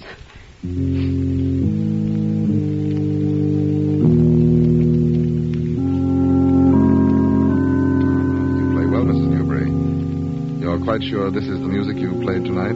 I told you. Yes, well, that will do, thank you. Now, if you'll excuse me, I should like to offer a musical selection. Vance, you? It's quite easy on this organ lane. You see, it's equipped for automatic player rolls. Here's one I picked up about the house this morning. What have you got? Listen, Mrs. Newbury. There we are. Just snap this little switch and listen for yourself. Why, that's... No, it can't be. Vance, it's the same music. You're sure, Lane? Of course, but I... Turn it off. Please, turn it off. Bertram wrote that music. He made me play it over and over. I hate it. I hate it! And you still say you played that piece? After that, Mrs. Newbury? I did. I swear I did. Bert insisted. I played it over and over to humor him. You better do better than that, Francis. I found the roll in your desk drawer upstairs. No, you're lying. But you... Now we're getting somewhere. Turned ankle. Vance, will you... Gladly, John. As the detective would say, I'll unravel the whole thing. Edward? Me? Now, listen here. I told you, motive every time. Go on, Vance. Quickly, Edward. You said you listened to a radio program, something called, what did you say again? The tenor-voiced killer. Yeah. He's on every week. Strenuous, to say the least. Who done it, Edward? What? Well, isn't that the phrase? In tonight's program, who done it? Why, the butler. Stebbins, his name was. He poisoned the guy with a secret formula made out of ink. Good boy. Now, that takes care of you, Edward. Sit down. Just how did it take care of him, Vance? I called the studio, John. The butler did it all right. Edward was listening to that program, all 15 minutes of it. All right, so it's not Edward. Let's get back to these two. Right, Lane. You weren't playing that organ, you know, Francis. Matter of fact, you were in your room, packing. Mr. Vance? Just as you, Tom, were at your house doing the same thing. Your grips, incidentally, are still in the trunk of your car outside. I looked. Packing? For what? Well, Reno, I should think. Wasn't that why you turned your ankle, Francis? You and Tom had planned to leave tonight for some time. Bert's little joke of attending the carnival almost ruined your plan. It's not true, I tell you. It's no use, Tom. He'll only find out. We might as well tell him the truth now. At last. You were planning to leave your husband tonight. Yes, I was. I did make that roll for the organ myself. I was going to put it on while Bert was listening upstairs and then leave with Tom. You made a roll for an organ, a complicated thing like that. It's not hard, John. If you know the keyboard, you can work out just which holes in the paper will make each note play. It takes patience, but it can be done. I had a great deal of patience. And courage, I'd say. Right, Vance? Go on, Lane. It's obvious. Bertram found out about their plan, and they killed him. That's good enough for me. But not for me, John. Frances didn't kill her husband. No, and neither did Rhinelander. You thought she did, though, didn't you, Tom? Otherwise, you wouldn't have lied to save her. You wouldn't have pretended you'd heard her play the organ at the time of Bert's death. Now, see here, Vance. If Edward didn't do it, now you say these two didn't do it. Yes, Vance, in case you've forgotten, the man is dead. Who killed him? My moment, eh, Lane? Well, suppose we all walk down to that wax museum, shall we? And I promise when we get there, I'll tell you who did the job.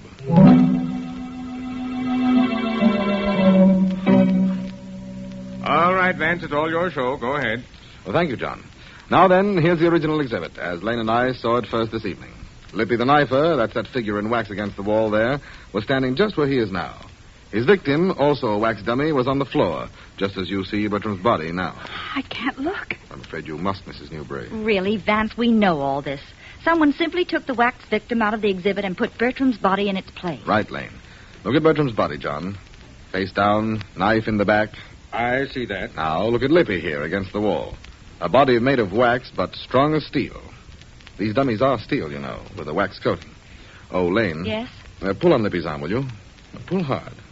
It's firm, all right. And the dummy's tied to the wall. Tied with your fish line, incidentally, Edward. What? Oh, this was carefully planned, Edward. By Very whom? carefully planned. By whom, Vance? In a moment, John. Now, we'll take the knife from Bertram's body like this. Oh. It's all right, dearest. And place the knife in the dummy's hand so. Notice, John. The handle pushes firmly against the hand with the blade pointing out. I see that. Now we roll up the dummy's sleeve, pull down this rather intricate figure spring. Vance, what on earth is that? The spring, Lane. See? We set the knife against it, draw this fine piece of thread out here, like this. Follow me, John? But... Now, oh, Edward. Yes? Will you help me a moment, please? Sure. I want to lift Bertram's body into a standing position. That's it. Slowly, please. Yes. Mr. Vance, is this necessary? I mean it. It's quite necessary, Tom. Observe, John. Bertram is now standing directly in front of the dummy, and the point of the knife is directly at his back, in the exact spot where it entered his body. Go on, then. Now we take the thread attached to the spring, place it in Bertram's hand, give it a slight pull, so. Oh! And Bertram is stabbed in the back. You can put the body down now, Edward. Yes, sir. But Vance, that spring, the thread, all that. Who did it? Who in the world would... Well, Vance? No one, John. Bertram Newbury killed himself. What? He had time, Lane.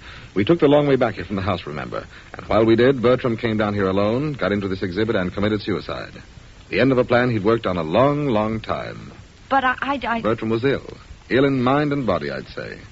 When he discovered or guessed that Francis was leaving him, he planned it that way. Got her fingerprints on the knife and then used the spring mechanism and the dummy to plunge the knife into his own body. That way, Francis, he hoped you'd die for the crime. Good Lord. And I was to be the accomplice. Exactly, Tom. Bert reasoned that the police would be sure Francis couldn't have carried him down here, especially with a turned ankle. You were to be accused of doing that for her. Vance, Well, Lane? what were the customers in this place doing while Bert was playing Poke the Circle with the dummies? And see that curtain? It's used when they're changing the exhibits. Oh. Pull it down if you like, Lane. With that cold bird in a bottle, it might not be bad at all.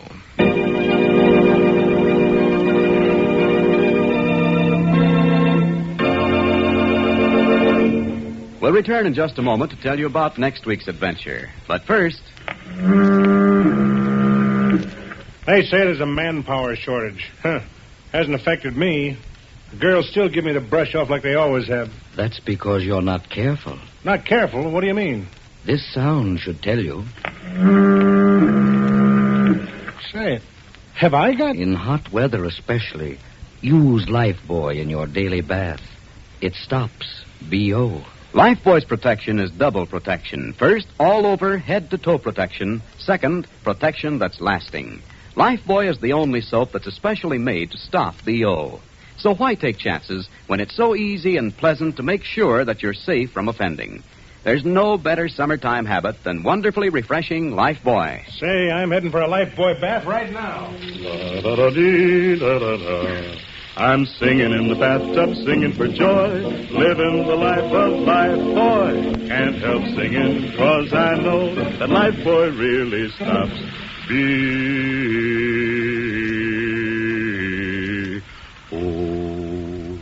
Be popular. Use Lifebuoy.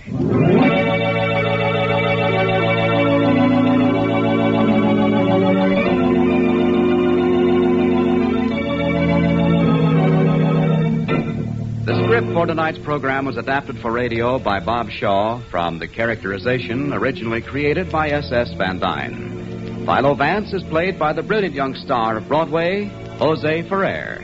Lane Randall is played by Francis Robinson. And this is Don Hancock inviting you to be with us again next week at this same time when you'll hear... You know, Miss Randall, you do have green eyes. Lovely, clear green eyes. Get away from me. I like green eyes, you know. At night, sometimes I dream about them. Hundreds of them. Lovely, clear eyes, all green. No! Put down that knife! Green and cold and lovely. Lane, Lane!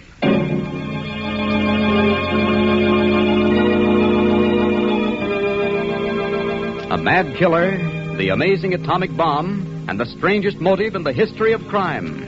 You'll want to hear The Case of the Green Eye next week when Lifebuoy again presents The Adventures of Philo Vance. Every pound of used fats that's turned in means fewer American casualties because used fats go into vital munitions that help shorten the war. Used fats are essential to the manufacture of paints, fabrics, and soap, too. Ladies, everyone knows how tough it is to get meat. But the government has announced we will get 10% more of it this month. This is our chance to save more used kitchen fats. So keep on doing your part. Remember, American men in the Pacific are counting on you.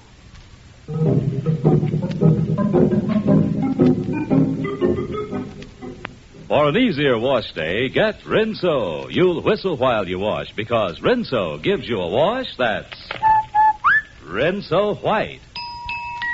Rinso bright. Yes, Rinso white, Rinso bright. And tune in Rinso show starring Dunninger, the master mentalist, every Friday night. Thrills, music, and plenty of excitement. See your local paper for time and station.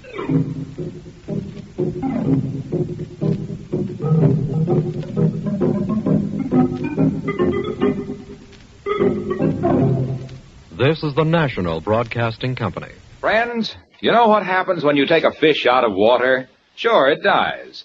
Well, by Cornelius, the same thing happens when your car's battery runs out of water. It lies right down and quits. No water, no life. So what did the Autolite people do? They made the Autolite Stay Full battery with an extra large liquid reserve. Gave it more room for more water. Result, the Autolite Stay Full battery needs water only 3 times a year in normal car use. So friends, be right with Autolite. Switch to an Autolite Stay Full battery tomorrow. Keep it tuned right here to HOJO Radio for more classic old-time radio. By transcription, Barry Craig, confidential investigator, starring William Gargan.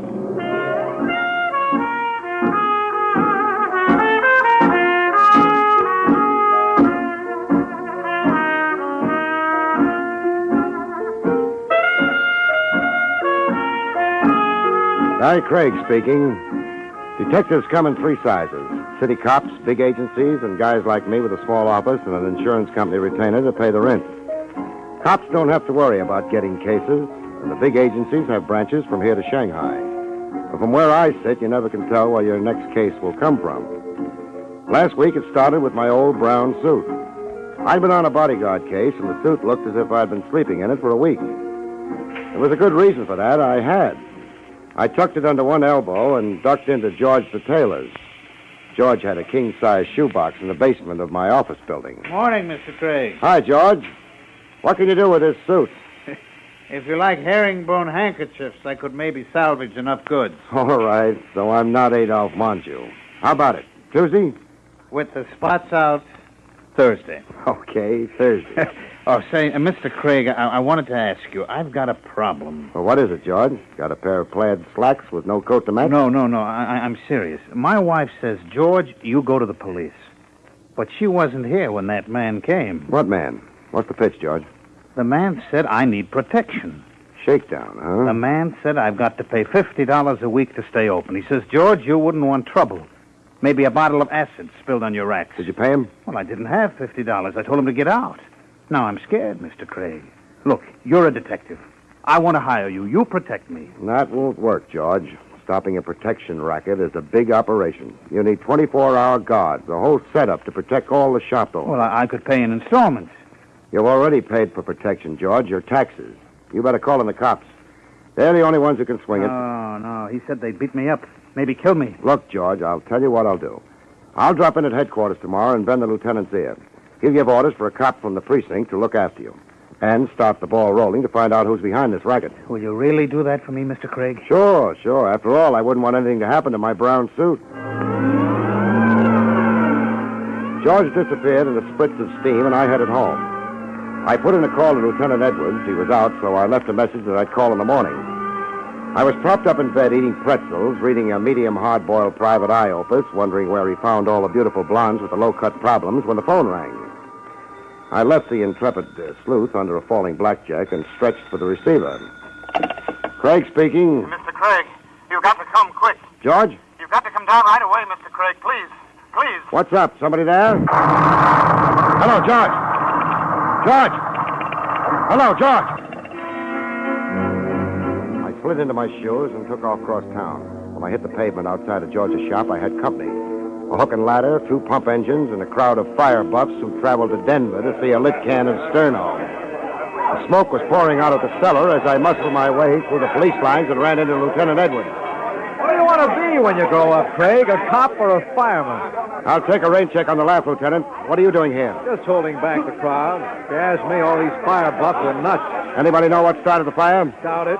Cleaners' stores go up like birthday candles all the time. What does George say? Who? George, the tailor. He runs the shop. Probably at home playing three-handed stuss. No. He lives in back of the shop. He called me from here. You sure he isn't around? Haven't seen him. Fire boys said the joint was clean. Maybe. We better find out. Hey, where you going? Inside. It's chilly out here.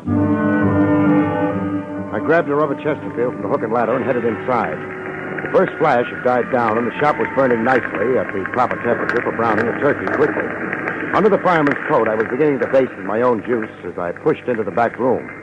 I found what I was looking for under the counter, George the tailor, dead. Carried him outside and knocked off a few minutes to pump the smoke out of my lungs and siphon a little oxygen in. You all right, Barry? You know where I can get a new pair of eyelashes? Craig, what are you doing sightseeing at a fire at this hour of the night? And how did you know that guy was in there? I told you, Lieutenant. George called me. He was up against the protection drift. He tried to hire me. I told him I'd have you look into it. Well? It's too late for a referral now. Yeah? Well, it looks like it's my baby now. You better give me the whole shooting match to date. I have. That's all I've got. Anything turned up on your end? Any other complaints of a protection shakedown? Not a mutter. You're lucky you're out of it. I'm not. I haven't welched on a client yet, and as far as I'm concerned, George was my client. Well, it's a good, clean pro job anyway. Tough to prove arson. Maybe not. I found this wedged under George. Plastic? Celluloid scrap. Comes in real handy. Stick a plumber's candle in a pile of it, and by the time it blazes up, the mechanic is clear to Nutley, New Jersey to establish his alibi. Celluloid, huh? Well, then I'd better make my call in. Arson. Yeah, and while you've got the precinct on the wire, just casually mention murder. The bus from Bellevue rolled up, and they loaded George's body in the back. I watched it pull away. Then a hand fell on my shoulder. I turned around slow and found a pair of thick eyeglasses staring right through me. Mr. Craig, I'm Alfred Whittington. Oh, look out for the lapel. This has just become my only suit. You're the confidential investigator, aren't you? I've got a license. I want to hire you. I pay rent on an office that's open during business hours. If you don't mind, right now I'm tired and a little burnt around the edges. I overheard your conversation with Lieutenant Edwards. You'll get your ear pinched in a keyhole that way. I'd like to talk to you, Craig. Perhaps my apartment? Perhaps not. Would it interest you if I told you I want to retain a detective to find out who killed George the tailor? Oh? All right, Mr. Whittington, as you say. Let's go to your apartment. We rode uptown in the caddies and had to bend to get around corners. The name clicked as we crossed 42nd Street. Alfred P. Whittington. He ran the newspaper that did the big crime series this year. They got Stretch Longo to talk and almost pinned half a dozen rackets on the coattails of Herman Jess, the big operator. Of course, they had to put Longo together with Scotch tape for the funeral, but it made nice reading, and Herman Jess had left town until it all blew over. Whittington's apartment was in the penthouse on top of the newspaper building. We sailed up in a private lift and waded through the nap to his library. It was the kind of a room you see behind the iron gray hair and the whiskey ads. Whittington was a little cozy about speaking his piece, so we discussed interior decoration until he got ready to make the plunge. I had this room specially designed for my hobbies. Oh, looks like you make a hobby of hobbies. Guns, original oil paintings, and that fish tank is big enough for a stunted whale. Oh, that isn't all. I've got movie editing equipment in those cabinets. Color slide projector. I'm very interested in photography. All you need is an erector set. Look, Mr. Whittington, I'm not writing an article for House Beautiful magazine. Of course. I just like to get to know a man before I talk business. With me, it's the other way around, so let's have it. You know, of course, the paper's been running a series on crime in the city. The board of directors is very anxious to continue. They've so instructed me. Where do I fit in? I heard you say you were going to work on this protection racket. That's right. Do you still intend to? Up to the top. Good. We can help each other, Craig. I want to retain you on behalf of the paper. What happened to your reporters? Measles? Contrary to popular fiction, reporters aren't trained as detectives. You are. What do you want? Whatever you can get. Of course, I want reports direct to me, strictly confidential. That comes with the price of the entree. Our legal staff will have to go over everything before we print it. And nobody's to know you're working for me. Bashful? Discreet. The staff here would feel I didn't have confidence in them. Don't you? When I want a job done right, I go to a professional. I want the truth, no matter whom it involves. But I want the story exclusive, as it develops, step by step. All right. Then you're my second client, because George the tailor comes first. Next morning, I went down to the insurance company that pays me that nice, steady retainer, rain or shine. I waded through the acre of desks in the outer office and rapped on the glass door marked Arthur B. Goldsmith. Art was the company expert on fires. He knew enough angles on arson to burn out an asbestos mine. I planted the scrap of celluloid I found under George the tailor on his desk and flipped over a few questions. No soap, Barry. Celluloid is standard equipment. It doesn't point to anybody? It'd be like asking which ball player uses a bat. The mechanic plants a plumber's candle in the celluloid scrap, down she burns, and then they can file the insurance claim in the morning. Much doing these days? Average. Not like in the Depression. In 33, the only way to make a profit was burn your own place down every 6 months. Art, if you wanted to hire the best, money no object, who would you get to start a nice, cozy conflagration? Pro job? Major League. Let's see. Mike DiGiorno's in Elmira. Maybe Irving Turkle, celluloid Harry Bush. I'll give you a list, maybe 10 men. Thanks, Art. It's a long shot. Got something else? Not yet, but if you rake a red-headed clinker out of the next fire, that's me. I started checking down Art's list. It was like looking for the clams in a bowl of cheap chowder. 2 of them were at peace in the lower bay, hugging a load of bricks. I found Irving Turkle on Center Street, right opposite police headquarters, pushing a baby carriage full of hot charcoal and roasted chestnuts. Hot roasted chestnuts. All hot. Dime's worth, Turkle. Who are you? Barry Craig. Art Goldsmith at Federal Indemnity put me on you. Oh, yeah. Why, I got a lot of respect for Mr. Goldsmith. A lot of respect. Mm-hmm. Here's your chestnuts. Thanks. Look out for worms. Yeah, I will. How's business, Turkle? You push ice cream, turns cold. Switch to chestnuts, you could fry an egg on the sidewalk. Tough, huh? My worst enemy should have it better. You haven't been roasting anything besides chestnuts lately? Like what? Like tailor shops? Mr. Craig, I'm telling you honest, I ain't so much as set fire to a cigarette since the last time I got sprung. Sure? Look, I ain't so young no more. You could get pneumonia standing out here, but inside those cell blocks, it ain't so nice neither. I ought to know. I've been in maybe 18 years since I was 13. Warwick, Elmira, Clinton, I've been them all. Enough already. I made up my mind I want to die on the outside. Could you use 5, Turkle? You're kidding. I want to find a mechanic who did a job on the west side yesterday. A tailor shop? You know about it? I read it in the paper. I got a list from Art Goldsmith. Save me some time, and it's worth a thin. Mr. Goldsmith, shouldn't ought to put me on the list. I retired. I wouldn't... How about the rest of them? Well, I heard somebody the other day saying Harry Bush made a good connection. Where can I find him? Look, Mr. Craig, I'm on my own now. There wouldn't nobody even feel bad if I got took. I'll cover you, Turkle. All right. Harry Bush has got a drop from Long Island City. Easy glide roller skating rink. All right, Turkle. Thanks a lot. You tell Mr. Goldsmith I'm retired. You tell him that. I got a lot of respect for Mr. Goldsmith. Excuse me, I got to get back to work. Chestnuts. Hot roasted chestnuts.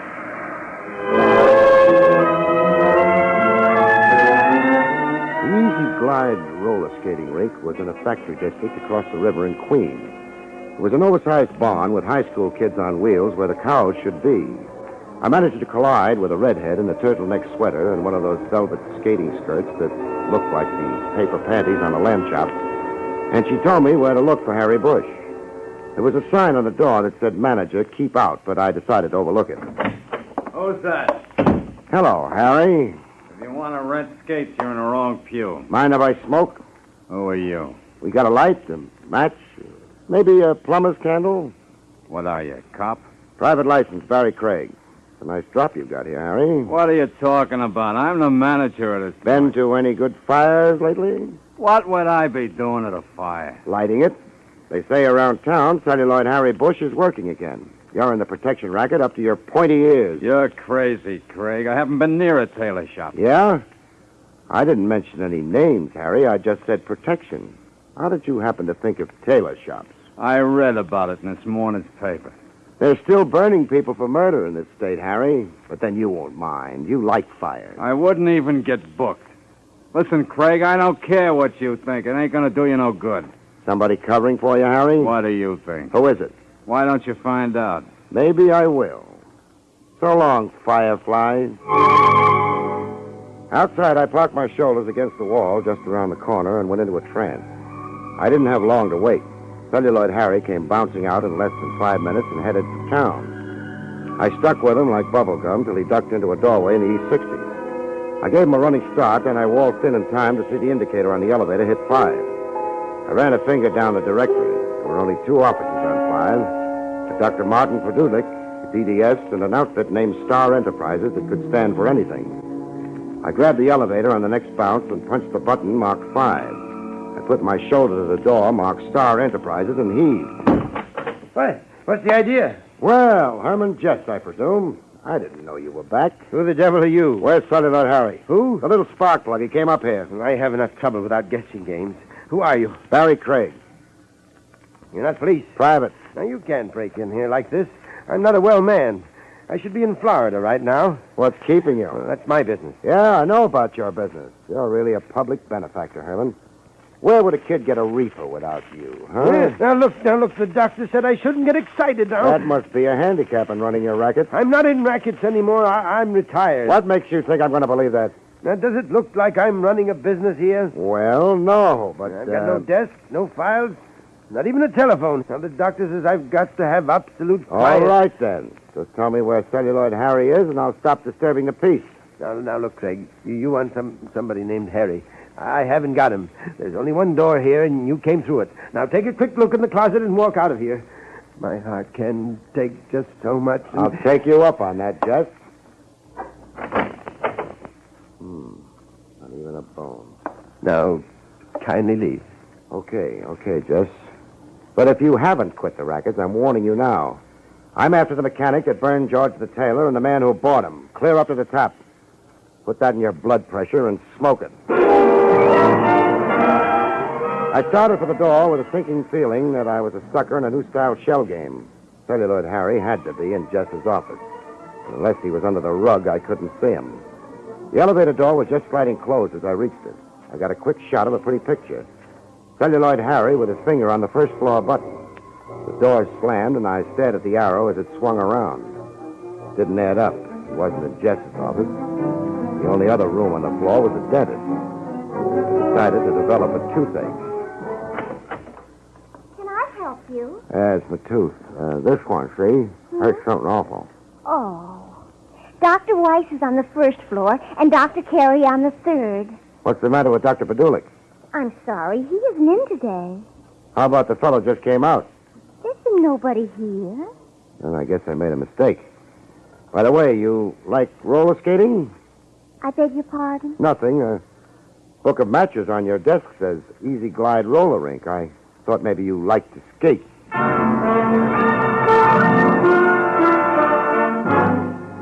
That dentist setup smelled like a herring factory at high noon in July, but I didn't push the point.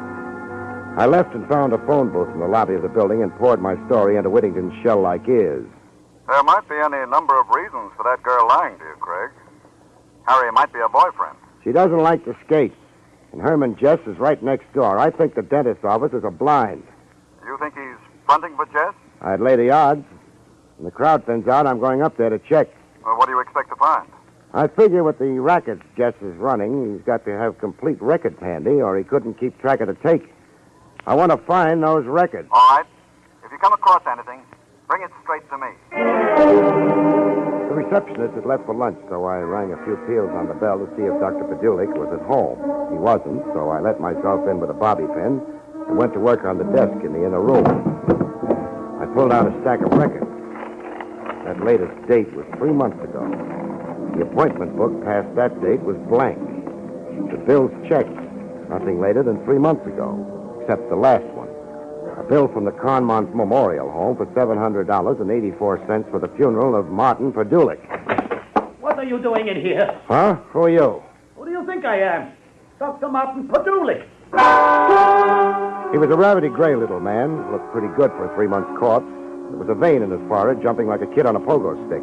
But his hand was steady as a rock, as it was wrapped around a .38 revolver. You stay where you are. What do you think you're going to do? Well, you broke into my office. I'm going to call the police. Fine. You go ahead. Maybe you can explain to them how you happened to be buried 3 months ago. What? You're no dentist. You're fronting for Herman Jess. Well, then, you're crazy. Am I? I'll save you time. I'll call the police. Give me that phone. And you give me that gun. There. Fair trade. Now, settle down, friend, while I jam a chair under the doorknob. I'm going to look for Herman Jess's records. I was in a tough spot, and I knew it. The License Commission doesn't look kindly on breaking and entering, and if that office was clean, I was in for trouble. I knew I couldn't search that room for anything smaller than an elephant in the few minutes before somebody drifted in, so I kept one eye on my buddy and played it cozy. I yanked the desk drawers out and threw the papers around like a picnic. I pulled the medical books down off the shelves to make sure that there weren't any false fronts. I wasn't getting any takes from the phony dentist, so I headed for the other room. I dumped the instrument trays, and he couldn't have cared less. But when I headed for the file cabinet in the corner, the vein in his forehead beat like a ragtime drummer on bathtub gin. You can't get away with this. I'll have you in jail. Yeah. I slid open the file drawers. Nothing but dental records. I slammed them shut, and my playmate relaxed like a hangover in a Turkish bath. I couldn't figure it. Those records ought to be near that file cabinet. Maybe a secret panel. I couldn't be sure without an x-ray, and then I got it. What are you doing?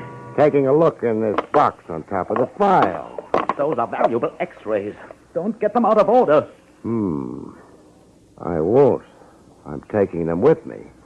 This first batch are teeth, all right.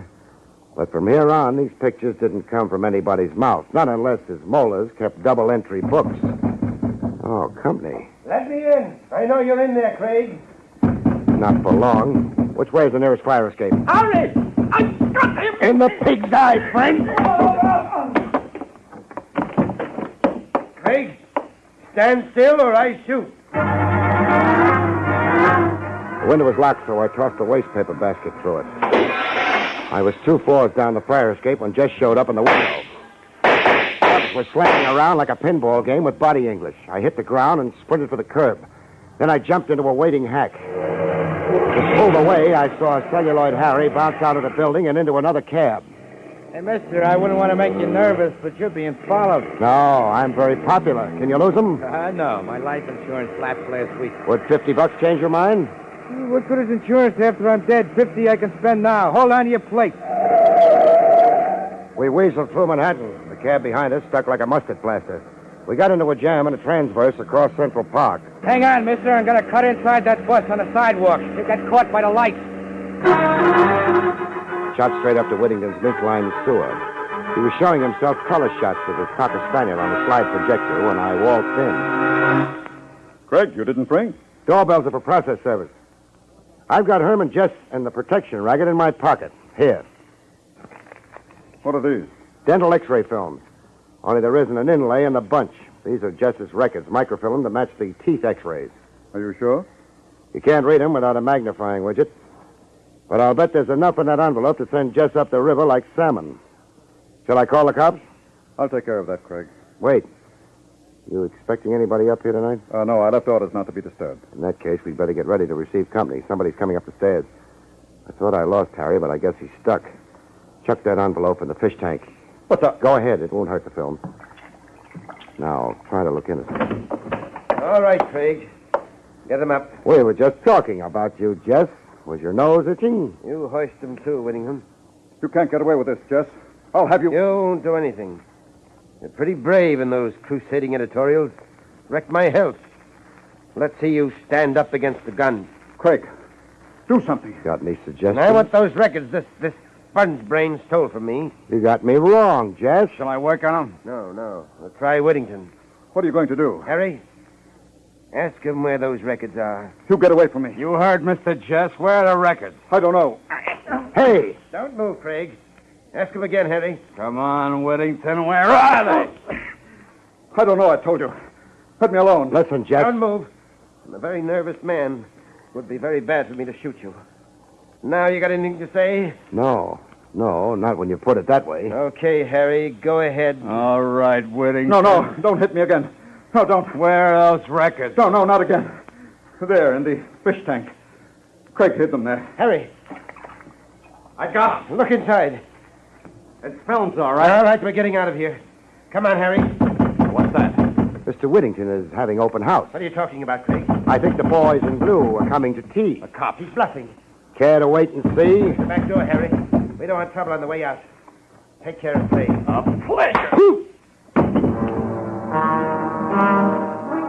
Harry was behind me when he let me have it with the butt end of his gun. I retired temporarily from this world, and when I got back, I was looking at a pair of shoulders 4 yards wide with Lieutenant Buck Edwards cooing gently in my ear. Craig, you all right? Oh. I'd better send for a doctor. How about Jess? Dad is yesterday's racing form. He tried to shoot it out with the boys I had staked downstairs. And Celluloid Harry's on his way to prison ward at Bellevue. Just dead, eh? Lieutenant, did you search the body? There was certain evidence. You mean this envelope? That belongs to the paper, Lieutenant. Part of a confidential report. I don't know, Mr. Whittington. I'll take complete responsibility. We rate a break on this story. Craig was retained by us. Go ahead, Buck. Give it to him. Excellent. I'll put it in my safe. Better look at it first. What do you mean? You'll find it's a real classy collection of diseased choppers. What are you talking about? They aren't the real microfilm records. They're just a bunch of legitimate x-rays of teeth. I left the real records with the cab driver and told him to take them to Lieutenant Edwards. What you told me... Sure I did. But I like to play it safe. I knew Jess would be after me, and I was afraid he might persuade you to give them back. I'm sorry. I'm afraid I was rather weak. But I really thought he intended to kill us. Oh, don't apologize. You were terrific. That was a great strong-arm scene you played with your stooges. Stooges? Sure. Why do you think I ducked those records, Whittington? When I was going through that x-ray file, one thing caught my eye, a color transparency. It didn't exactly belong in that file because I'd seen a print of that picture before on your desk. A very flattering portrait of your wife. My wife? Yes, you made a slight mistake. You must have got it mixed up with your microfilm records when you shipped them back to your boy, Herman Jess. Oh, see here. Are you trying to insinuate that I mean, you're the real boss behind this racket, not Harry Jess. Why, well, that's absurd. If that were true, then why would I have hired you? Self-protection. Your board of directors was pushing you to deliver that crime series, but you figured that if I turned anything up, it'd be easy to take care of me this way. Craig, you're out of your mind. You can't prove a thing. Oh, yes, we can. We checked those microfilms, Mr. Whittington. There's a payoff to you listed on every page. You've been under arrest for the last 5 minutes. Well, Whittington, I guess this squares accounts for George the tailor, but you still owe me for one brown suit. I'll put it on the bill for services rendered. Take him away, boys. Coming, Barry. Coming, Lieutenant. So long, folks. See you next week.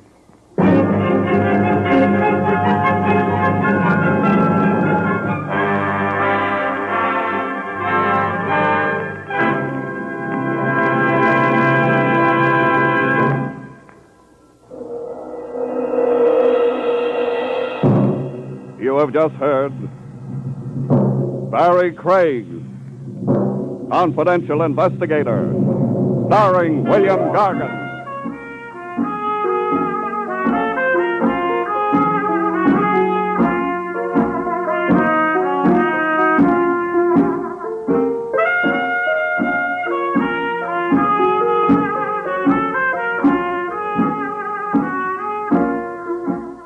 Next week, another exciting transcribed story starring America's #1 detective, William Gargan, as Barry Craig, Confidential Investigator. Tonight's story was written by Ernest Kenoy and featured Santos Ortega in the role of Alfred Whittington.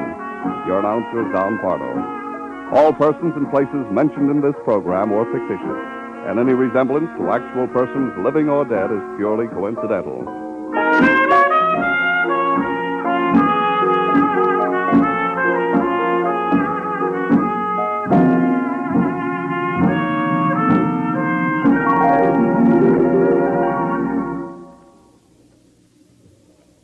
Three chimes mean good times on NBC.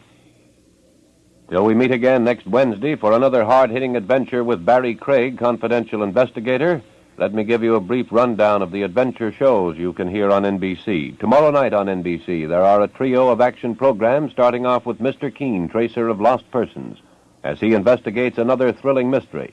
Then Dragnet brings you an authentic criminal case history as taken from the files of the Los Angeles police. Later, Counter Spy is called in to solve a case which threatens to endanger our national security. Then on Saturday, screen actor Brian Dunleavy takes you down the shadow-filled corridors of mystery on another dangerous assignment. On Sunday, NBC's adventure shows include a spine-tingling visit with Martin Caine, Private Eye, followed by the exciting story of The Whisperer.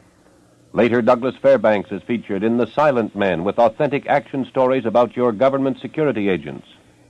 On Monday, Herbert Marshall comes to the NBC microphone to assume the mysterious identity of the man called X.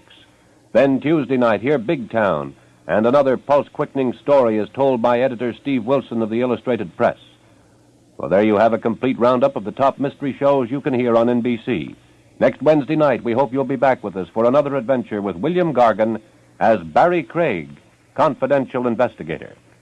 Now it's Meredith Wilson's Music Room on NBC. Being a Lux girl, Jean depended on a quick beauty pickup.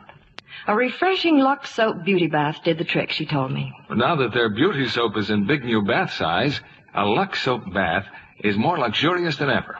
Well, I can't imagine a nicer bath soap, John.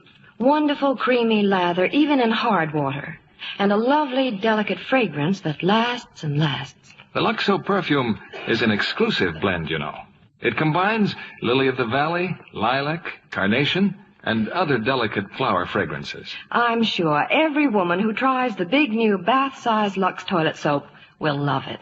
Yes, that generous satin smooth bath cake is a good item to put at the head of your shopping list. Why not try the new bath-size Lux toilet soap tomorrow? It's another fine product of Lieber Brothers Company. HOJO Radio, we're your old-time radio headquarters. Stay tuned.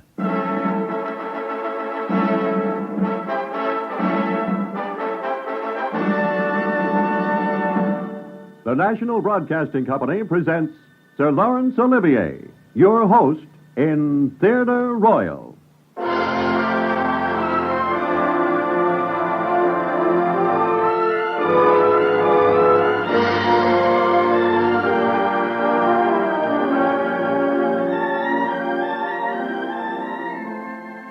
This is Laurence Olivier. Once again, I have pleasure in welcoming you to our program and to tell you something about this week's play. As I mentioned last week, I am at this time rehearsing and producing a new stage play in which I'm appearing with my wife, and until we open in the West End of London next month, I'm introducing as my guests on this series some of my own good friends of the theater. This week, my invitation has, I'm glad to say, been accepted by one of our finest actors, Michael Redgrave. Michael has been appearing this year at Stratford-upon-Avon with the Shakespeare Memorial Company, and some of you who are listening and have visited England this coronation year will, I'm sure, join me in my admiration for his wonderful work. In today's program, I've asked him to choose for himself a subject in which he'd like to appear. He has selected a tale by Nikolai Gogol. It is called The Overcoat. Here, then, is Michael Redgrave in the role of Akaki Akakievich Bashmachin. Yes, that's right. Akaki Akakievich Bashmachin.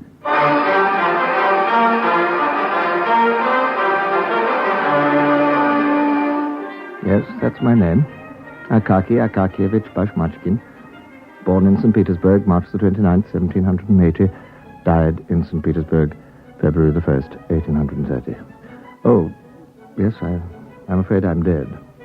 Now, this story of the overcoat is really the story of my death. For in actual fact, it was an overcoat that proved the death of me. Although I find heaven a little milder than St. Petersburg, at least in the winter, even so, it was an overcoat that... Akaki Akakievich! Yes, Your Honor, immediately, Your Honor, at once. You see, my profession is, or rather, it was, that of a government clerk. Whatever else happened in my department, I was always to be found at the same desk, engaged in the same work. And you see, I was a copying clerk, and more than that, I never aspired to be. Akaki Akakievich! Coming, sir. Yes, sir, yes. Copy this. Certainly, sir, at once. Oh, and this other one. Here now. This to be copied, sir? Well, no. I want you to alter the headings for me. Oh, and turn it from the first person singular into the third.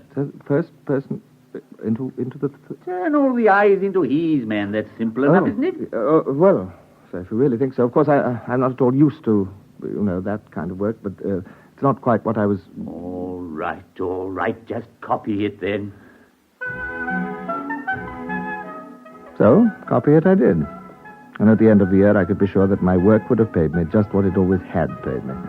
Exactly 400 rubles. But there is in St. Petersburg a mortal foe of the copying clerks who only earn 400 rubles a year. And that foe is the Russian winter. I've frozen to death, Peter Vasilievich. Oh, my dear man, what can you expect with an overcoat like that? Overcoat like what? But it's a regular sieve. It's full of holes. And there, across the shoulders, worn through. But it isn't an overcoat at all. It's not even got a collar left. Oh, but Peter Vasilievich, I had to have most of the collar made into a patch for the elbow here. Now, for goodness sake, Akakievich, go and get a new one. But before it falls to pieces entirely. There were no two ways about it. I did need a new overcoat. But overcoats cost money, and money was hard to come by. In any case, perhaps the overcoat could be patched again. Grigory Petrovich, the tailor, could do it if he'd a mind to. And provided he could stay sober long enough. Well, I decided to call and see him. Come in. Good evening, Grigory Petrovich. Look, you see, I brought you this... Well, you brought me what, Akakievich? It's like this, Grigory Petrovich. This overcoat of mine, you see, it's got a little bit thin here and there, though it's perfectly good everywhere else. You see, it's strong as anything. It looks a little old, but actually it's quite new, most of it. Just a little bit worn on the shoulders, you see. But all it needs is just Let me look. It's worn out. It's worn to nothing. No. I can't possibly repair it. No, but Grigory Petrovich, I'm sure that you could... possibly be patched. The stuff's completely rotten. Do you think so? You could put a stitch in it. It would fall to pieces. Oh, but surely a patch. There's nothing to put the patch on. Nothing. All it's good for is making foot claws. No, I don't want to do that. Wrap them around your feet when it gets a bit colder. No, but what about my... As for an overcoat, you'll have to get a new one. Get a new one? But, Grigory Petrovich, I haven't got the money for a new one. You'll have to get a new one. New overcoat. Well, if I did get a new one, how much Will cost? Yes. Well, say, 150 rubles or so. 150 rubles for an overcoat? Of course, I knew that Grigory Petrovich the tailor would make me a fine new coat for 80 rubles. But where were 80 rubles to be found? Well, I said to myself, if I give up burning candles in the evenings, of course, I can always call in on the landlady for a few minutes if I need to see what I'm doing. And if I take longer strides and walk very carefully, maybe my shoes will last a bit longer and I'll be able to save on the resoling. Yes, of course, I'm sure I have been eating far too much lately. So... Well, the fact is, I'll just have to cut down expenses. Oh, yes. Yes, it was all very difficult, saving up those 80 rubles. It was taking a very long time indeed, months and months and months. But it would have taken... But then suddenly, I had a stroke of luck. Akakievich! Sorry, sir. Yes, sir. You've been with the department a long time, Akakievich. 28 years this February, sir. A long time. But, sir, I hope... I've always tried in every way, so... never for a single moment of... Exactly. And so, as a reward for your good service, I've persuaded His Excellency to allow you a gratuity. Gratuity, sir? Exactly. A gratuity in recognition of service. The amount agreed is, 60 rubles. 60 rubles? Oh, thank you, sir. Oh, but, more than I can... sir? I suppose you'll, What, sir? I suppose you'll now be getting a new overcoat.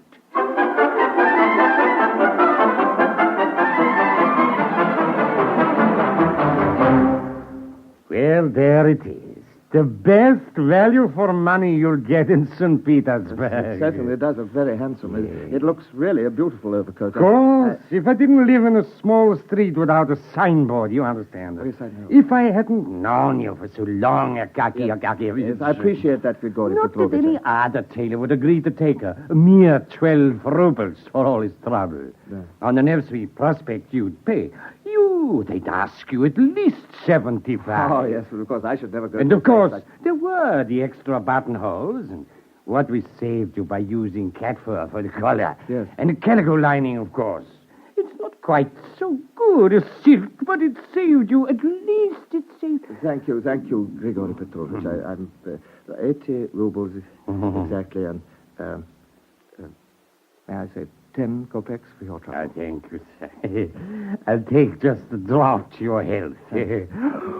A very smart, well-tailored overcoat. Yes, it is. And so, I got my new overcoat at last. And there was no doubt about it. The overcoat was a good one. The cloth was thick and the coat was warm, even though the wind was whistling through the streets as I walked to work next morning.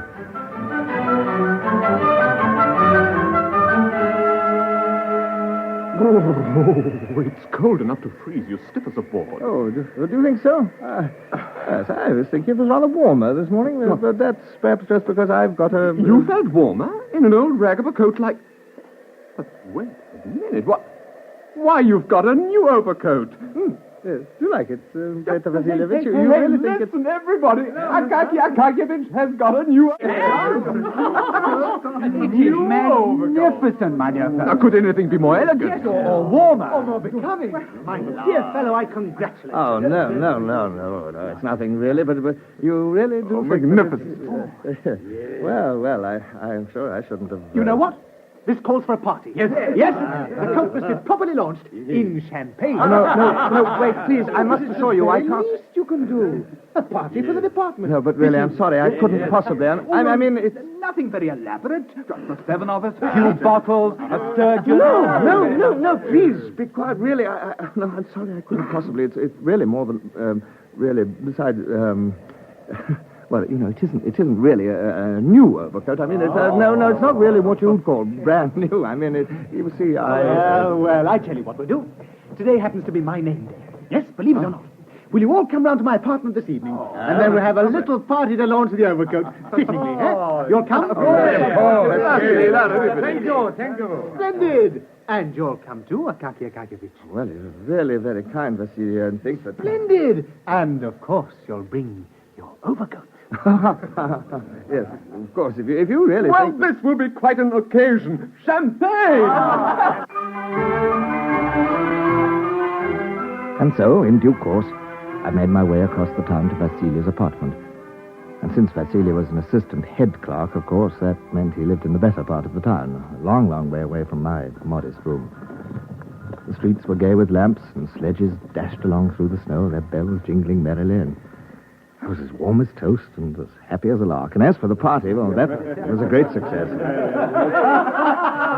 My friend, I tell you that a man who possesses an overcoat like yours cannot possibly leave as early as this. Oh, no, but Peter Vasilievich is getting on for midnight. Oh, with an overcoat like yours, Akakievich, it does not matter. Who's ready for a game of cards? Peter, Nikolai? Yes, wonderful, of course. And you too, Akaki Akakievich. No, I'm very sorry. No, I don't play cards. I've never yet... Oh, then you can sit and watch. And have a drink. Everybody have another drink. Oh, no, thank you. I really think, though, if you don't mind... Nonsense. Draw up your chair. Watch. Well, thank you very much. If you'll just excuse me for a moment. Just a moment. I will be back in a moment.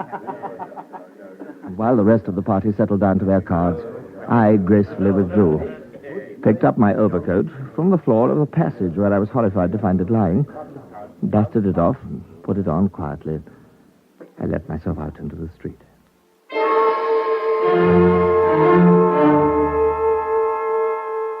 Though it was after midnight, the streets were still cheerfully lit, at least those in the district where Vasily lived. But soon I had left them, as I made my way back to the dingy quarter where I lived. The street lamps grew less and less, and the streets themselves grew meaner. And soon, there was not another soul abroad but myself. The snow muffled the sound of my footsteps. The shuttered windows of the wooden houses threw no chink of light. At last, I came to a deserted square. I felt a strange presentiment of evil waiting for me there in the darkness. Then, halfway across the emptiness of the square, two figures loomed up suddenly out of the darkness. Oh, I'm sorry, you startled me. Give me that overcoat. What? My overcoat? Yes, your overcoat.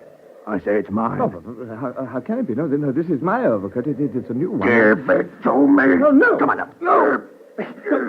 No, let me go. Give me Let me go. I shall call for the... Keep your mouth shut. No, come on. Give it back to me.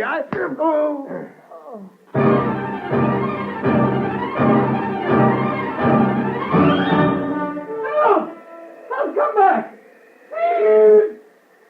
That's my overcoat! Give me back my overcoat! Come back! Give me back my overcoat!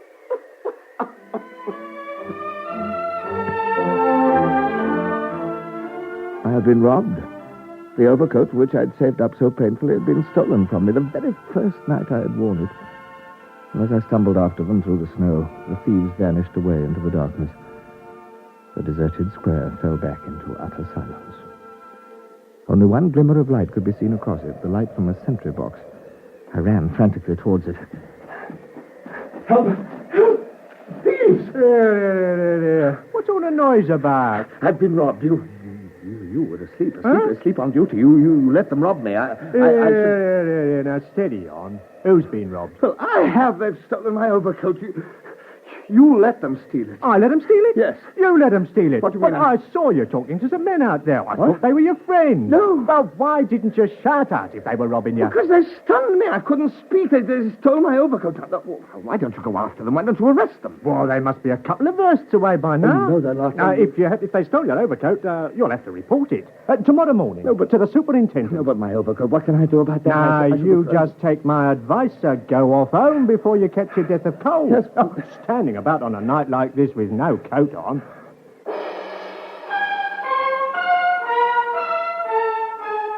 I ran back home in despair.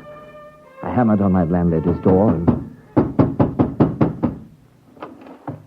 Why, sir, whatever's the matter? Your hair's dishevelled. You've lost your hat. Your clothes are covered with snow. And where is your overcoat?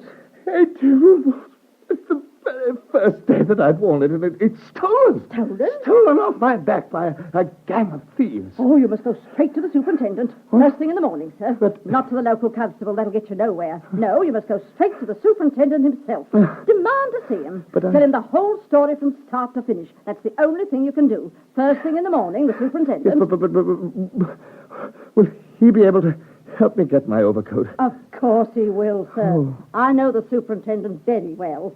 See him go past nearly every day. And see him at church on Sundays. Oh, you should see the way he smiles at everyone he knows. Oh, a very kind gentleman, the superintendent, Oh, sir. sir, I'm very glad of that, but will he be able to find my overcoat? I wonder... After listening to my landlady's advice, I went off gloomily to bed. But there could be no question of sleep for me, not that disastrous night. I lay there, tossing about in the dark, remembering every detail of my beautiful overcoat. Its cat fur collar, its calico lining, its comforting weight upon my shoulders. First thing the following morning, I was there at the superintendent's door.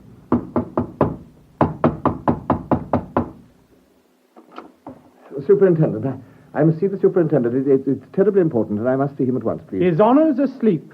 Go away. It was dinner time before I finally got my foot inside the superintendent's door. And then I was stopped by his clerks in the anteroom. They were not at all sympathetic. I tell you, I must see the superintendent at once. It's a matter of life and death. The superintendent is engaged. Now, will you please tell me the nature of your business? I will not speak to anybody but the superintendent himself. It is a matter of the very gravest importance, and I insist on being admitted. This delay is an outrage. It may prove fatal. The superintendent is far too busy to see anyone at the moment, But son. Now, if you would care to state the nature of your business, I am will here see... on government business from the department. I insist on being admitted, or it will be the worse for someone. At last, after exercising my authority for the very first time in my life, admittedly only to a fellow clerk, I was ushered into the superintendent's presence. There I told my story in all its agonizing detail. Now, one moment, sir, if you please. You were on your way home, and it was late. About how late, would you say? Well, it was after midnight. You see, I was crossing the square and Not so fast, please, if you don't mind. It was very late at night, and you were coming home. Therefore, you had been somewhere, and you were coming back. Am I right? Well, of course I was coming back. I was crossing the square. If you please. You were coming back. Yes. You had been somewhere very late at night. Yes, that's right. Shall I tell you where you had been, sir? Where I've been? But I'd been You to had been to a place of ill repute, sir. That is where you had been. No! Oh, that is absurd, really. I've never done such a thing in my life. And after such an expedition, such a debauch, you have the cool effrontery to come here, with a complaint about the loss of an overcoat. But shall I tell you something, my dear sir? But no. Well, yes. Tell you what? I very much doubt whether you had the overcoat with you at all after you left the, What? Well, after you, set out for your home. I very much doubt that, and I should not be at all surprised, sir, if you hadn't left your overcoat behind. What? Am I right? No. I hadn't been where you said. I did have the overcoat with me, and I was attacked by thieves. They did steal my overcoat. I tell you, they did. I know they did. Well, sir, we shall see. Yes, we shall see, sir. And now, sir, if you will pardon me, good day, sir.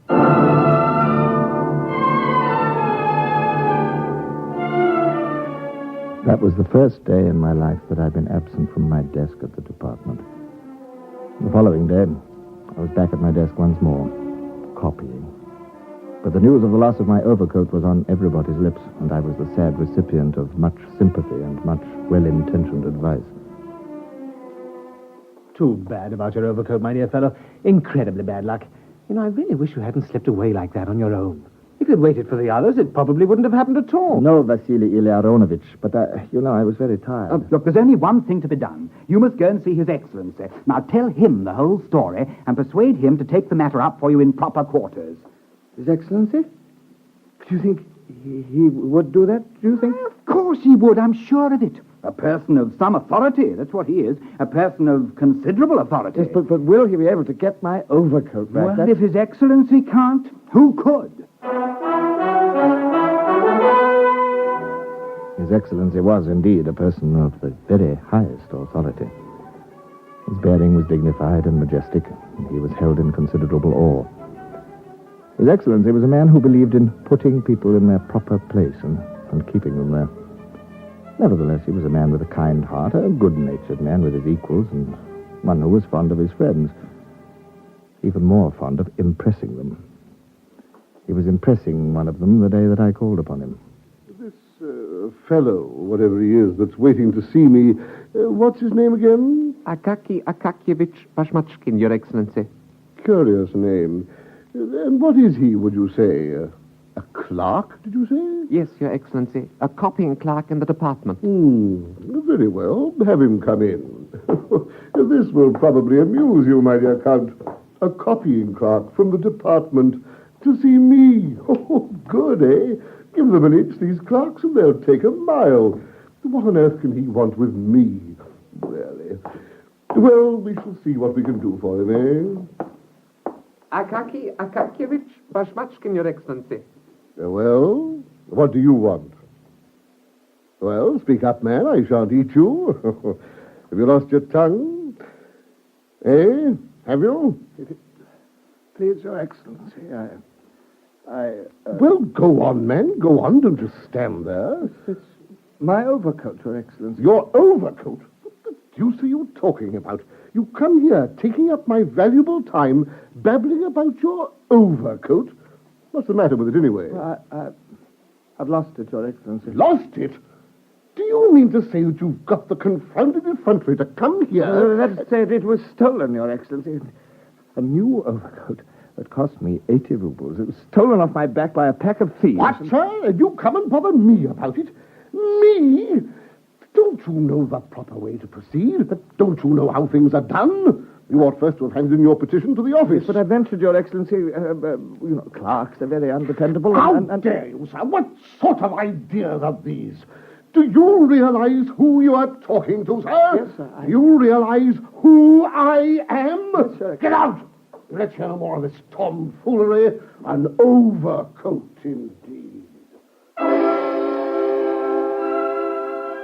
How I managed to crawl away, how I got out into the street even, I never knew.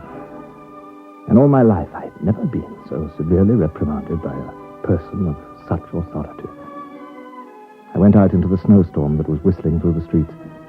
The wind blew and buffeted me from corner to corner across the town. A wind which only a good warm overcoat could hope to keep at bay.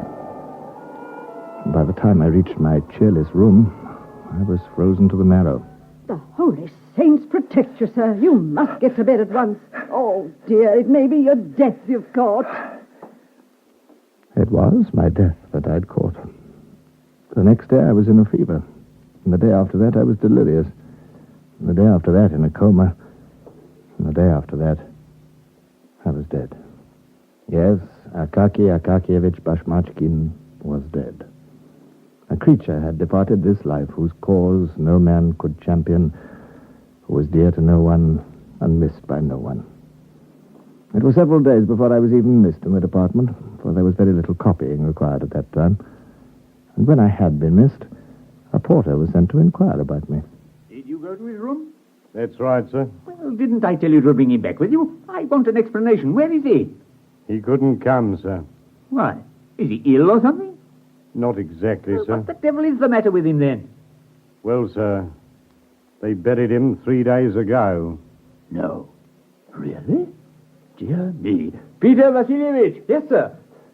You wanted me? Yes, Akaki Akakievich is dead. You'll have to copy this.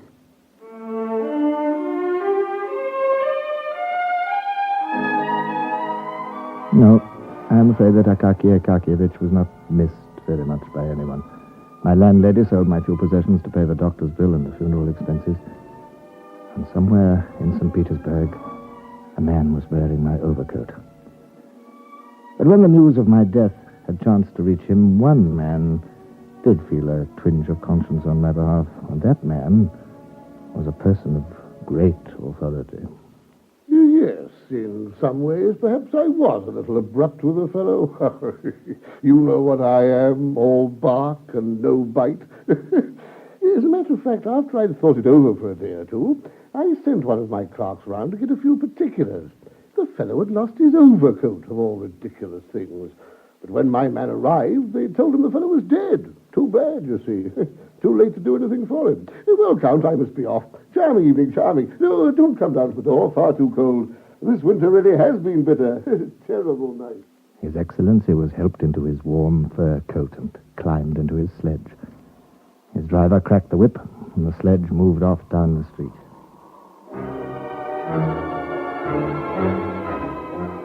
His Excellency turned up his collar against the wind and settled himself under his pile of furs.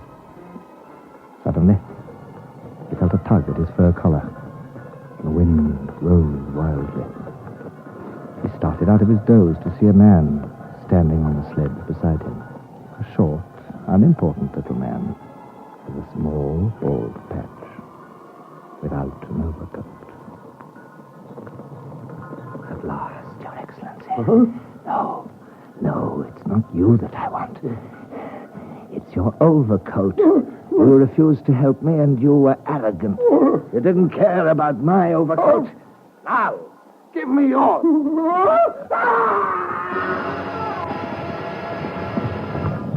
Oh, yes, His Excellency gave up his overcoat. He tore it off and flung it out of the sledge into the road. And the driver cracked his whip with his eyes jumping out of his head, and the horses galloped away into the night. His Excellency arrived back, chilled to the marrow, for his had been a very fine overcoat. Oh, yes. An overcoat of the very highest authority.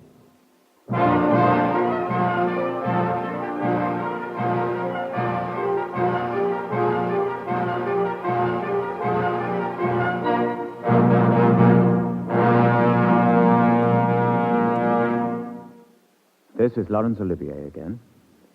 I would like to extend my thanks to Michael Redgrave for that very exciting performance as Akaky Akakievich Bashmachin in Nikolai Gogol's story, The Overcoat. Our thanks, as usual, should also go to the most excellent supporting cast. I'm looking forward to next month when I shall have the opportunity of appearing myself in the plays which we shall bring you each week. Until then, I will have the pleasure of introducing some more of my good friends of the theater, including next week, Ralph Richardson. Until then, au revoir, and thank you.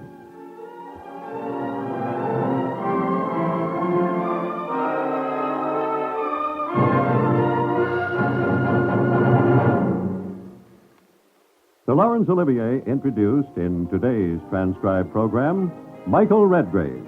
Gogol's story, The Overcoat, was dramatized by D.G. Bryson. The music was under the direction of Sidney Torch.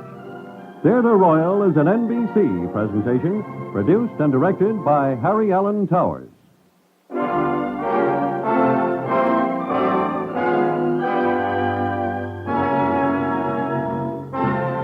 I'd like to say a few words about health. Over 50% of all family colds can be traced to uneven heat or overheating in the home. So protect your family's health by burning blue coal, America's finest anthracite. Then you'll be sure of steady, lasting, healthful heat at less cost. The next time you order fuel, ask for blue coal by name. You don't have to get a full supply. Your nearest blue coal dealer will be glad to send you a trial ton. Phone him tomorrow. Stay tuned to HOJO Radio.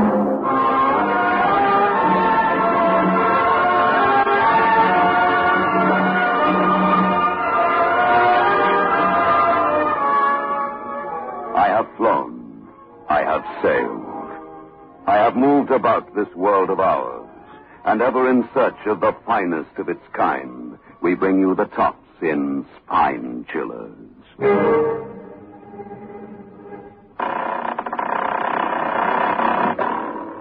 The creaking door.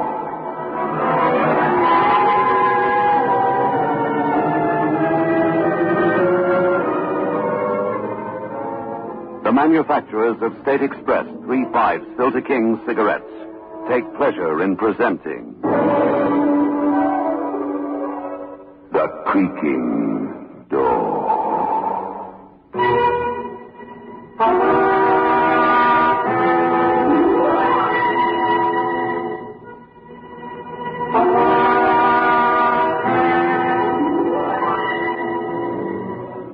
Good evening, friends of the creaking door. The creaking door is opening, so do come in. Oh no, you won't need that. Once you're through the creaking door, you'll realize that everyone who enters here leaves their mind behind.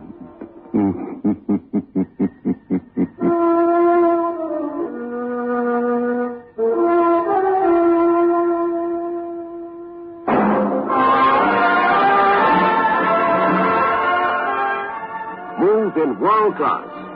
Get the taste of new smooth State Express 3/5s today. We promise you, it's the smoothest cigarette you can get.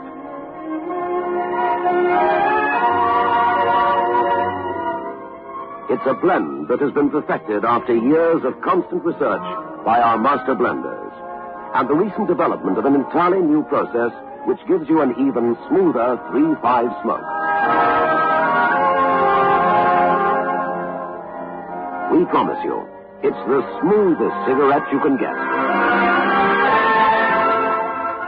Move in world class. Get the taste of new, smooth State Express 3/5s today.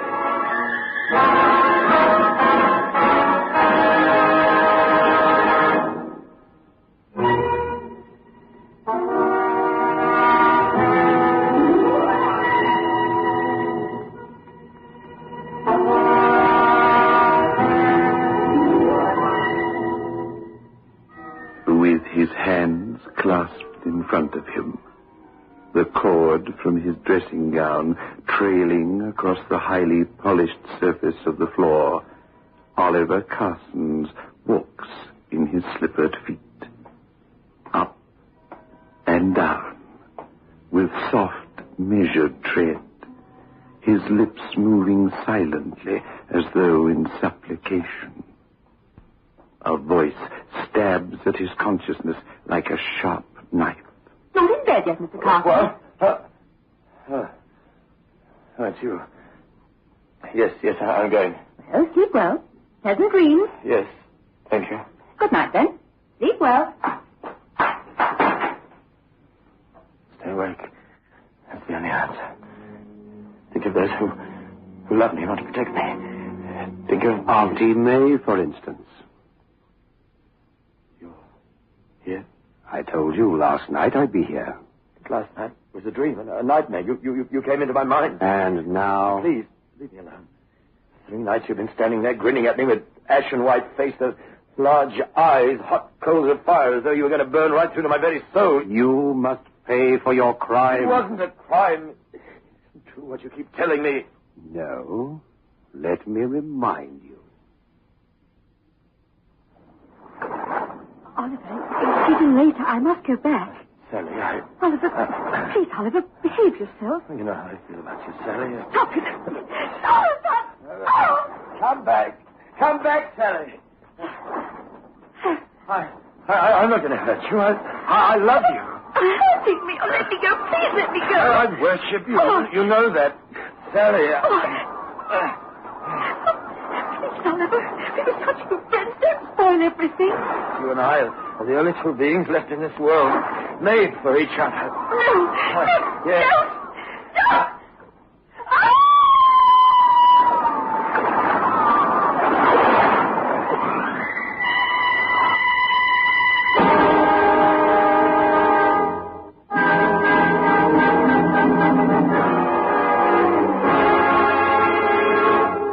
You killed her. What are you going to do? Look at these hands. Huh? Give me your wrists. They're as cold as death. No. Auntie May! Auntie May! Oliver, my poor boy. What is it? He's... Oh, you're not having one of your nightmares again, are you, Oliver? He was going to kill me. Oh, my poor boy. You're imagining these things. He was here, I tell you. You must believe me. Dear Oliver, my dear boy, what am I going to do with you? There's no one here. My room's next door. I rushed as soon as I heard you shout. No one left by your bedroom door. The window's bolted and barred. You must have been dreaming. But Auntie May, you saw for yourself. I haven't been to sleep. This man you say that visits you in the middle of the night, what does he look like? He's tall, with a long, thin face. His skin's drawn tight. His face is almost like a skull. His eyes are like 2 pieces of black coal set against a yellow flame. When he points his finger at you, it's as though a piece of white steel. Oh, really, Oliver? White steel indeed. Now you try and get some sleep. Please don't leave me. Please, Auntie May. I promise not to leave you until you're fast asleep. But supposing he... Now do what your Auntie May says. Yes, you're the only one that can help me. Now, that's right. Now just relax. Relax. You're so good to me. I don't know what I'd do without you. You don't think it's true what he said?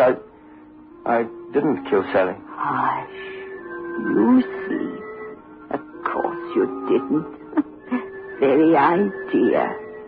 She's gone away.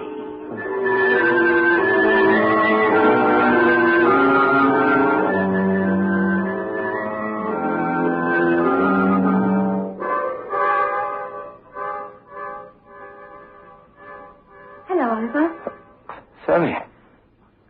Sally, you're here. What Whatever's the matter? Oh, where have you been? They told me you'd gone away. I thought... Oh, Sally, why did you go away without saying goodbye? I was only going for a week.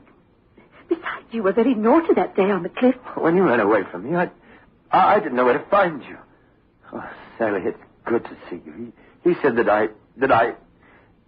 Wait, he thought you were dead. Dead? Oliver, what on earth are you talking about? This man, he came here. Oh, I've been so worried. Oh, Oliver, darling, that's why you're looking so hollow-eyed and so pale and drawn. Oh, yes, because I thought I'd lost you forever. Somehow, I felt that you were calling to me, that you needed me. I do, Sally. You'll never know what this visit means to me. It won't be the last. I know I acted a little foolishly running away from you, but we'd only known each other just over a week. Just one little kiss, that's all I want. Here. Better? Better? Oh, Sally, you worked a miracle. I don't know who he was or what he was. Whether it was in my imagination or... Well, who cares? You've banished him forever. Sleep well, Oliver.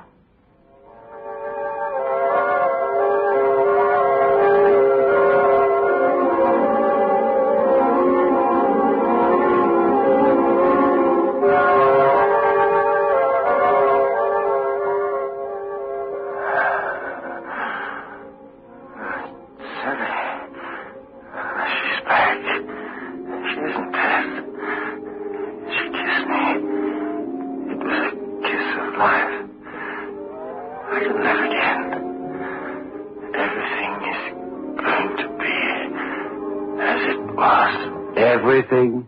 Huh? What? You lied to me. You said I killed her. Well, she loves me. How can a corpse love? Where will it draw its warmth? You won't be able to love once you pay your debt. You've got it all wrong. You're a liar. Sally's not dead. She's alive. I spoke to her today. She kissed me. She loves me. Loves you? Yes, loves me. I don't know why I listened to you in the first place. Who are you? Are you real? Are you flesh and blood? Why do you want to torment me? What have I ever done to you? Do you want to know whether I'm flesh and blood? Who I am? What I am? You'll know soon enough. And when you do, it will be your last piece of knowledge on Earth. Here, take my hand. No. Go on, clasp it. I thought you said you weren't afraid anymore. No, I'm not afraid, but your hand looks so cold and damp. All right. I'll clasp your hand. Perhaps I'll find you're not real.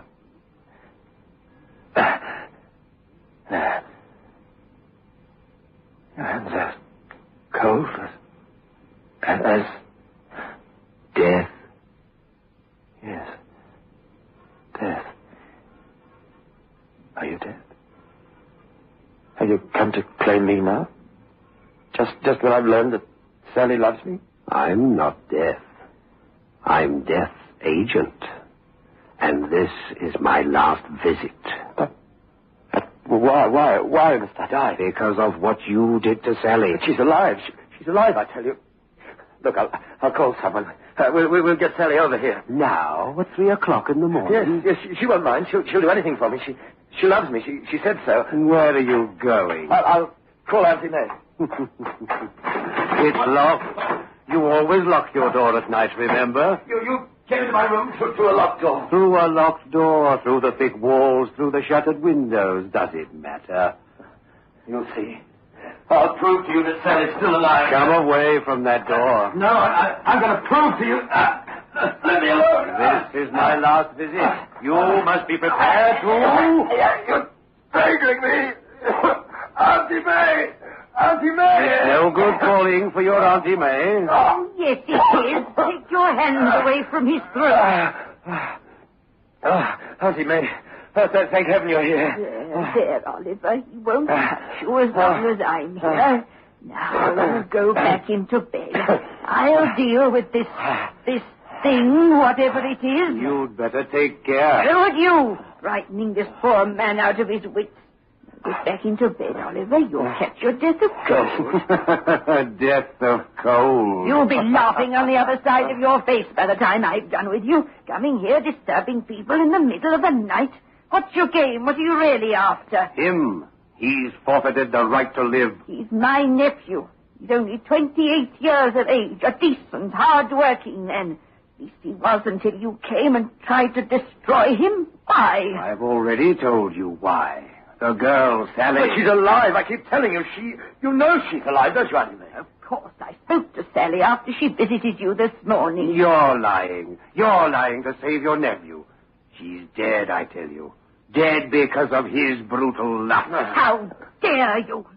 Oliver, you stay here. I'm going to get the police. The police?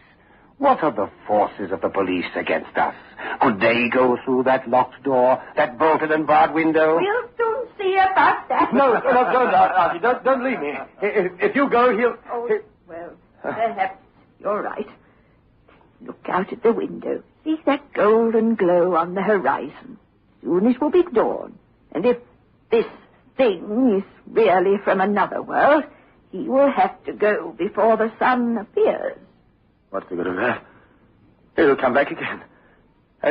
Had you not come in when you did, I'd have been... You would have paid the penalty for your sins. Then we'll all sit here until the dawn.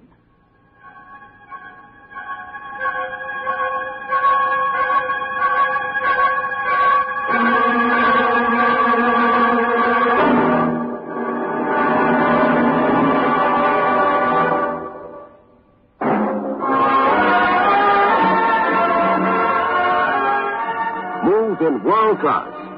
Get the taste of new smooth State Express 3.5 today. We promise you, it's the smoothest cigarette you can get.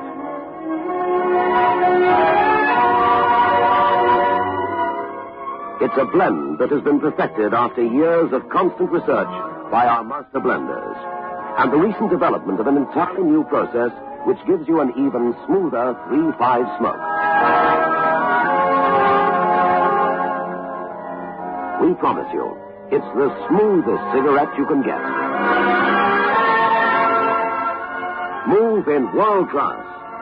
Get the taste of new, smooth State Express 3.5 today.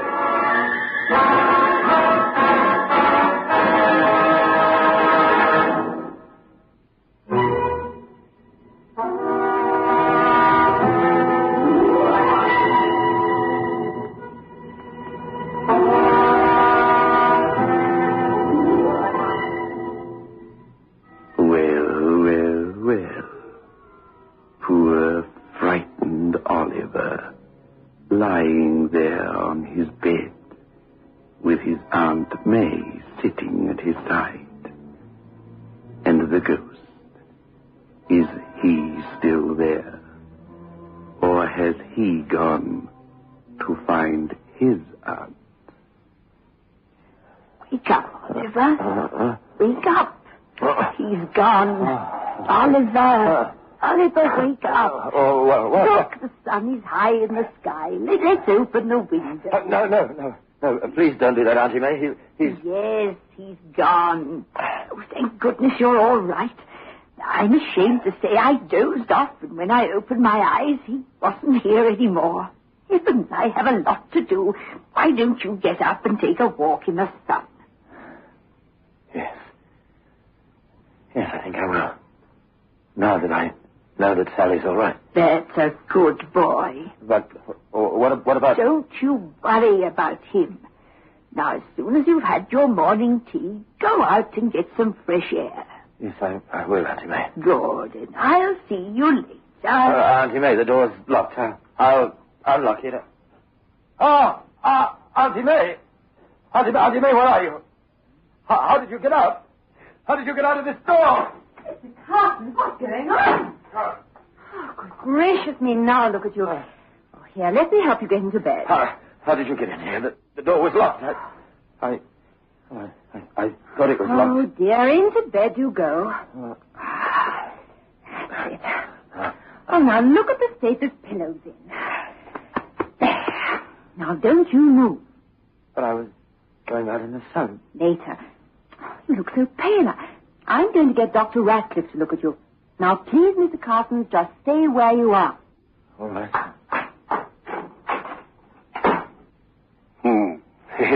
You know where she's gone, don't you? She's gone to get Dr. Ratcliffe. That's what she said. But you and I know who's coming to see you. And you and I know why. Go away. Stop torturing me. Torturing? Torturing you? Don't you deserve to be tortured? No. You haven't got your Auntie May with you now, have you? But they said you wouldn't come here when it's light. Who says I'm here, as you call it? Huh? Can you see me? What? Look around you. I'm not anywhere. I'm not anywhere, am I? And yet I am. You know where I am. In your mind. In your mind. Help me!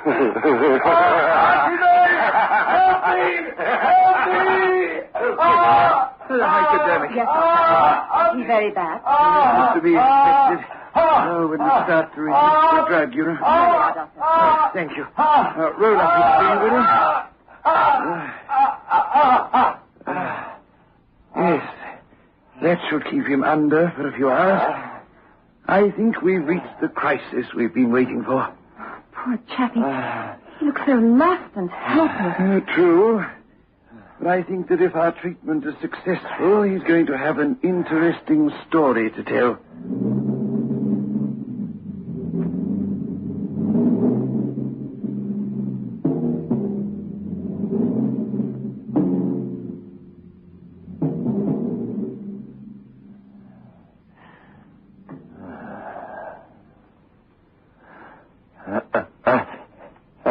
Auntie May? Auntie May? So you're awake, Carson. You're... Yes, Dr. Ratcliffe. You've been having rather a bad time the last few days. How are you feeling now? Auntie May, she... Carson's, for your own sake, we have to bring you down to reality. Huh? When you first came to the sanatorium, you were under heavy sedation.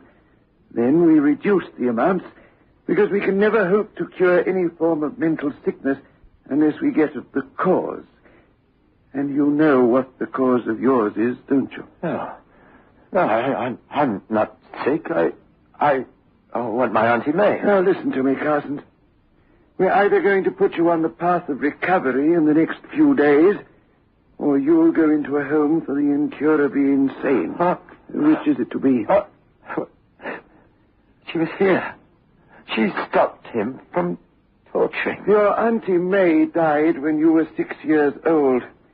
From that time on, she's been the only image you've ever had of warmth and comfort and security.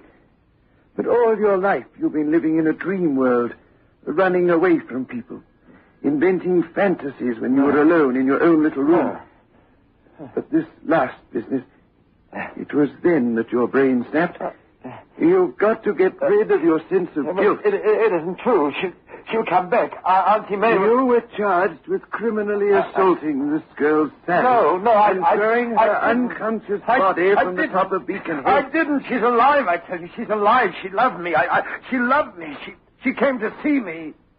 She couldn't have done, because she's dead now. Did you throw her deliberately, or was it an accident?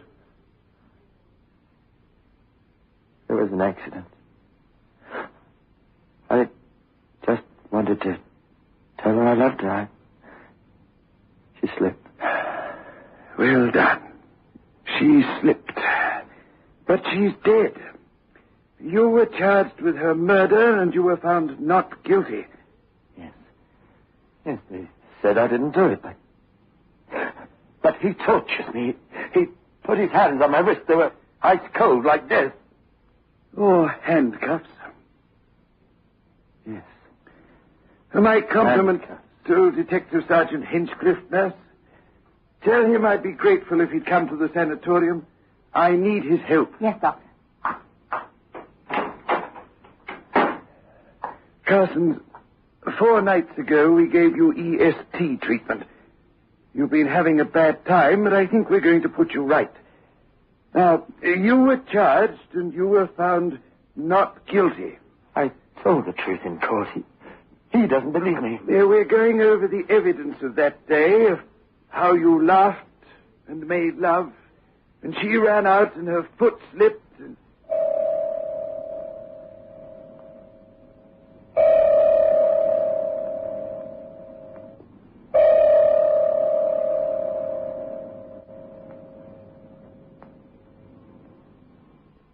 And so it was an accident. And so you don't need any Auntie Mays to protect you. No one is punishing you except yourself. Keep him away! Keep him away! Come on in, Sergeant. Sergeant? Sergeant Hinchcliffe, you spent many hours interrogating Mr. Carson. Yes, I did so. You accused him of killing that girl. Yes, but it's all over now. The court found him innocent. You think that I'm innocent? Of course I do, Mr. Carsons. Now that the court has found you innocent, well, I accept that. Is he the apparition that's been visiting you? Yes. But I don't understand. Sergeant, do you solemnly promise to leave this young man alone from now on? Of course, but I don't quite understand how... Come with me, Sergeant. Just stay with Mr. Carsons, please, will you, nurse?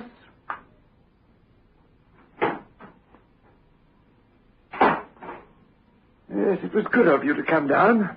Poor chap. Is he any better? I think so. We managed to bring all his fears and fantasies into the open. When he collapsed in the courtroom after being found not guilty, he kept calling for his Auntie May. I did try to get the address out of him. That's one of the things that triggered him off. She died when he was a child. He's always been something of a neurotic. Fancy his brain snapping just like that. His guilt was too great to bear. Do you think he really killed her? But the verdict was wrong? It's not for me to pass judgment. I don't believe that he deliberately threw her from Beacon Head. On the other hand, I don't believe that she was a willing party to his advances. I believe that this miserable, loveless character frightened the girl with his overtures, that she ran away from him, slipped, and plunged to her death. On the other hand, I believe he lied to the court when he said she was a willing party to their lovemaking, and that lie has festered in his mind ever since, and that's what has caused his brain to snap. But I think he'll be all right now. Keep away from me! Doctor! No! Oh, I want this a little loud. Well, Doctor, it seems as though you're wrong.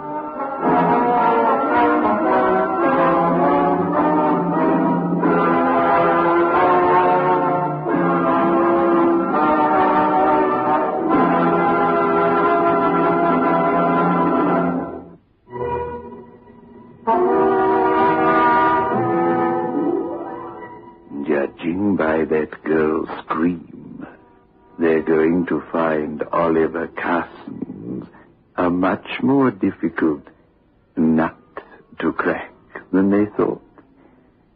Still, when he starts calling for his Auntie May again, and they give him up as hopeless, we'll make room for him here, behind the creaking door.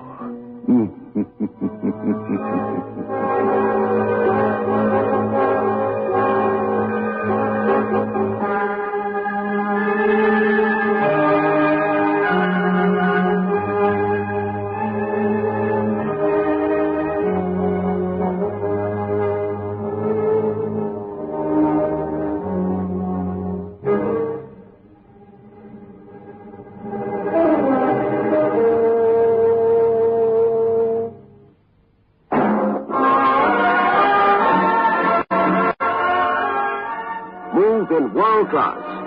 Get the taste of new smooth State Express 3/5s today. We promise you, it's the smoothest cigarette you can get.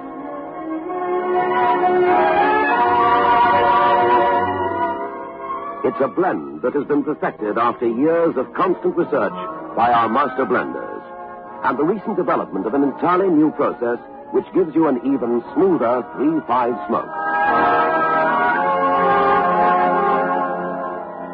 We promise you, it's the smoothest cigarette you can get. Smooth in world class.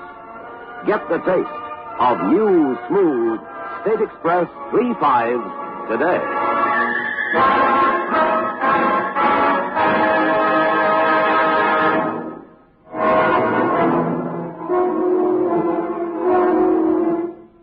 This is your host back again.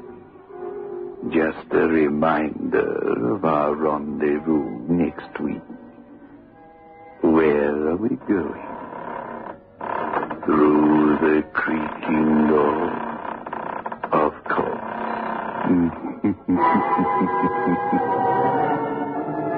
The manufacturers of State Express 3-5 Filter King cigarettes invite you to listen next Saturday at 9 o'clock when they will again present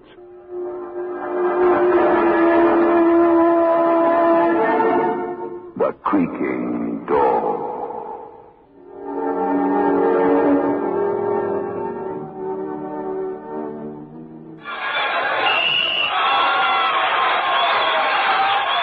If that's the game you're missing because of a mean cold, here's something you should know. Every second someone takes it for the miseries of a cold. Millions more take bromoquinine. Every second someone takes it for the miseries of a cold. Bromoquinine. More people have taken more bromoquinine cold tablets for more complete relief than any other cold tablet ever sold. You could take aspirin or other single-action cold remedies all day and not get bromoquinine's more complete relief, even for virus colds. Bromoquinine works to relieve stuffy nose, body aches, fever, irregularity, the blues, and headache. More complete relief, because bromoquinine is the only cold tablet sold with wonder-working quinine and 5 other medicines, health fortified with vitamin C. Remember, every second someone takes it for the miseries of a cold. Millions more take bromoquinine. Get bromoquinine brand cold tablets. HOJO Radio, where the classics come alive.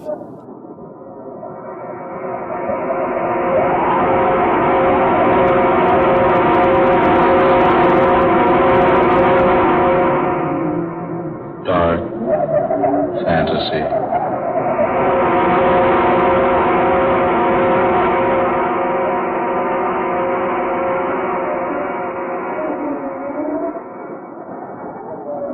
I am the thing from the sea.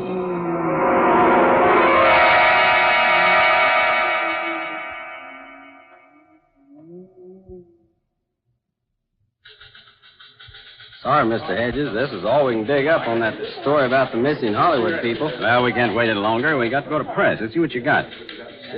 Story from the film Capital. More than a week ago, November 20th to be exact, Philip Hayward, young cinema star of Yesterday's Bread, and the popular actress Judith Johnson set sail for New Zealand aboard Hayward's private yacht. As chaperone, Miss Johnson's movie director father accompanied the pair, and it's reported that Johnson Sr. is taking advantage of the sea voyage to complete his original cinema yarn, a story of the strange creatures who live beneath the surface of the sea. That was more than a week ago. Word's been received from New Zealand that the Hayward yacht's more than 2 days overdue. A careful check gives evidence that there have been no disturbances on the Pacific throughout the time the party's been aboard. Special searching parties failed to discover the whereabouts of the boat. The question in Hollywood tonight, the question everywhere is, what's happened to the trio aboard the Dolphin? Where are they? Have they become victims of the fantastic creatures created in the imagination of the author-director aboard the yacht? That is this week's Unsolved Mystery. Will it ever be? Oh, that's all right. Boy. Right. Get this down to makeup. Let's get rolling. Right away.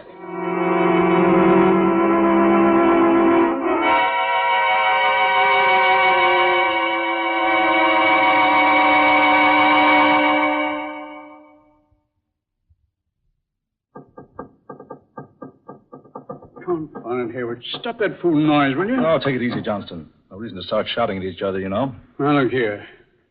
We've been becalmed for 2 days and a night now. We haven't moved a knot one way or the other. I assure you there's nothing wrong with the motors. I've been over them myself. For some fantastic reason, they just refuse to start again. Why? Why won't they start? I don't know. Why did they stop in the first place? Oh, it's weird. It's like some strange spirit has descended upon the boat. Oh, nonsense. Is it nonsense? There are many terrifying legends about sea spirits, fantastic adventures that have happened to sailors at sea. Just a lot of myths. Who knows what strange creatures lurk beneath the sea's surface? Who can tell what might come up out of the depths at any moment? Oh, stop it. You're talking like a superstitious old fool. You made too many goofy movies. Just because you won an Academy Award is no sign I'm going to swallow the tripe you dish out in those 8 real clam bakes of yours. No. Judy. You can't. Hey, what's the matter with him? You can't. No. I won't let you. Daughter, hey, wake up. No, you can't do it. No. No, I say. No. No. Judy, darling. What in the name of heaven? Judy. Are you all right? Oh, I was asleep, dreaming. Oh, it was horrible. I'd say it was a nightmare. I dreamed I was talking to a young girl. Yet, she didn't seem like a girl at all. She looked more like a mermaid. A what? She was like a nymph from the sea. I thought she stood looking at me. She told me she'd been dead for centuries, and yet not really dead. I couldn't understand what she meant. She said something about her body being dead, but her mind being free to wander about the world. Fantastic. Oh, Dad, it was ghastly. She kept trying to convince me that I should let her mind enter my body. Well, what did she say she wanted to do? She said the entire civilization of the earth depended upon the task she had to perform. Oh, Phil, she seemed to be actually trying to force me out of my body so she could enter it. Judy, what did this creature look like? Oh, she was awful looking, Dad. She had long hair, green and slimy like seaweed. Her teeth were brilliant red. They were long and pointed. She kept staring at me with her little beady eyes. They were horrible, for there were no eyelids. She never blinked once. She just stared and stared. Yes? What else, Judy? It was horrible when she touched me. She had long, narrow fingers with no nails on them, and they were covered with fish-like scales. It's positively the most amazing thing I've ever heard of. Mr. Hayward! Mr. Hayward! Oh, yes, Ned. What is it? Oh, I say, look at the lad. What's wrong, boy? You're pale as a ghost. Mr. Hayward, the dolphin. She's moving. The boat's moving. Good. The men got the motor started. No, sir. That's just it. The motors aren't running, and there's no wind. But the boat's making about 20 knots an hour. Why, this boat couldn't possibly move without motors. That's not all. There's a man at the helm steering the boat. And he's a man none of us have ever seen before. Ned, are you sure? Sure as I'm standing here, sir. And he's the strangest thing I've ever seen. Well, let's go have a look at him. Hey, come on. Judith, you best stay here. Oh, no. No, I'm not going to stay here by myself. All right, come along, all of you. Follow me.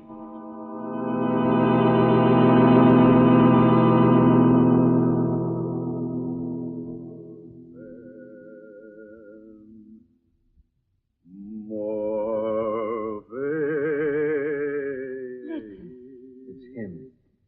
Standing up there at the helm. Singing. Some sort of an ancient sea chanty. Easy now. Maybe trouble.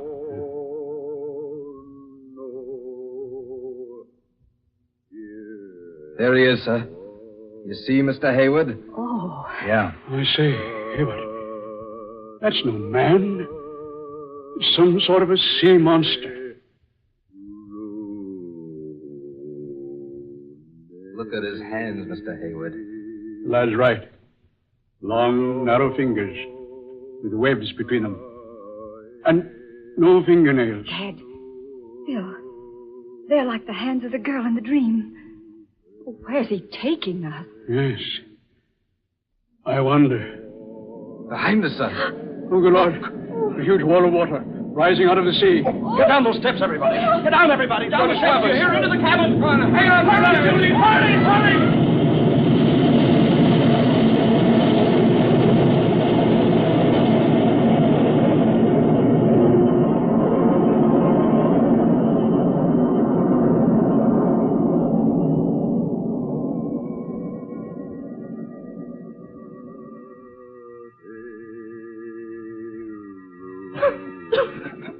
say, everybody all right? Yeah. Yes, I am. Did Judy get down in the cabin? Yes, she made it. Just managed to close the door before the wave hit. Are you all right? Yes, okay. You, Judy? Oh, what in the world caused that? Yeah, what? No wind. And a wave of water, hundreds of feet high. It's a miracle we didn't capsize. Look, sir. To the port side. Yes, Ned? It's land. Land, by heaven. It can't be. Not in these waters. There's no land for 500 miles. And what's that over yonder? Mirage? No, sir. That's no mirage. It's land. It certainly is. Long, low coast, extending north and south as far as you can see. A low, steaming land. Look. Look at the heavy vapors rising from it. You're right, Judy. It is steaming. That must explain the sultriness that's been round us these past 2 days. Why, I've been in these waters a dozen times. This has never been here before. It's an entire continent, where there ought not to be anything but empty sea. Land from the sea. That explains the wave that swept over us. A wave that high could only have been caused by an undersea disturbance. Oh, nonsense, Johnston. You're trying to say an underwater convulsion forced this vast expanse of land up to the surface. Precisely. A land called Iban. Now, I'll have to have a better explanation than that. Things like entire continents rising up out of the ocean just don't happen. Well, then, if Dad's not correct, what is the explanation? There is no other. A land called Iban did exist at one time, nearly 10,000 years ago. Ruled by a man named Bool and a woman named Lana. They both possessed wonderful powers and knowledge. Bool, the emperor, destroyed the continent of Iban. How? By releasing vast, unknown forces beneath the continent. Forces that only he and Lana knew how to control. But why did he destroy it? I don't seem to recall. I read the legend once, doing research for one of my pictures. It seems that for some reason or other, Bool and the girl were to release their spirits from their bodies. And those spirits were to have the power someday of recalling the sunken land from the sea. Then if such a story is true, that must be the land of Iban we're approaching. Not at all impossible. And if it is true, couldn't that monstrous chanting thing at the helm be Bool himself, taking us with him back to his long-lost kingdom? You don't actually believe that, do you, Johnston? Why not? Well, I certainly don't. Well, Phil, what else can we believe? That wave couldn't have swept us off our course enough to put us in sight of this land. Besides, look at it. Steaming. And that sultry, foul odor. Land covered with seaweed. There's no one at the helm, sir. That monster's disappeared. Oh, but look. There's someone lying on the deck beneath the wheel. It's a man. Yeah, maybe that thing's met with a bit of hard luck. Now, careful, Hayward. Right. He's breathing. Only slightly. I say, who is he? Not a member of the crew. How'd he get on board? Why is he lying here on deck? What happened to him? Oh, he's conscious. He's trying to tell us something. Look here. Who are you? Stowaway. Hid in supply room. Went to sleep. I don't remember anything.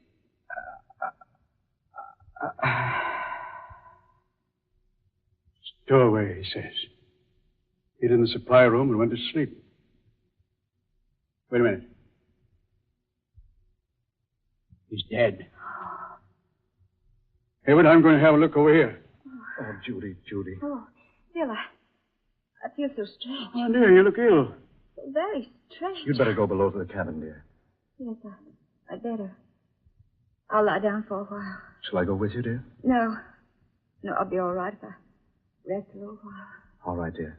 Be careful going to your cabin. Yes. Oh, Ned. Get a tarpaulin and cover the body. Right away, sir. Hayward. Come over here a minute, will you? Yes, Johnson. What is it? There. Have a look. See? Someone's climbed down that rope ladder. and gone ashore through the mud and slime. Whoever it was, he didn't sink in very deep. Seaweed's too thick. Kept him from sinking. I wonder who it was. I'm in favor of finding out. Oh, Ned. Yes, sir? We're going ashore. Watch out for Miss Blake, will you? Right, sir. And not a word of this to the rest of the crew, understand? Yes, sir. All right, Johnston. Down you go. Yeah. We'll follow those footprints and see where they lead us.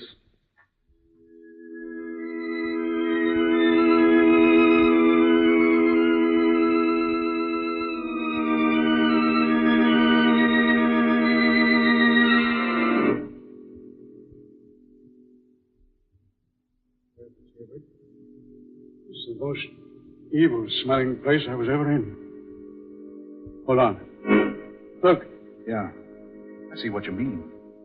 A city up ahead there. The city. From the depths of the sea. I say, Johnston, isn't that Captain Webb going into that low-domed building over there? Eh? Oh, yes. Yes, it is. So that's our man. Ahoy, Captain! Captain Webb! Wait a minute, Captain. Hold up a bit. Hayward. He's turned around. That snarl on his face. He's got a gun in his hand. Hayward. It isn't Webb. It's that thing. What in the name of heaven is... Stand back, the two of you. Stand back. What? You're not Captain Webb. I am Boole, Emperor of Eban, and I've returned to claim again my ancient kingdom. If you come one step nearer, I shall be compelled to slay you. You dare not, Boole. Lana! Judy! You seem surprised, Boole. Did you think I would forget? Lana! Judy, darling, what does this mean? Why do you speak so strangely? And why does this thing call you Lana? I am Lana, Philip Hayward. I have borrowed for a while the body of your beloved Judy. What? My mind, my spirit has entered her body. You see me as Judith Johnston, but now I am Lana, Empress of the Kingdom of Eban. I have returned to rule Eban. And I have returned to prevent it. You cannot prevent it, Lana. Look here. This quarrel is none of my affair. I demand that you release whatever power you have over my fiancée. I have borrowed her body only for a little while, Philip Hayward. Just as Boole has borrowed the body of the captain of your craft. Yeah. The body I first borrowed was a weak one, a sick stowaway. The captain's is a sturdy body. Now it is mine. But you must return it to him, Boole. It is the law. You must return his body unharmed, just as I must return the body of Judith Johnston. It shall be so. I am about to enter the temple now to regain my Ebanite body. You cannot open the burial chamber unless I accompany you. I realize that full well. I enter the temple now. I shall await you, Lana, beside the sepulchre. Look here, Lana. Oh, whoever you are, this is some horrible nightmare. Philip Hayward, we must act quickly. I will try to explain. When Boole destroyed Eban 10,000 years ago, we sealed our Ebanite bodies in a vacuum chamber inside this temple. And our spirits left our bodies to roam the universe until Eban should be restored. Now Boole intends to re-enter his body and build a new Eban. Once he does reclaim his ancient body, all is lost. For no one save me can destroy him. And if I slay him, I too must die. But what can you do? I have a plan. Come with me into the temple where Boole awaits.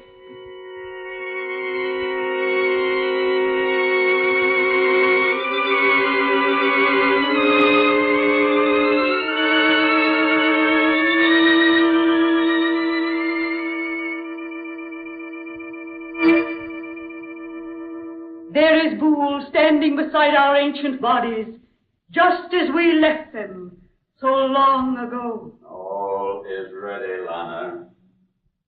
We will break the vacuum, permit our spirits to enter our sleeping bodies. Are you prepared? I am prepared, Boole. Then we begin.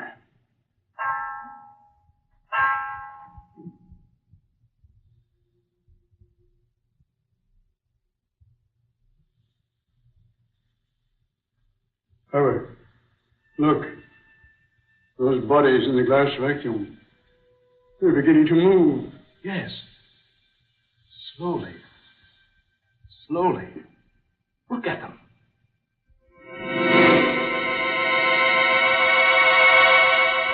No. No, don't. Please, don't. Judy, darling. Oh, no. Help me. Judy. He's here again. Where am I? Judy. How did I get here? Judy, thank heaven she's left you. You're yourself again. Look. They've left the vacuum. See? Up there. Oh, there she is. She's the one in my dream. You are free, all of you. Not so. The three of you will remain here forever to help rebuild the populace of Eban. You cannot, Boole. Boole is all great, all powerful. Boole is the law. No one can defy. No one, Boole. Save me. You lack the courage, Lana. Not now. I have the courage now. You were cruel and wicked, Boole. Your rule of ancient Eban ended in horrible tragedy. It must not happen again. Put down the weapon, Lana. You dare not slay me. You'll die yourself. Then I call upon death to claim me. You dare not, Lana. You dare not slay the son of the Ancient One. Yes, Boole, yes. It has been written by the hand of destiny. Lana, think. Think before you slay me. It is beyond the realm of thought, Boole. No, I destroy you.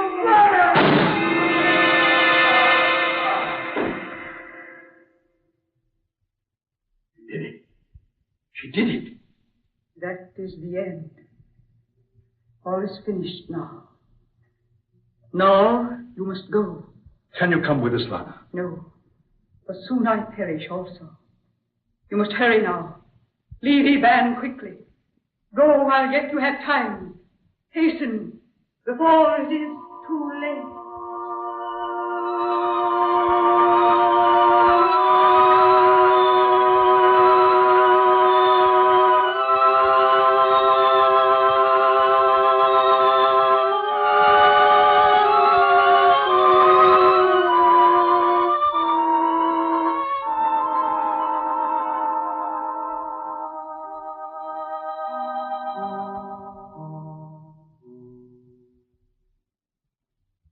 Well, Judy, darling, we're underway. Full speed ahead. No trouble starting the motors, dear? None at all. Your father and Ned are down with the crew. The men don't even suspect what has happened to us. Well, just as well. They'd never believe it. Well, take a last look, Judy. You'll soon be out of sight of the land. Yes. Oh, I'm so glad it's all over, Phil. But poor Lana. She gave her life to save ours, Phil. Yes, darling. She did. What's that? Look. Flames from the mainland, like a volcano. Phil, the land's sinking. It's Lana. Judy. She's released the forces. She's destroyed ancient Eban once again.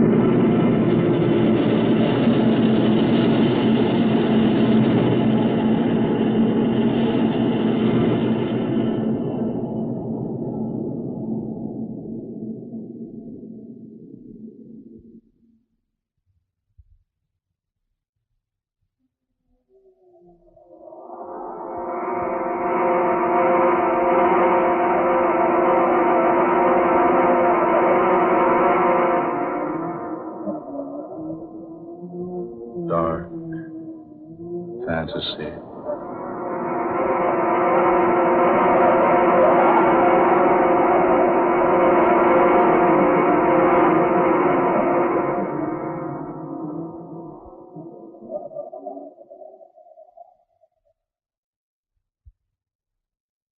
The Thing from the Sea, an original tale of dark fantasy by Scott Bishop. Eleanor Naylor Corrin was Judith Johnston. Ben Morris played Philip Hayward. Fred Wayne was heard as Johnston. Eugene Francis played Ned. Georgiana Cook was Lana. And Darrell McAllister was Boole, the Thing from the Sea. Next Friday night at the same time, the National Broadcasting Company will bring you another weird adventure thriller, The Demon Tree, another tale of dark fantasy, created by Scott Bishop and based upon the ancient legend of the strangling oak of Nano Woods in England. So, listen for The Demon Tree next Friday night. Dark fantasy originates in the studios of station WKY, Oklahoma City. Keith Fainton speaking. This is the National Broadcasting Company. Thanks for listening to HOJO Radio. We'll be back again very soon.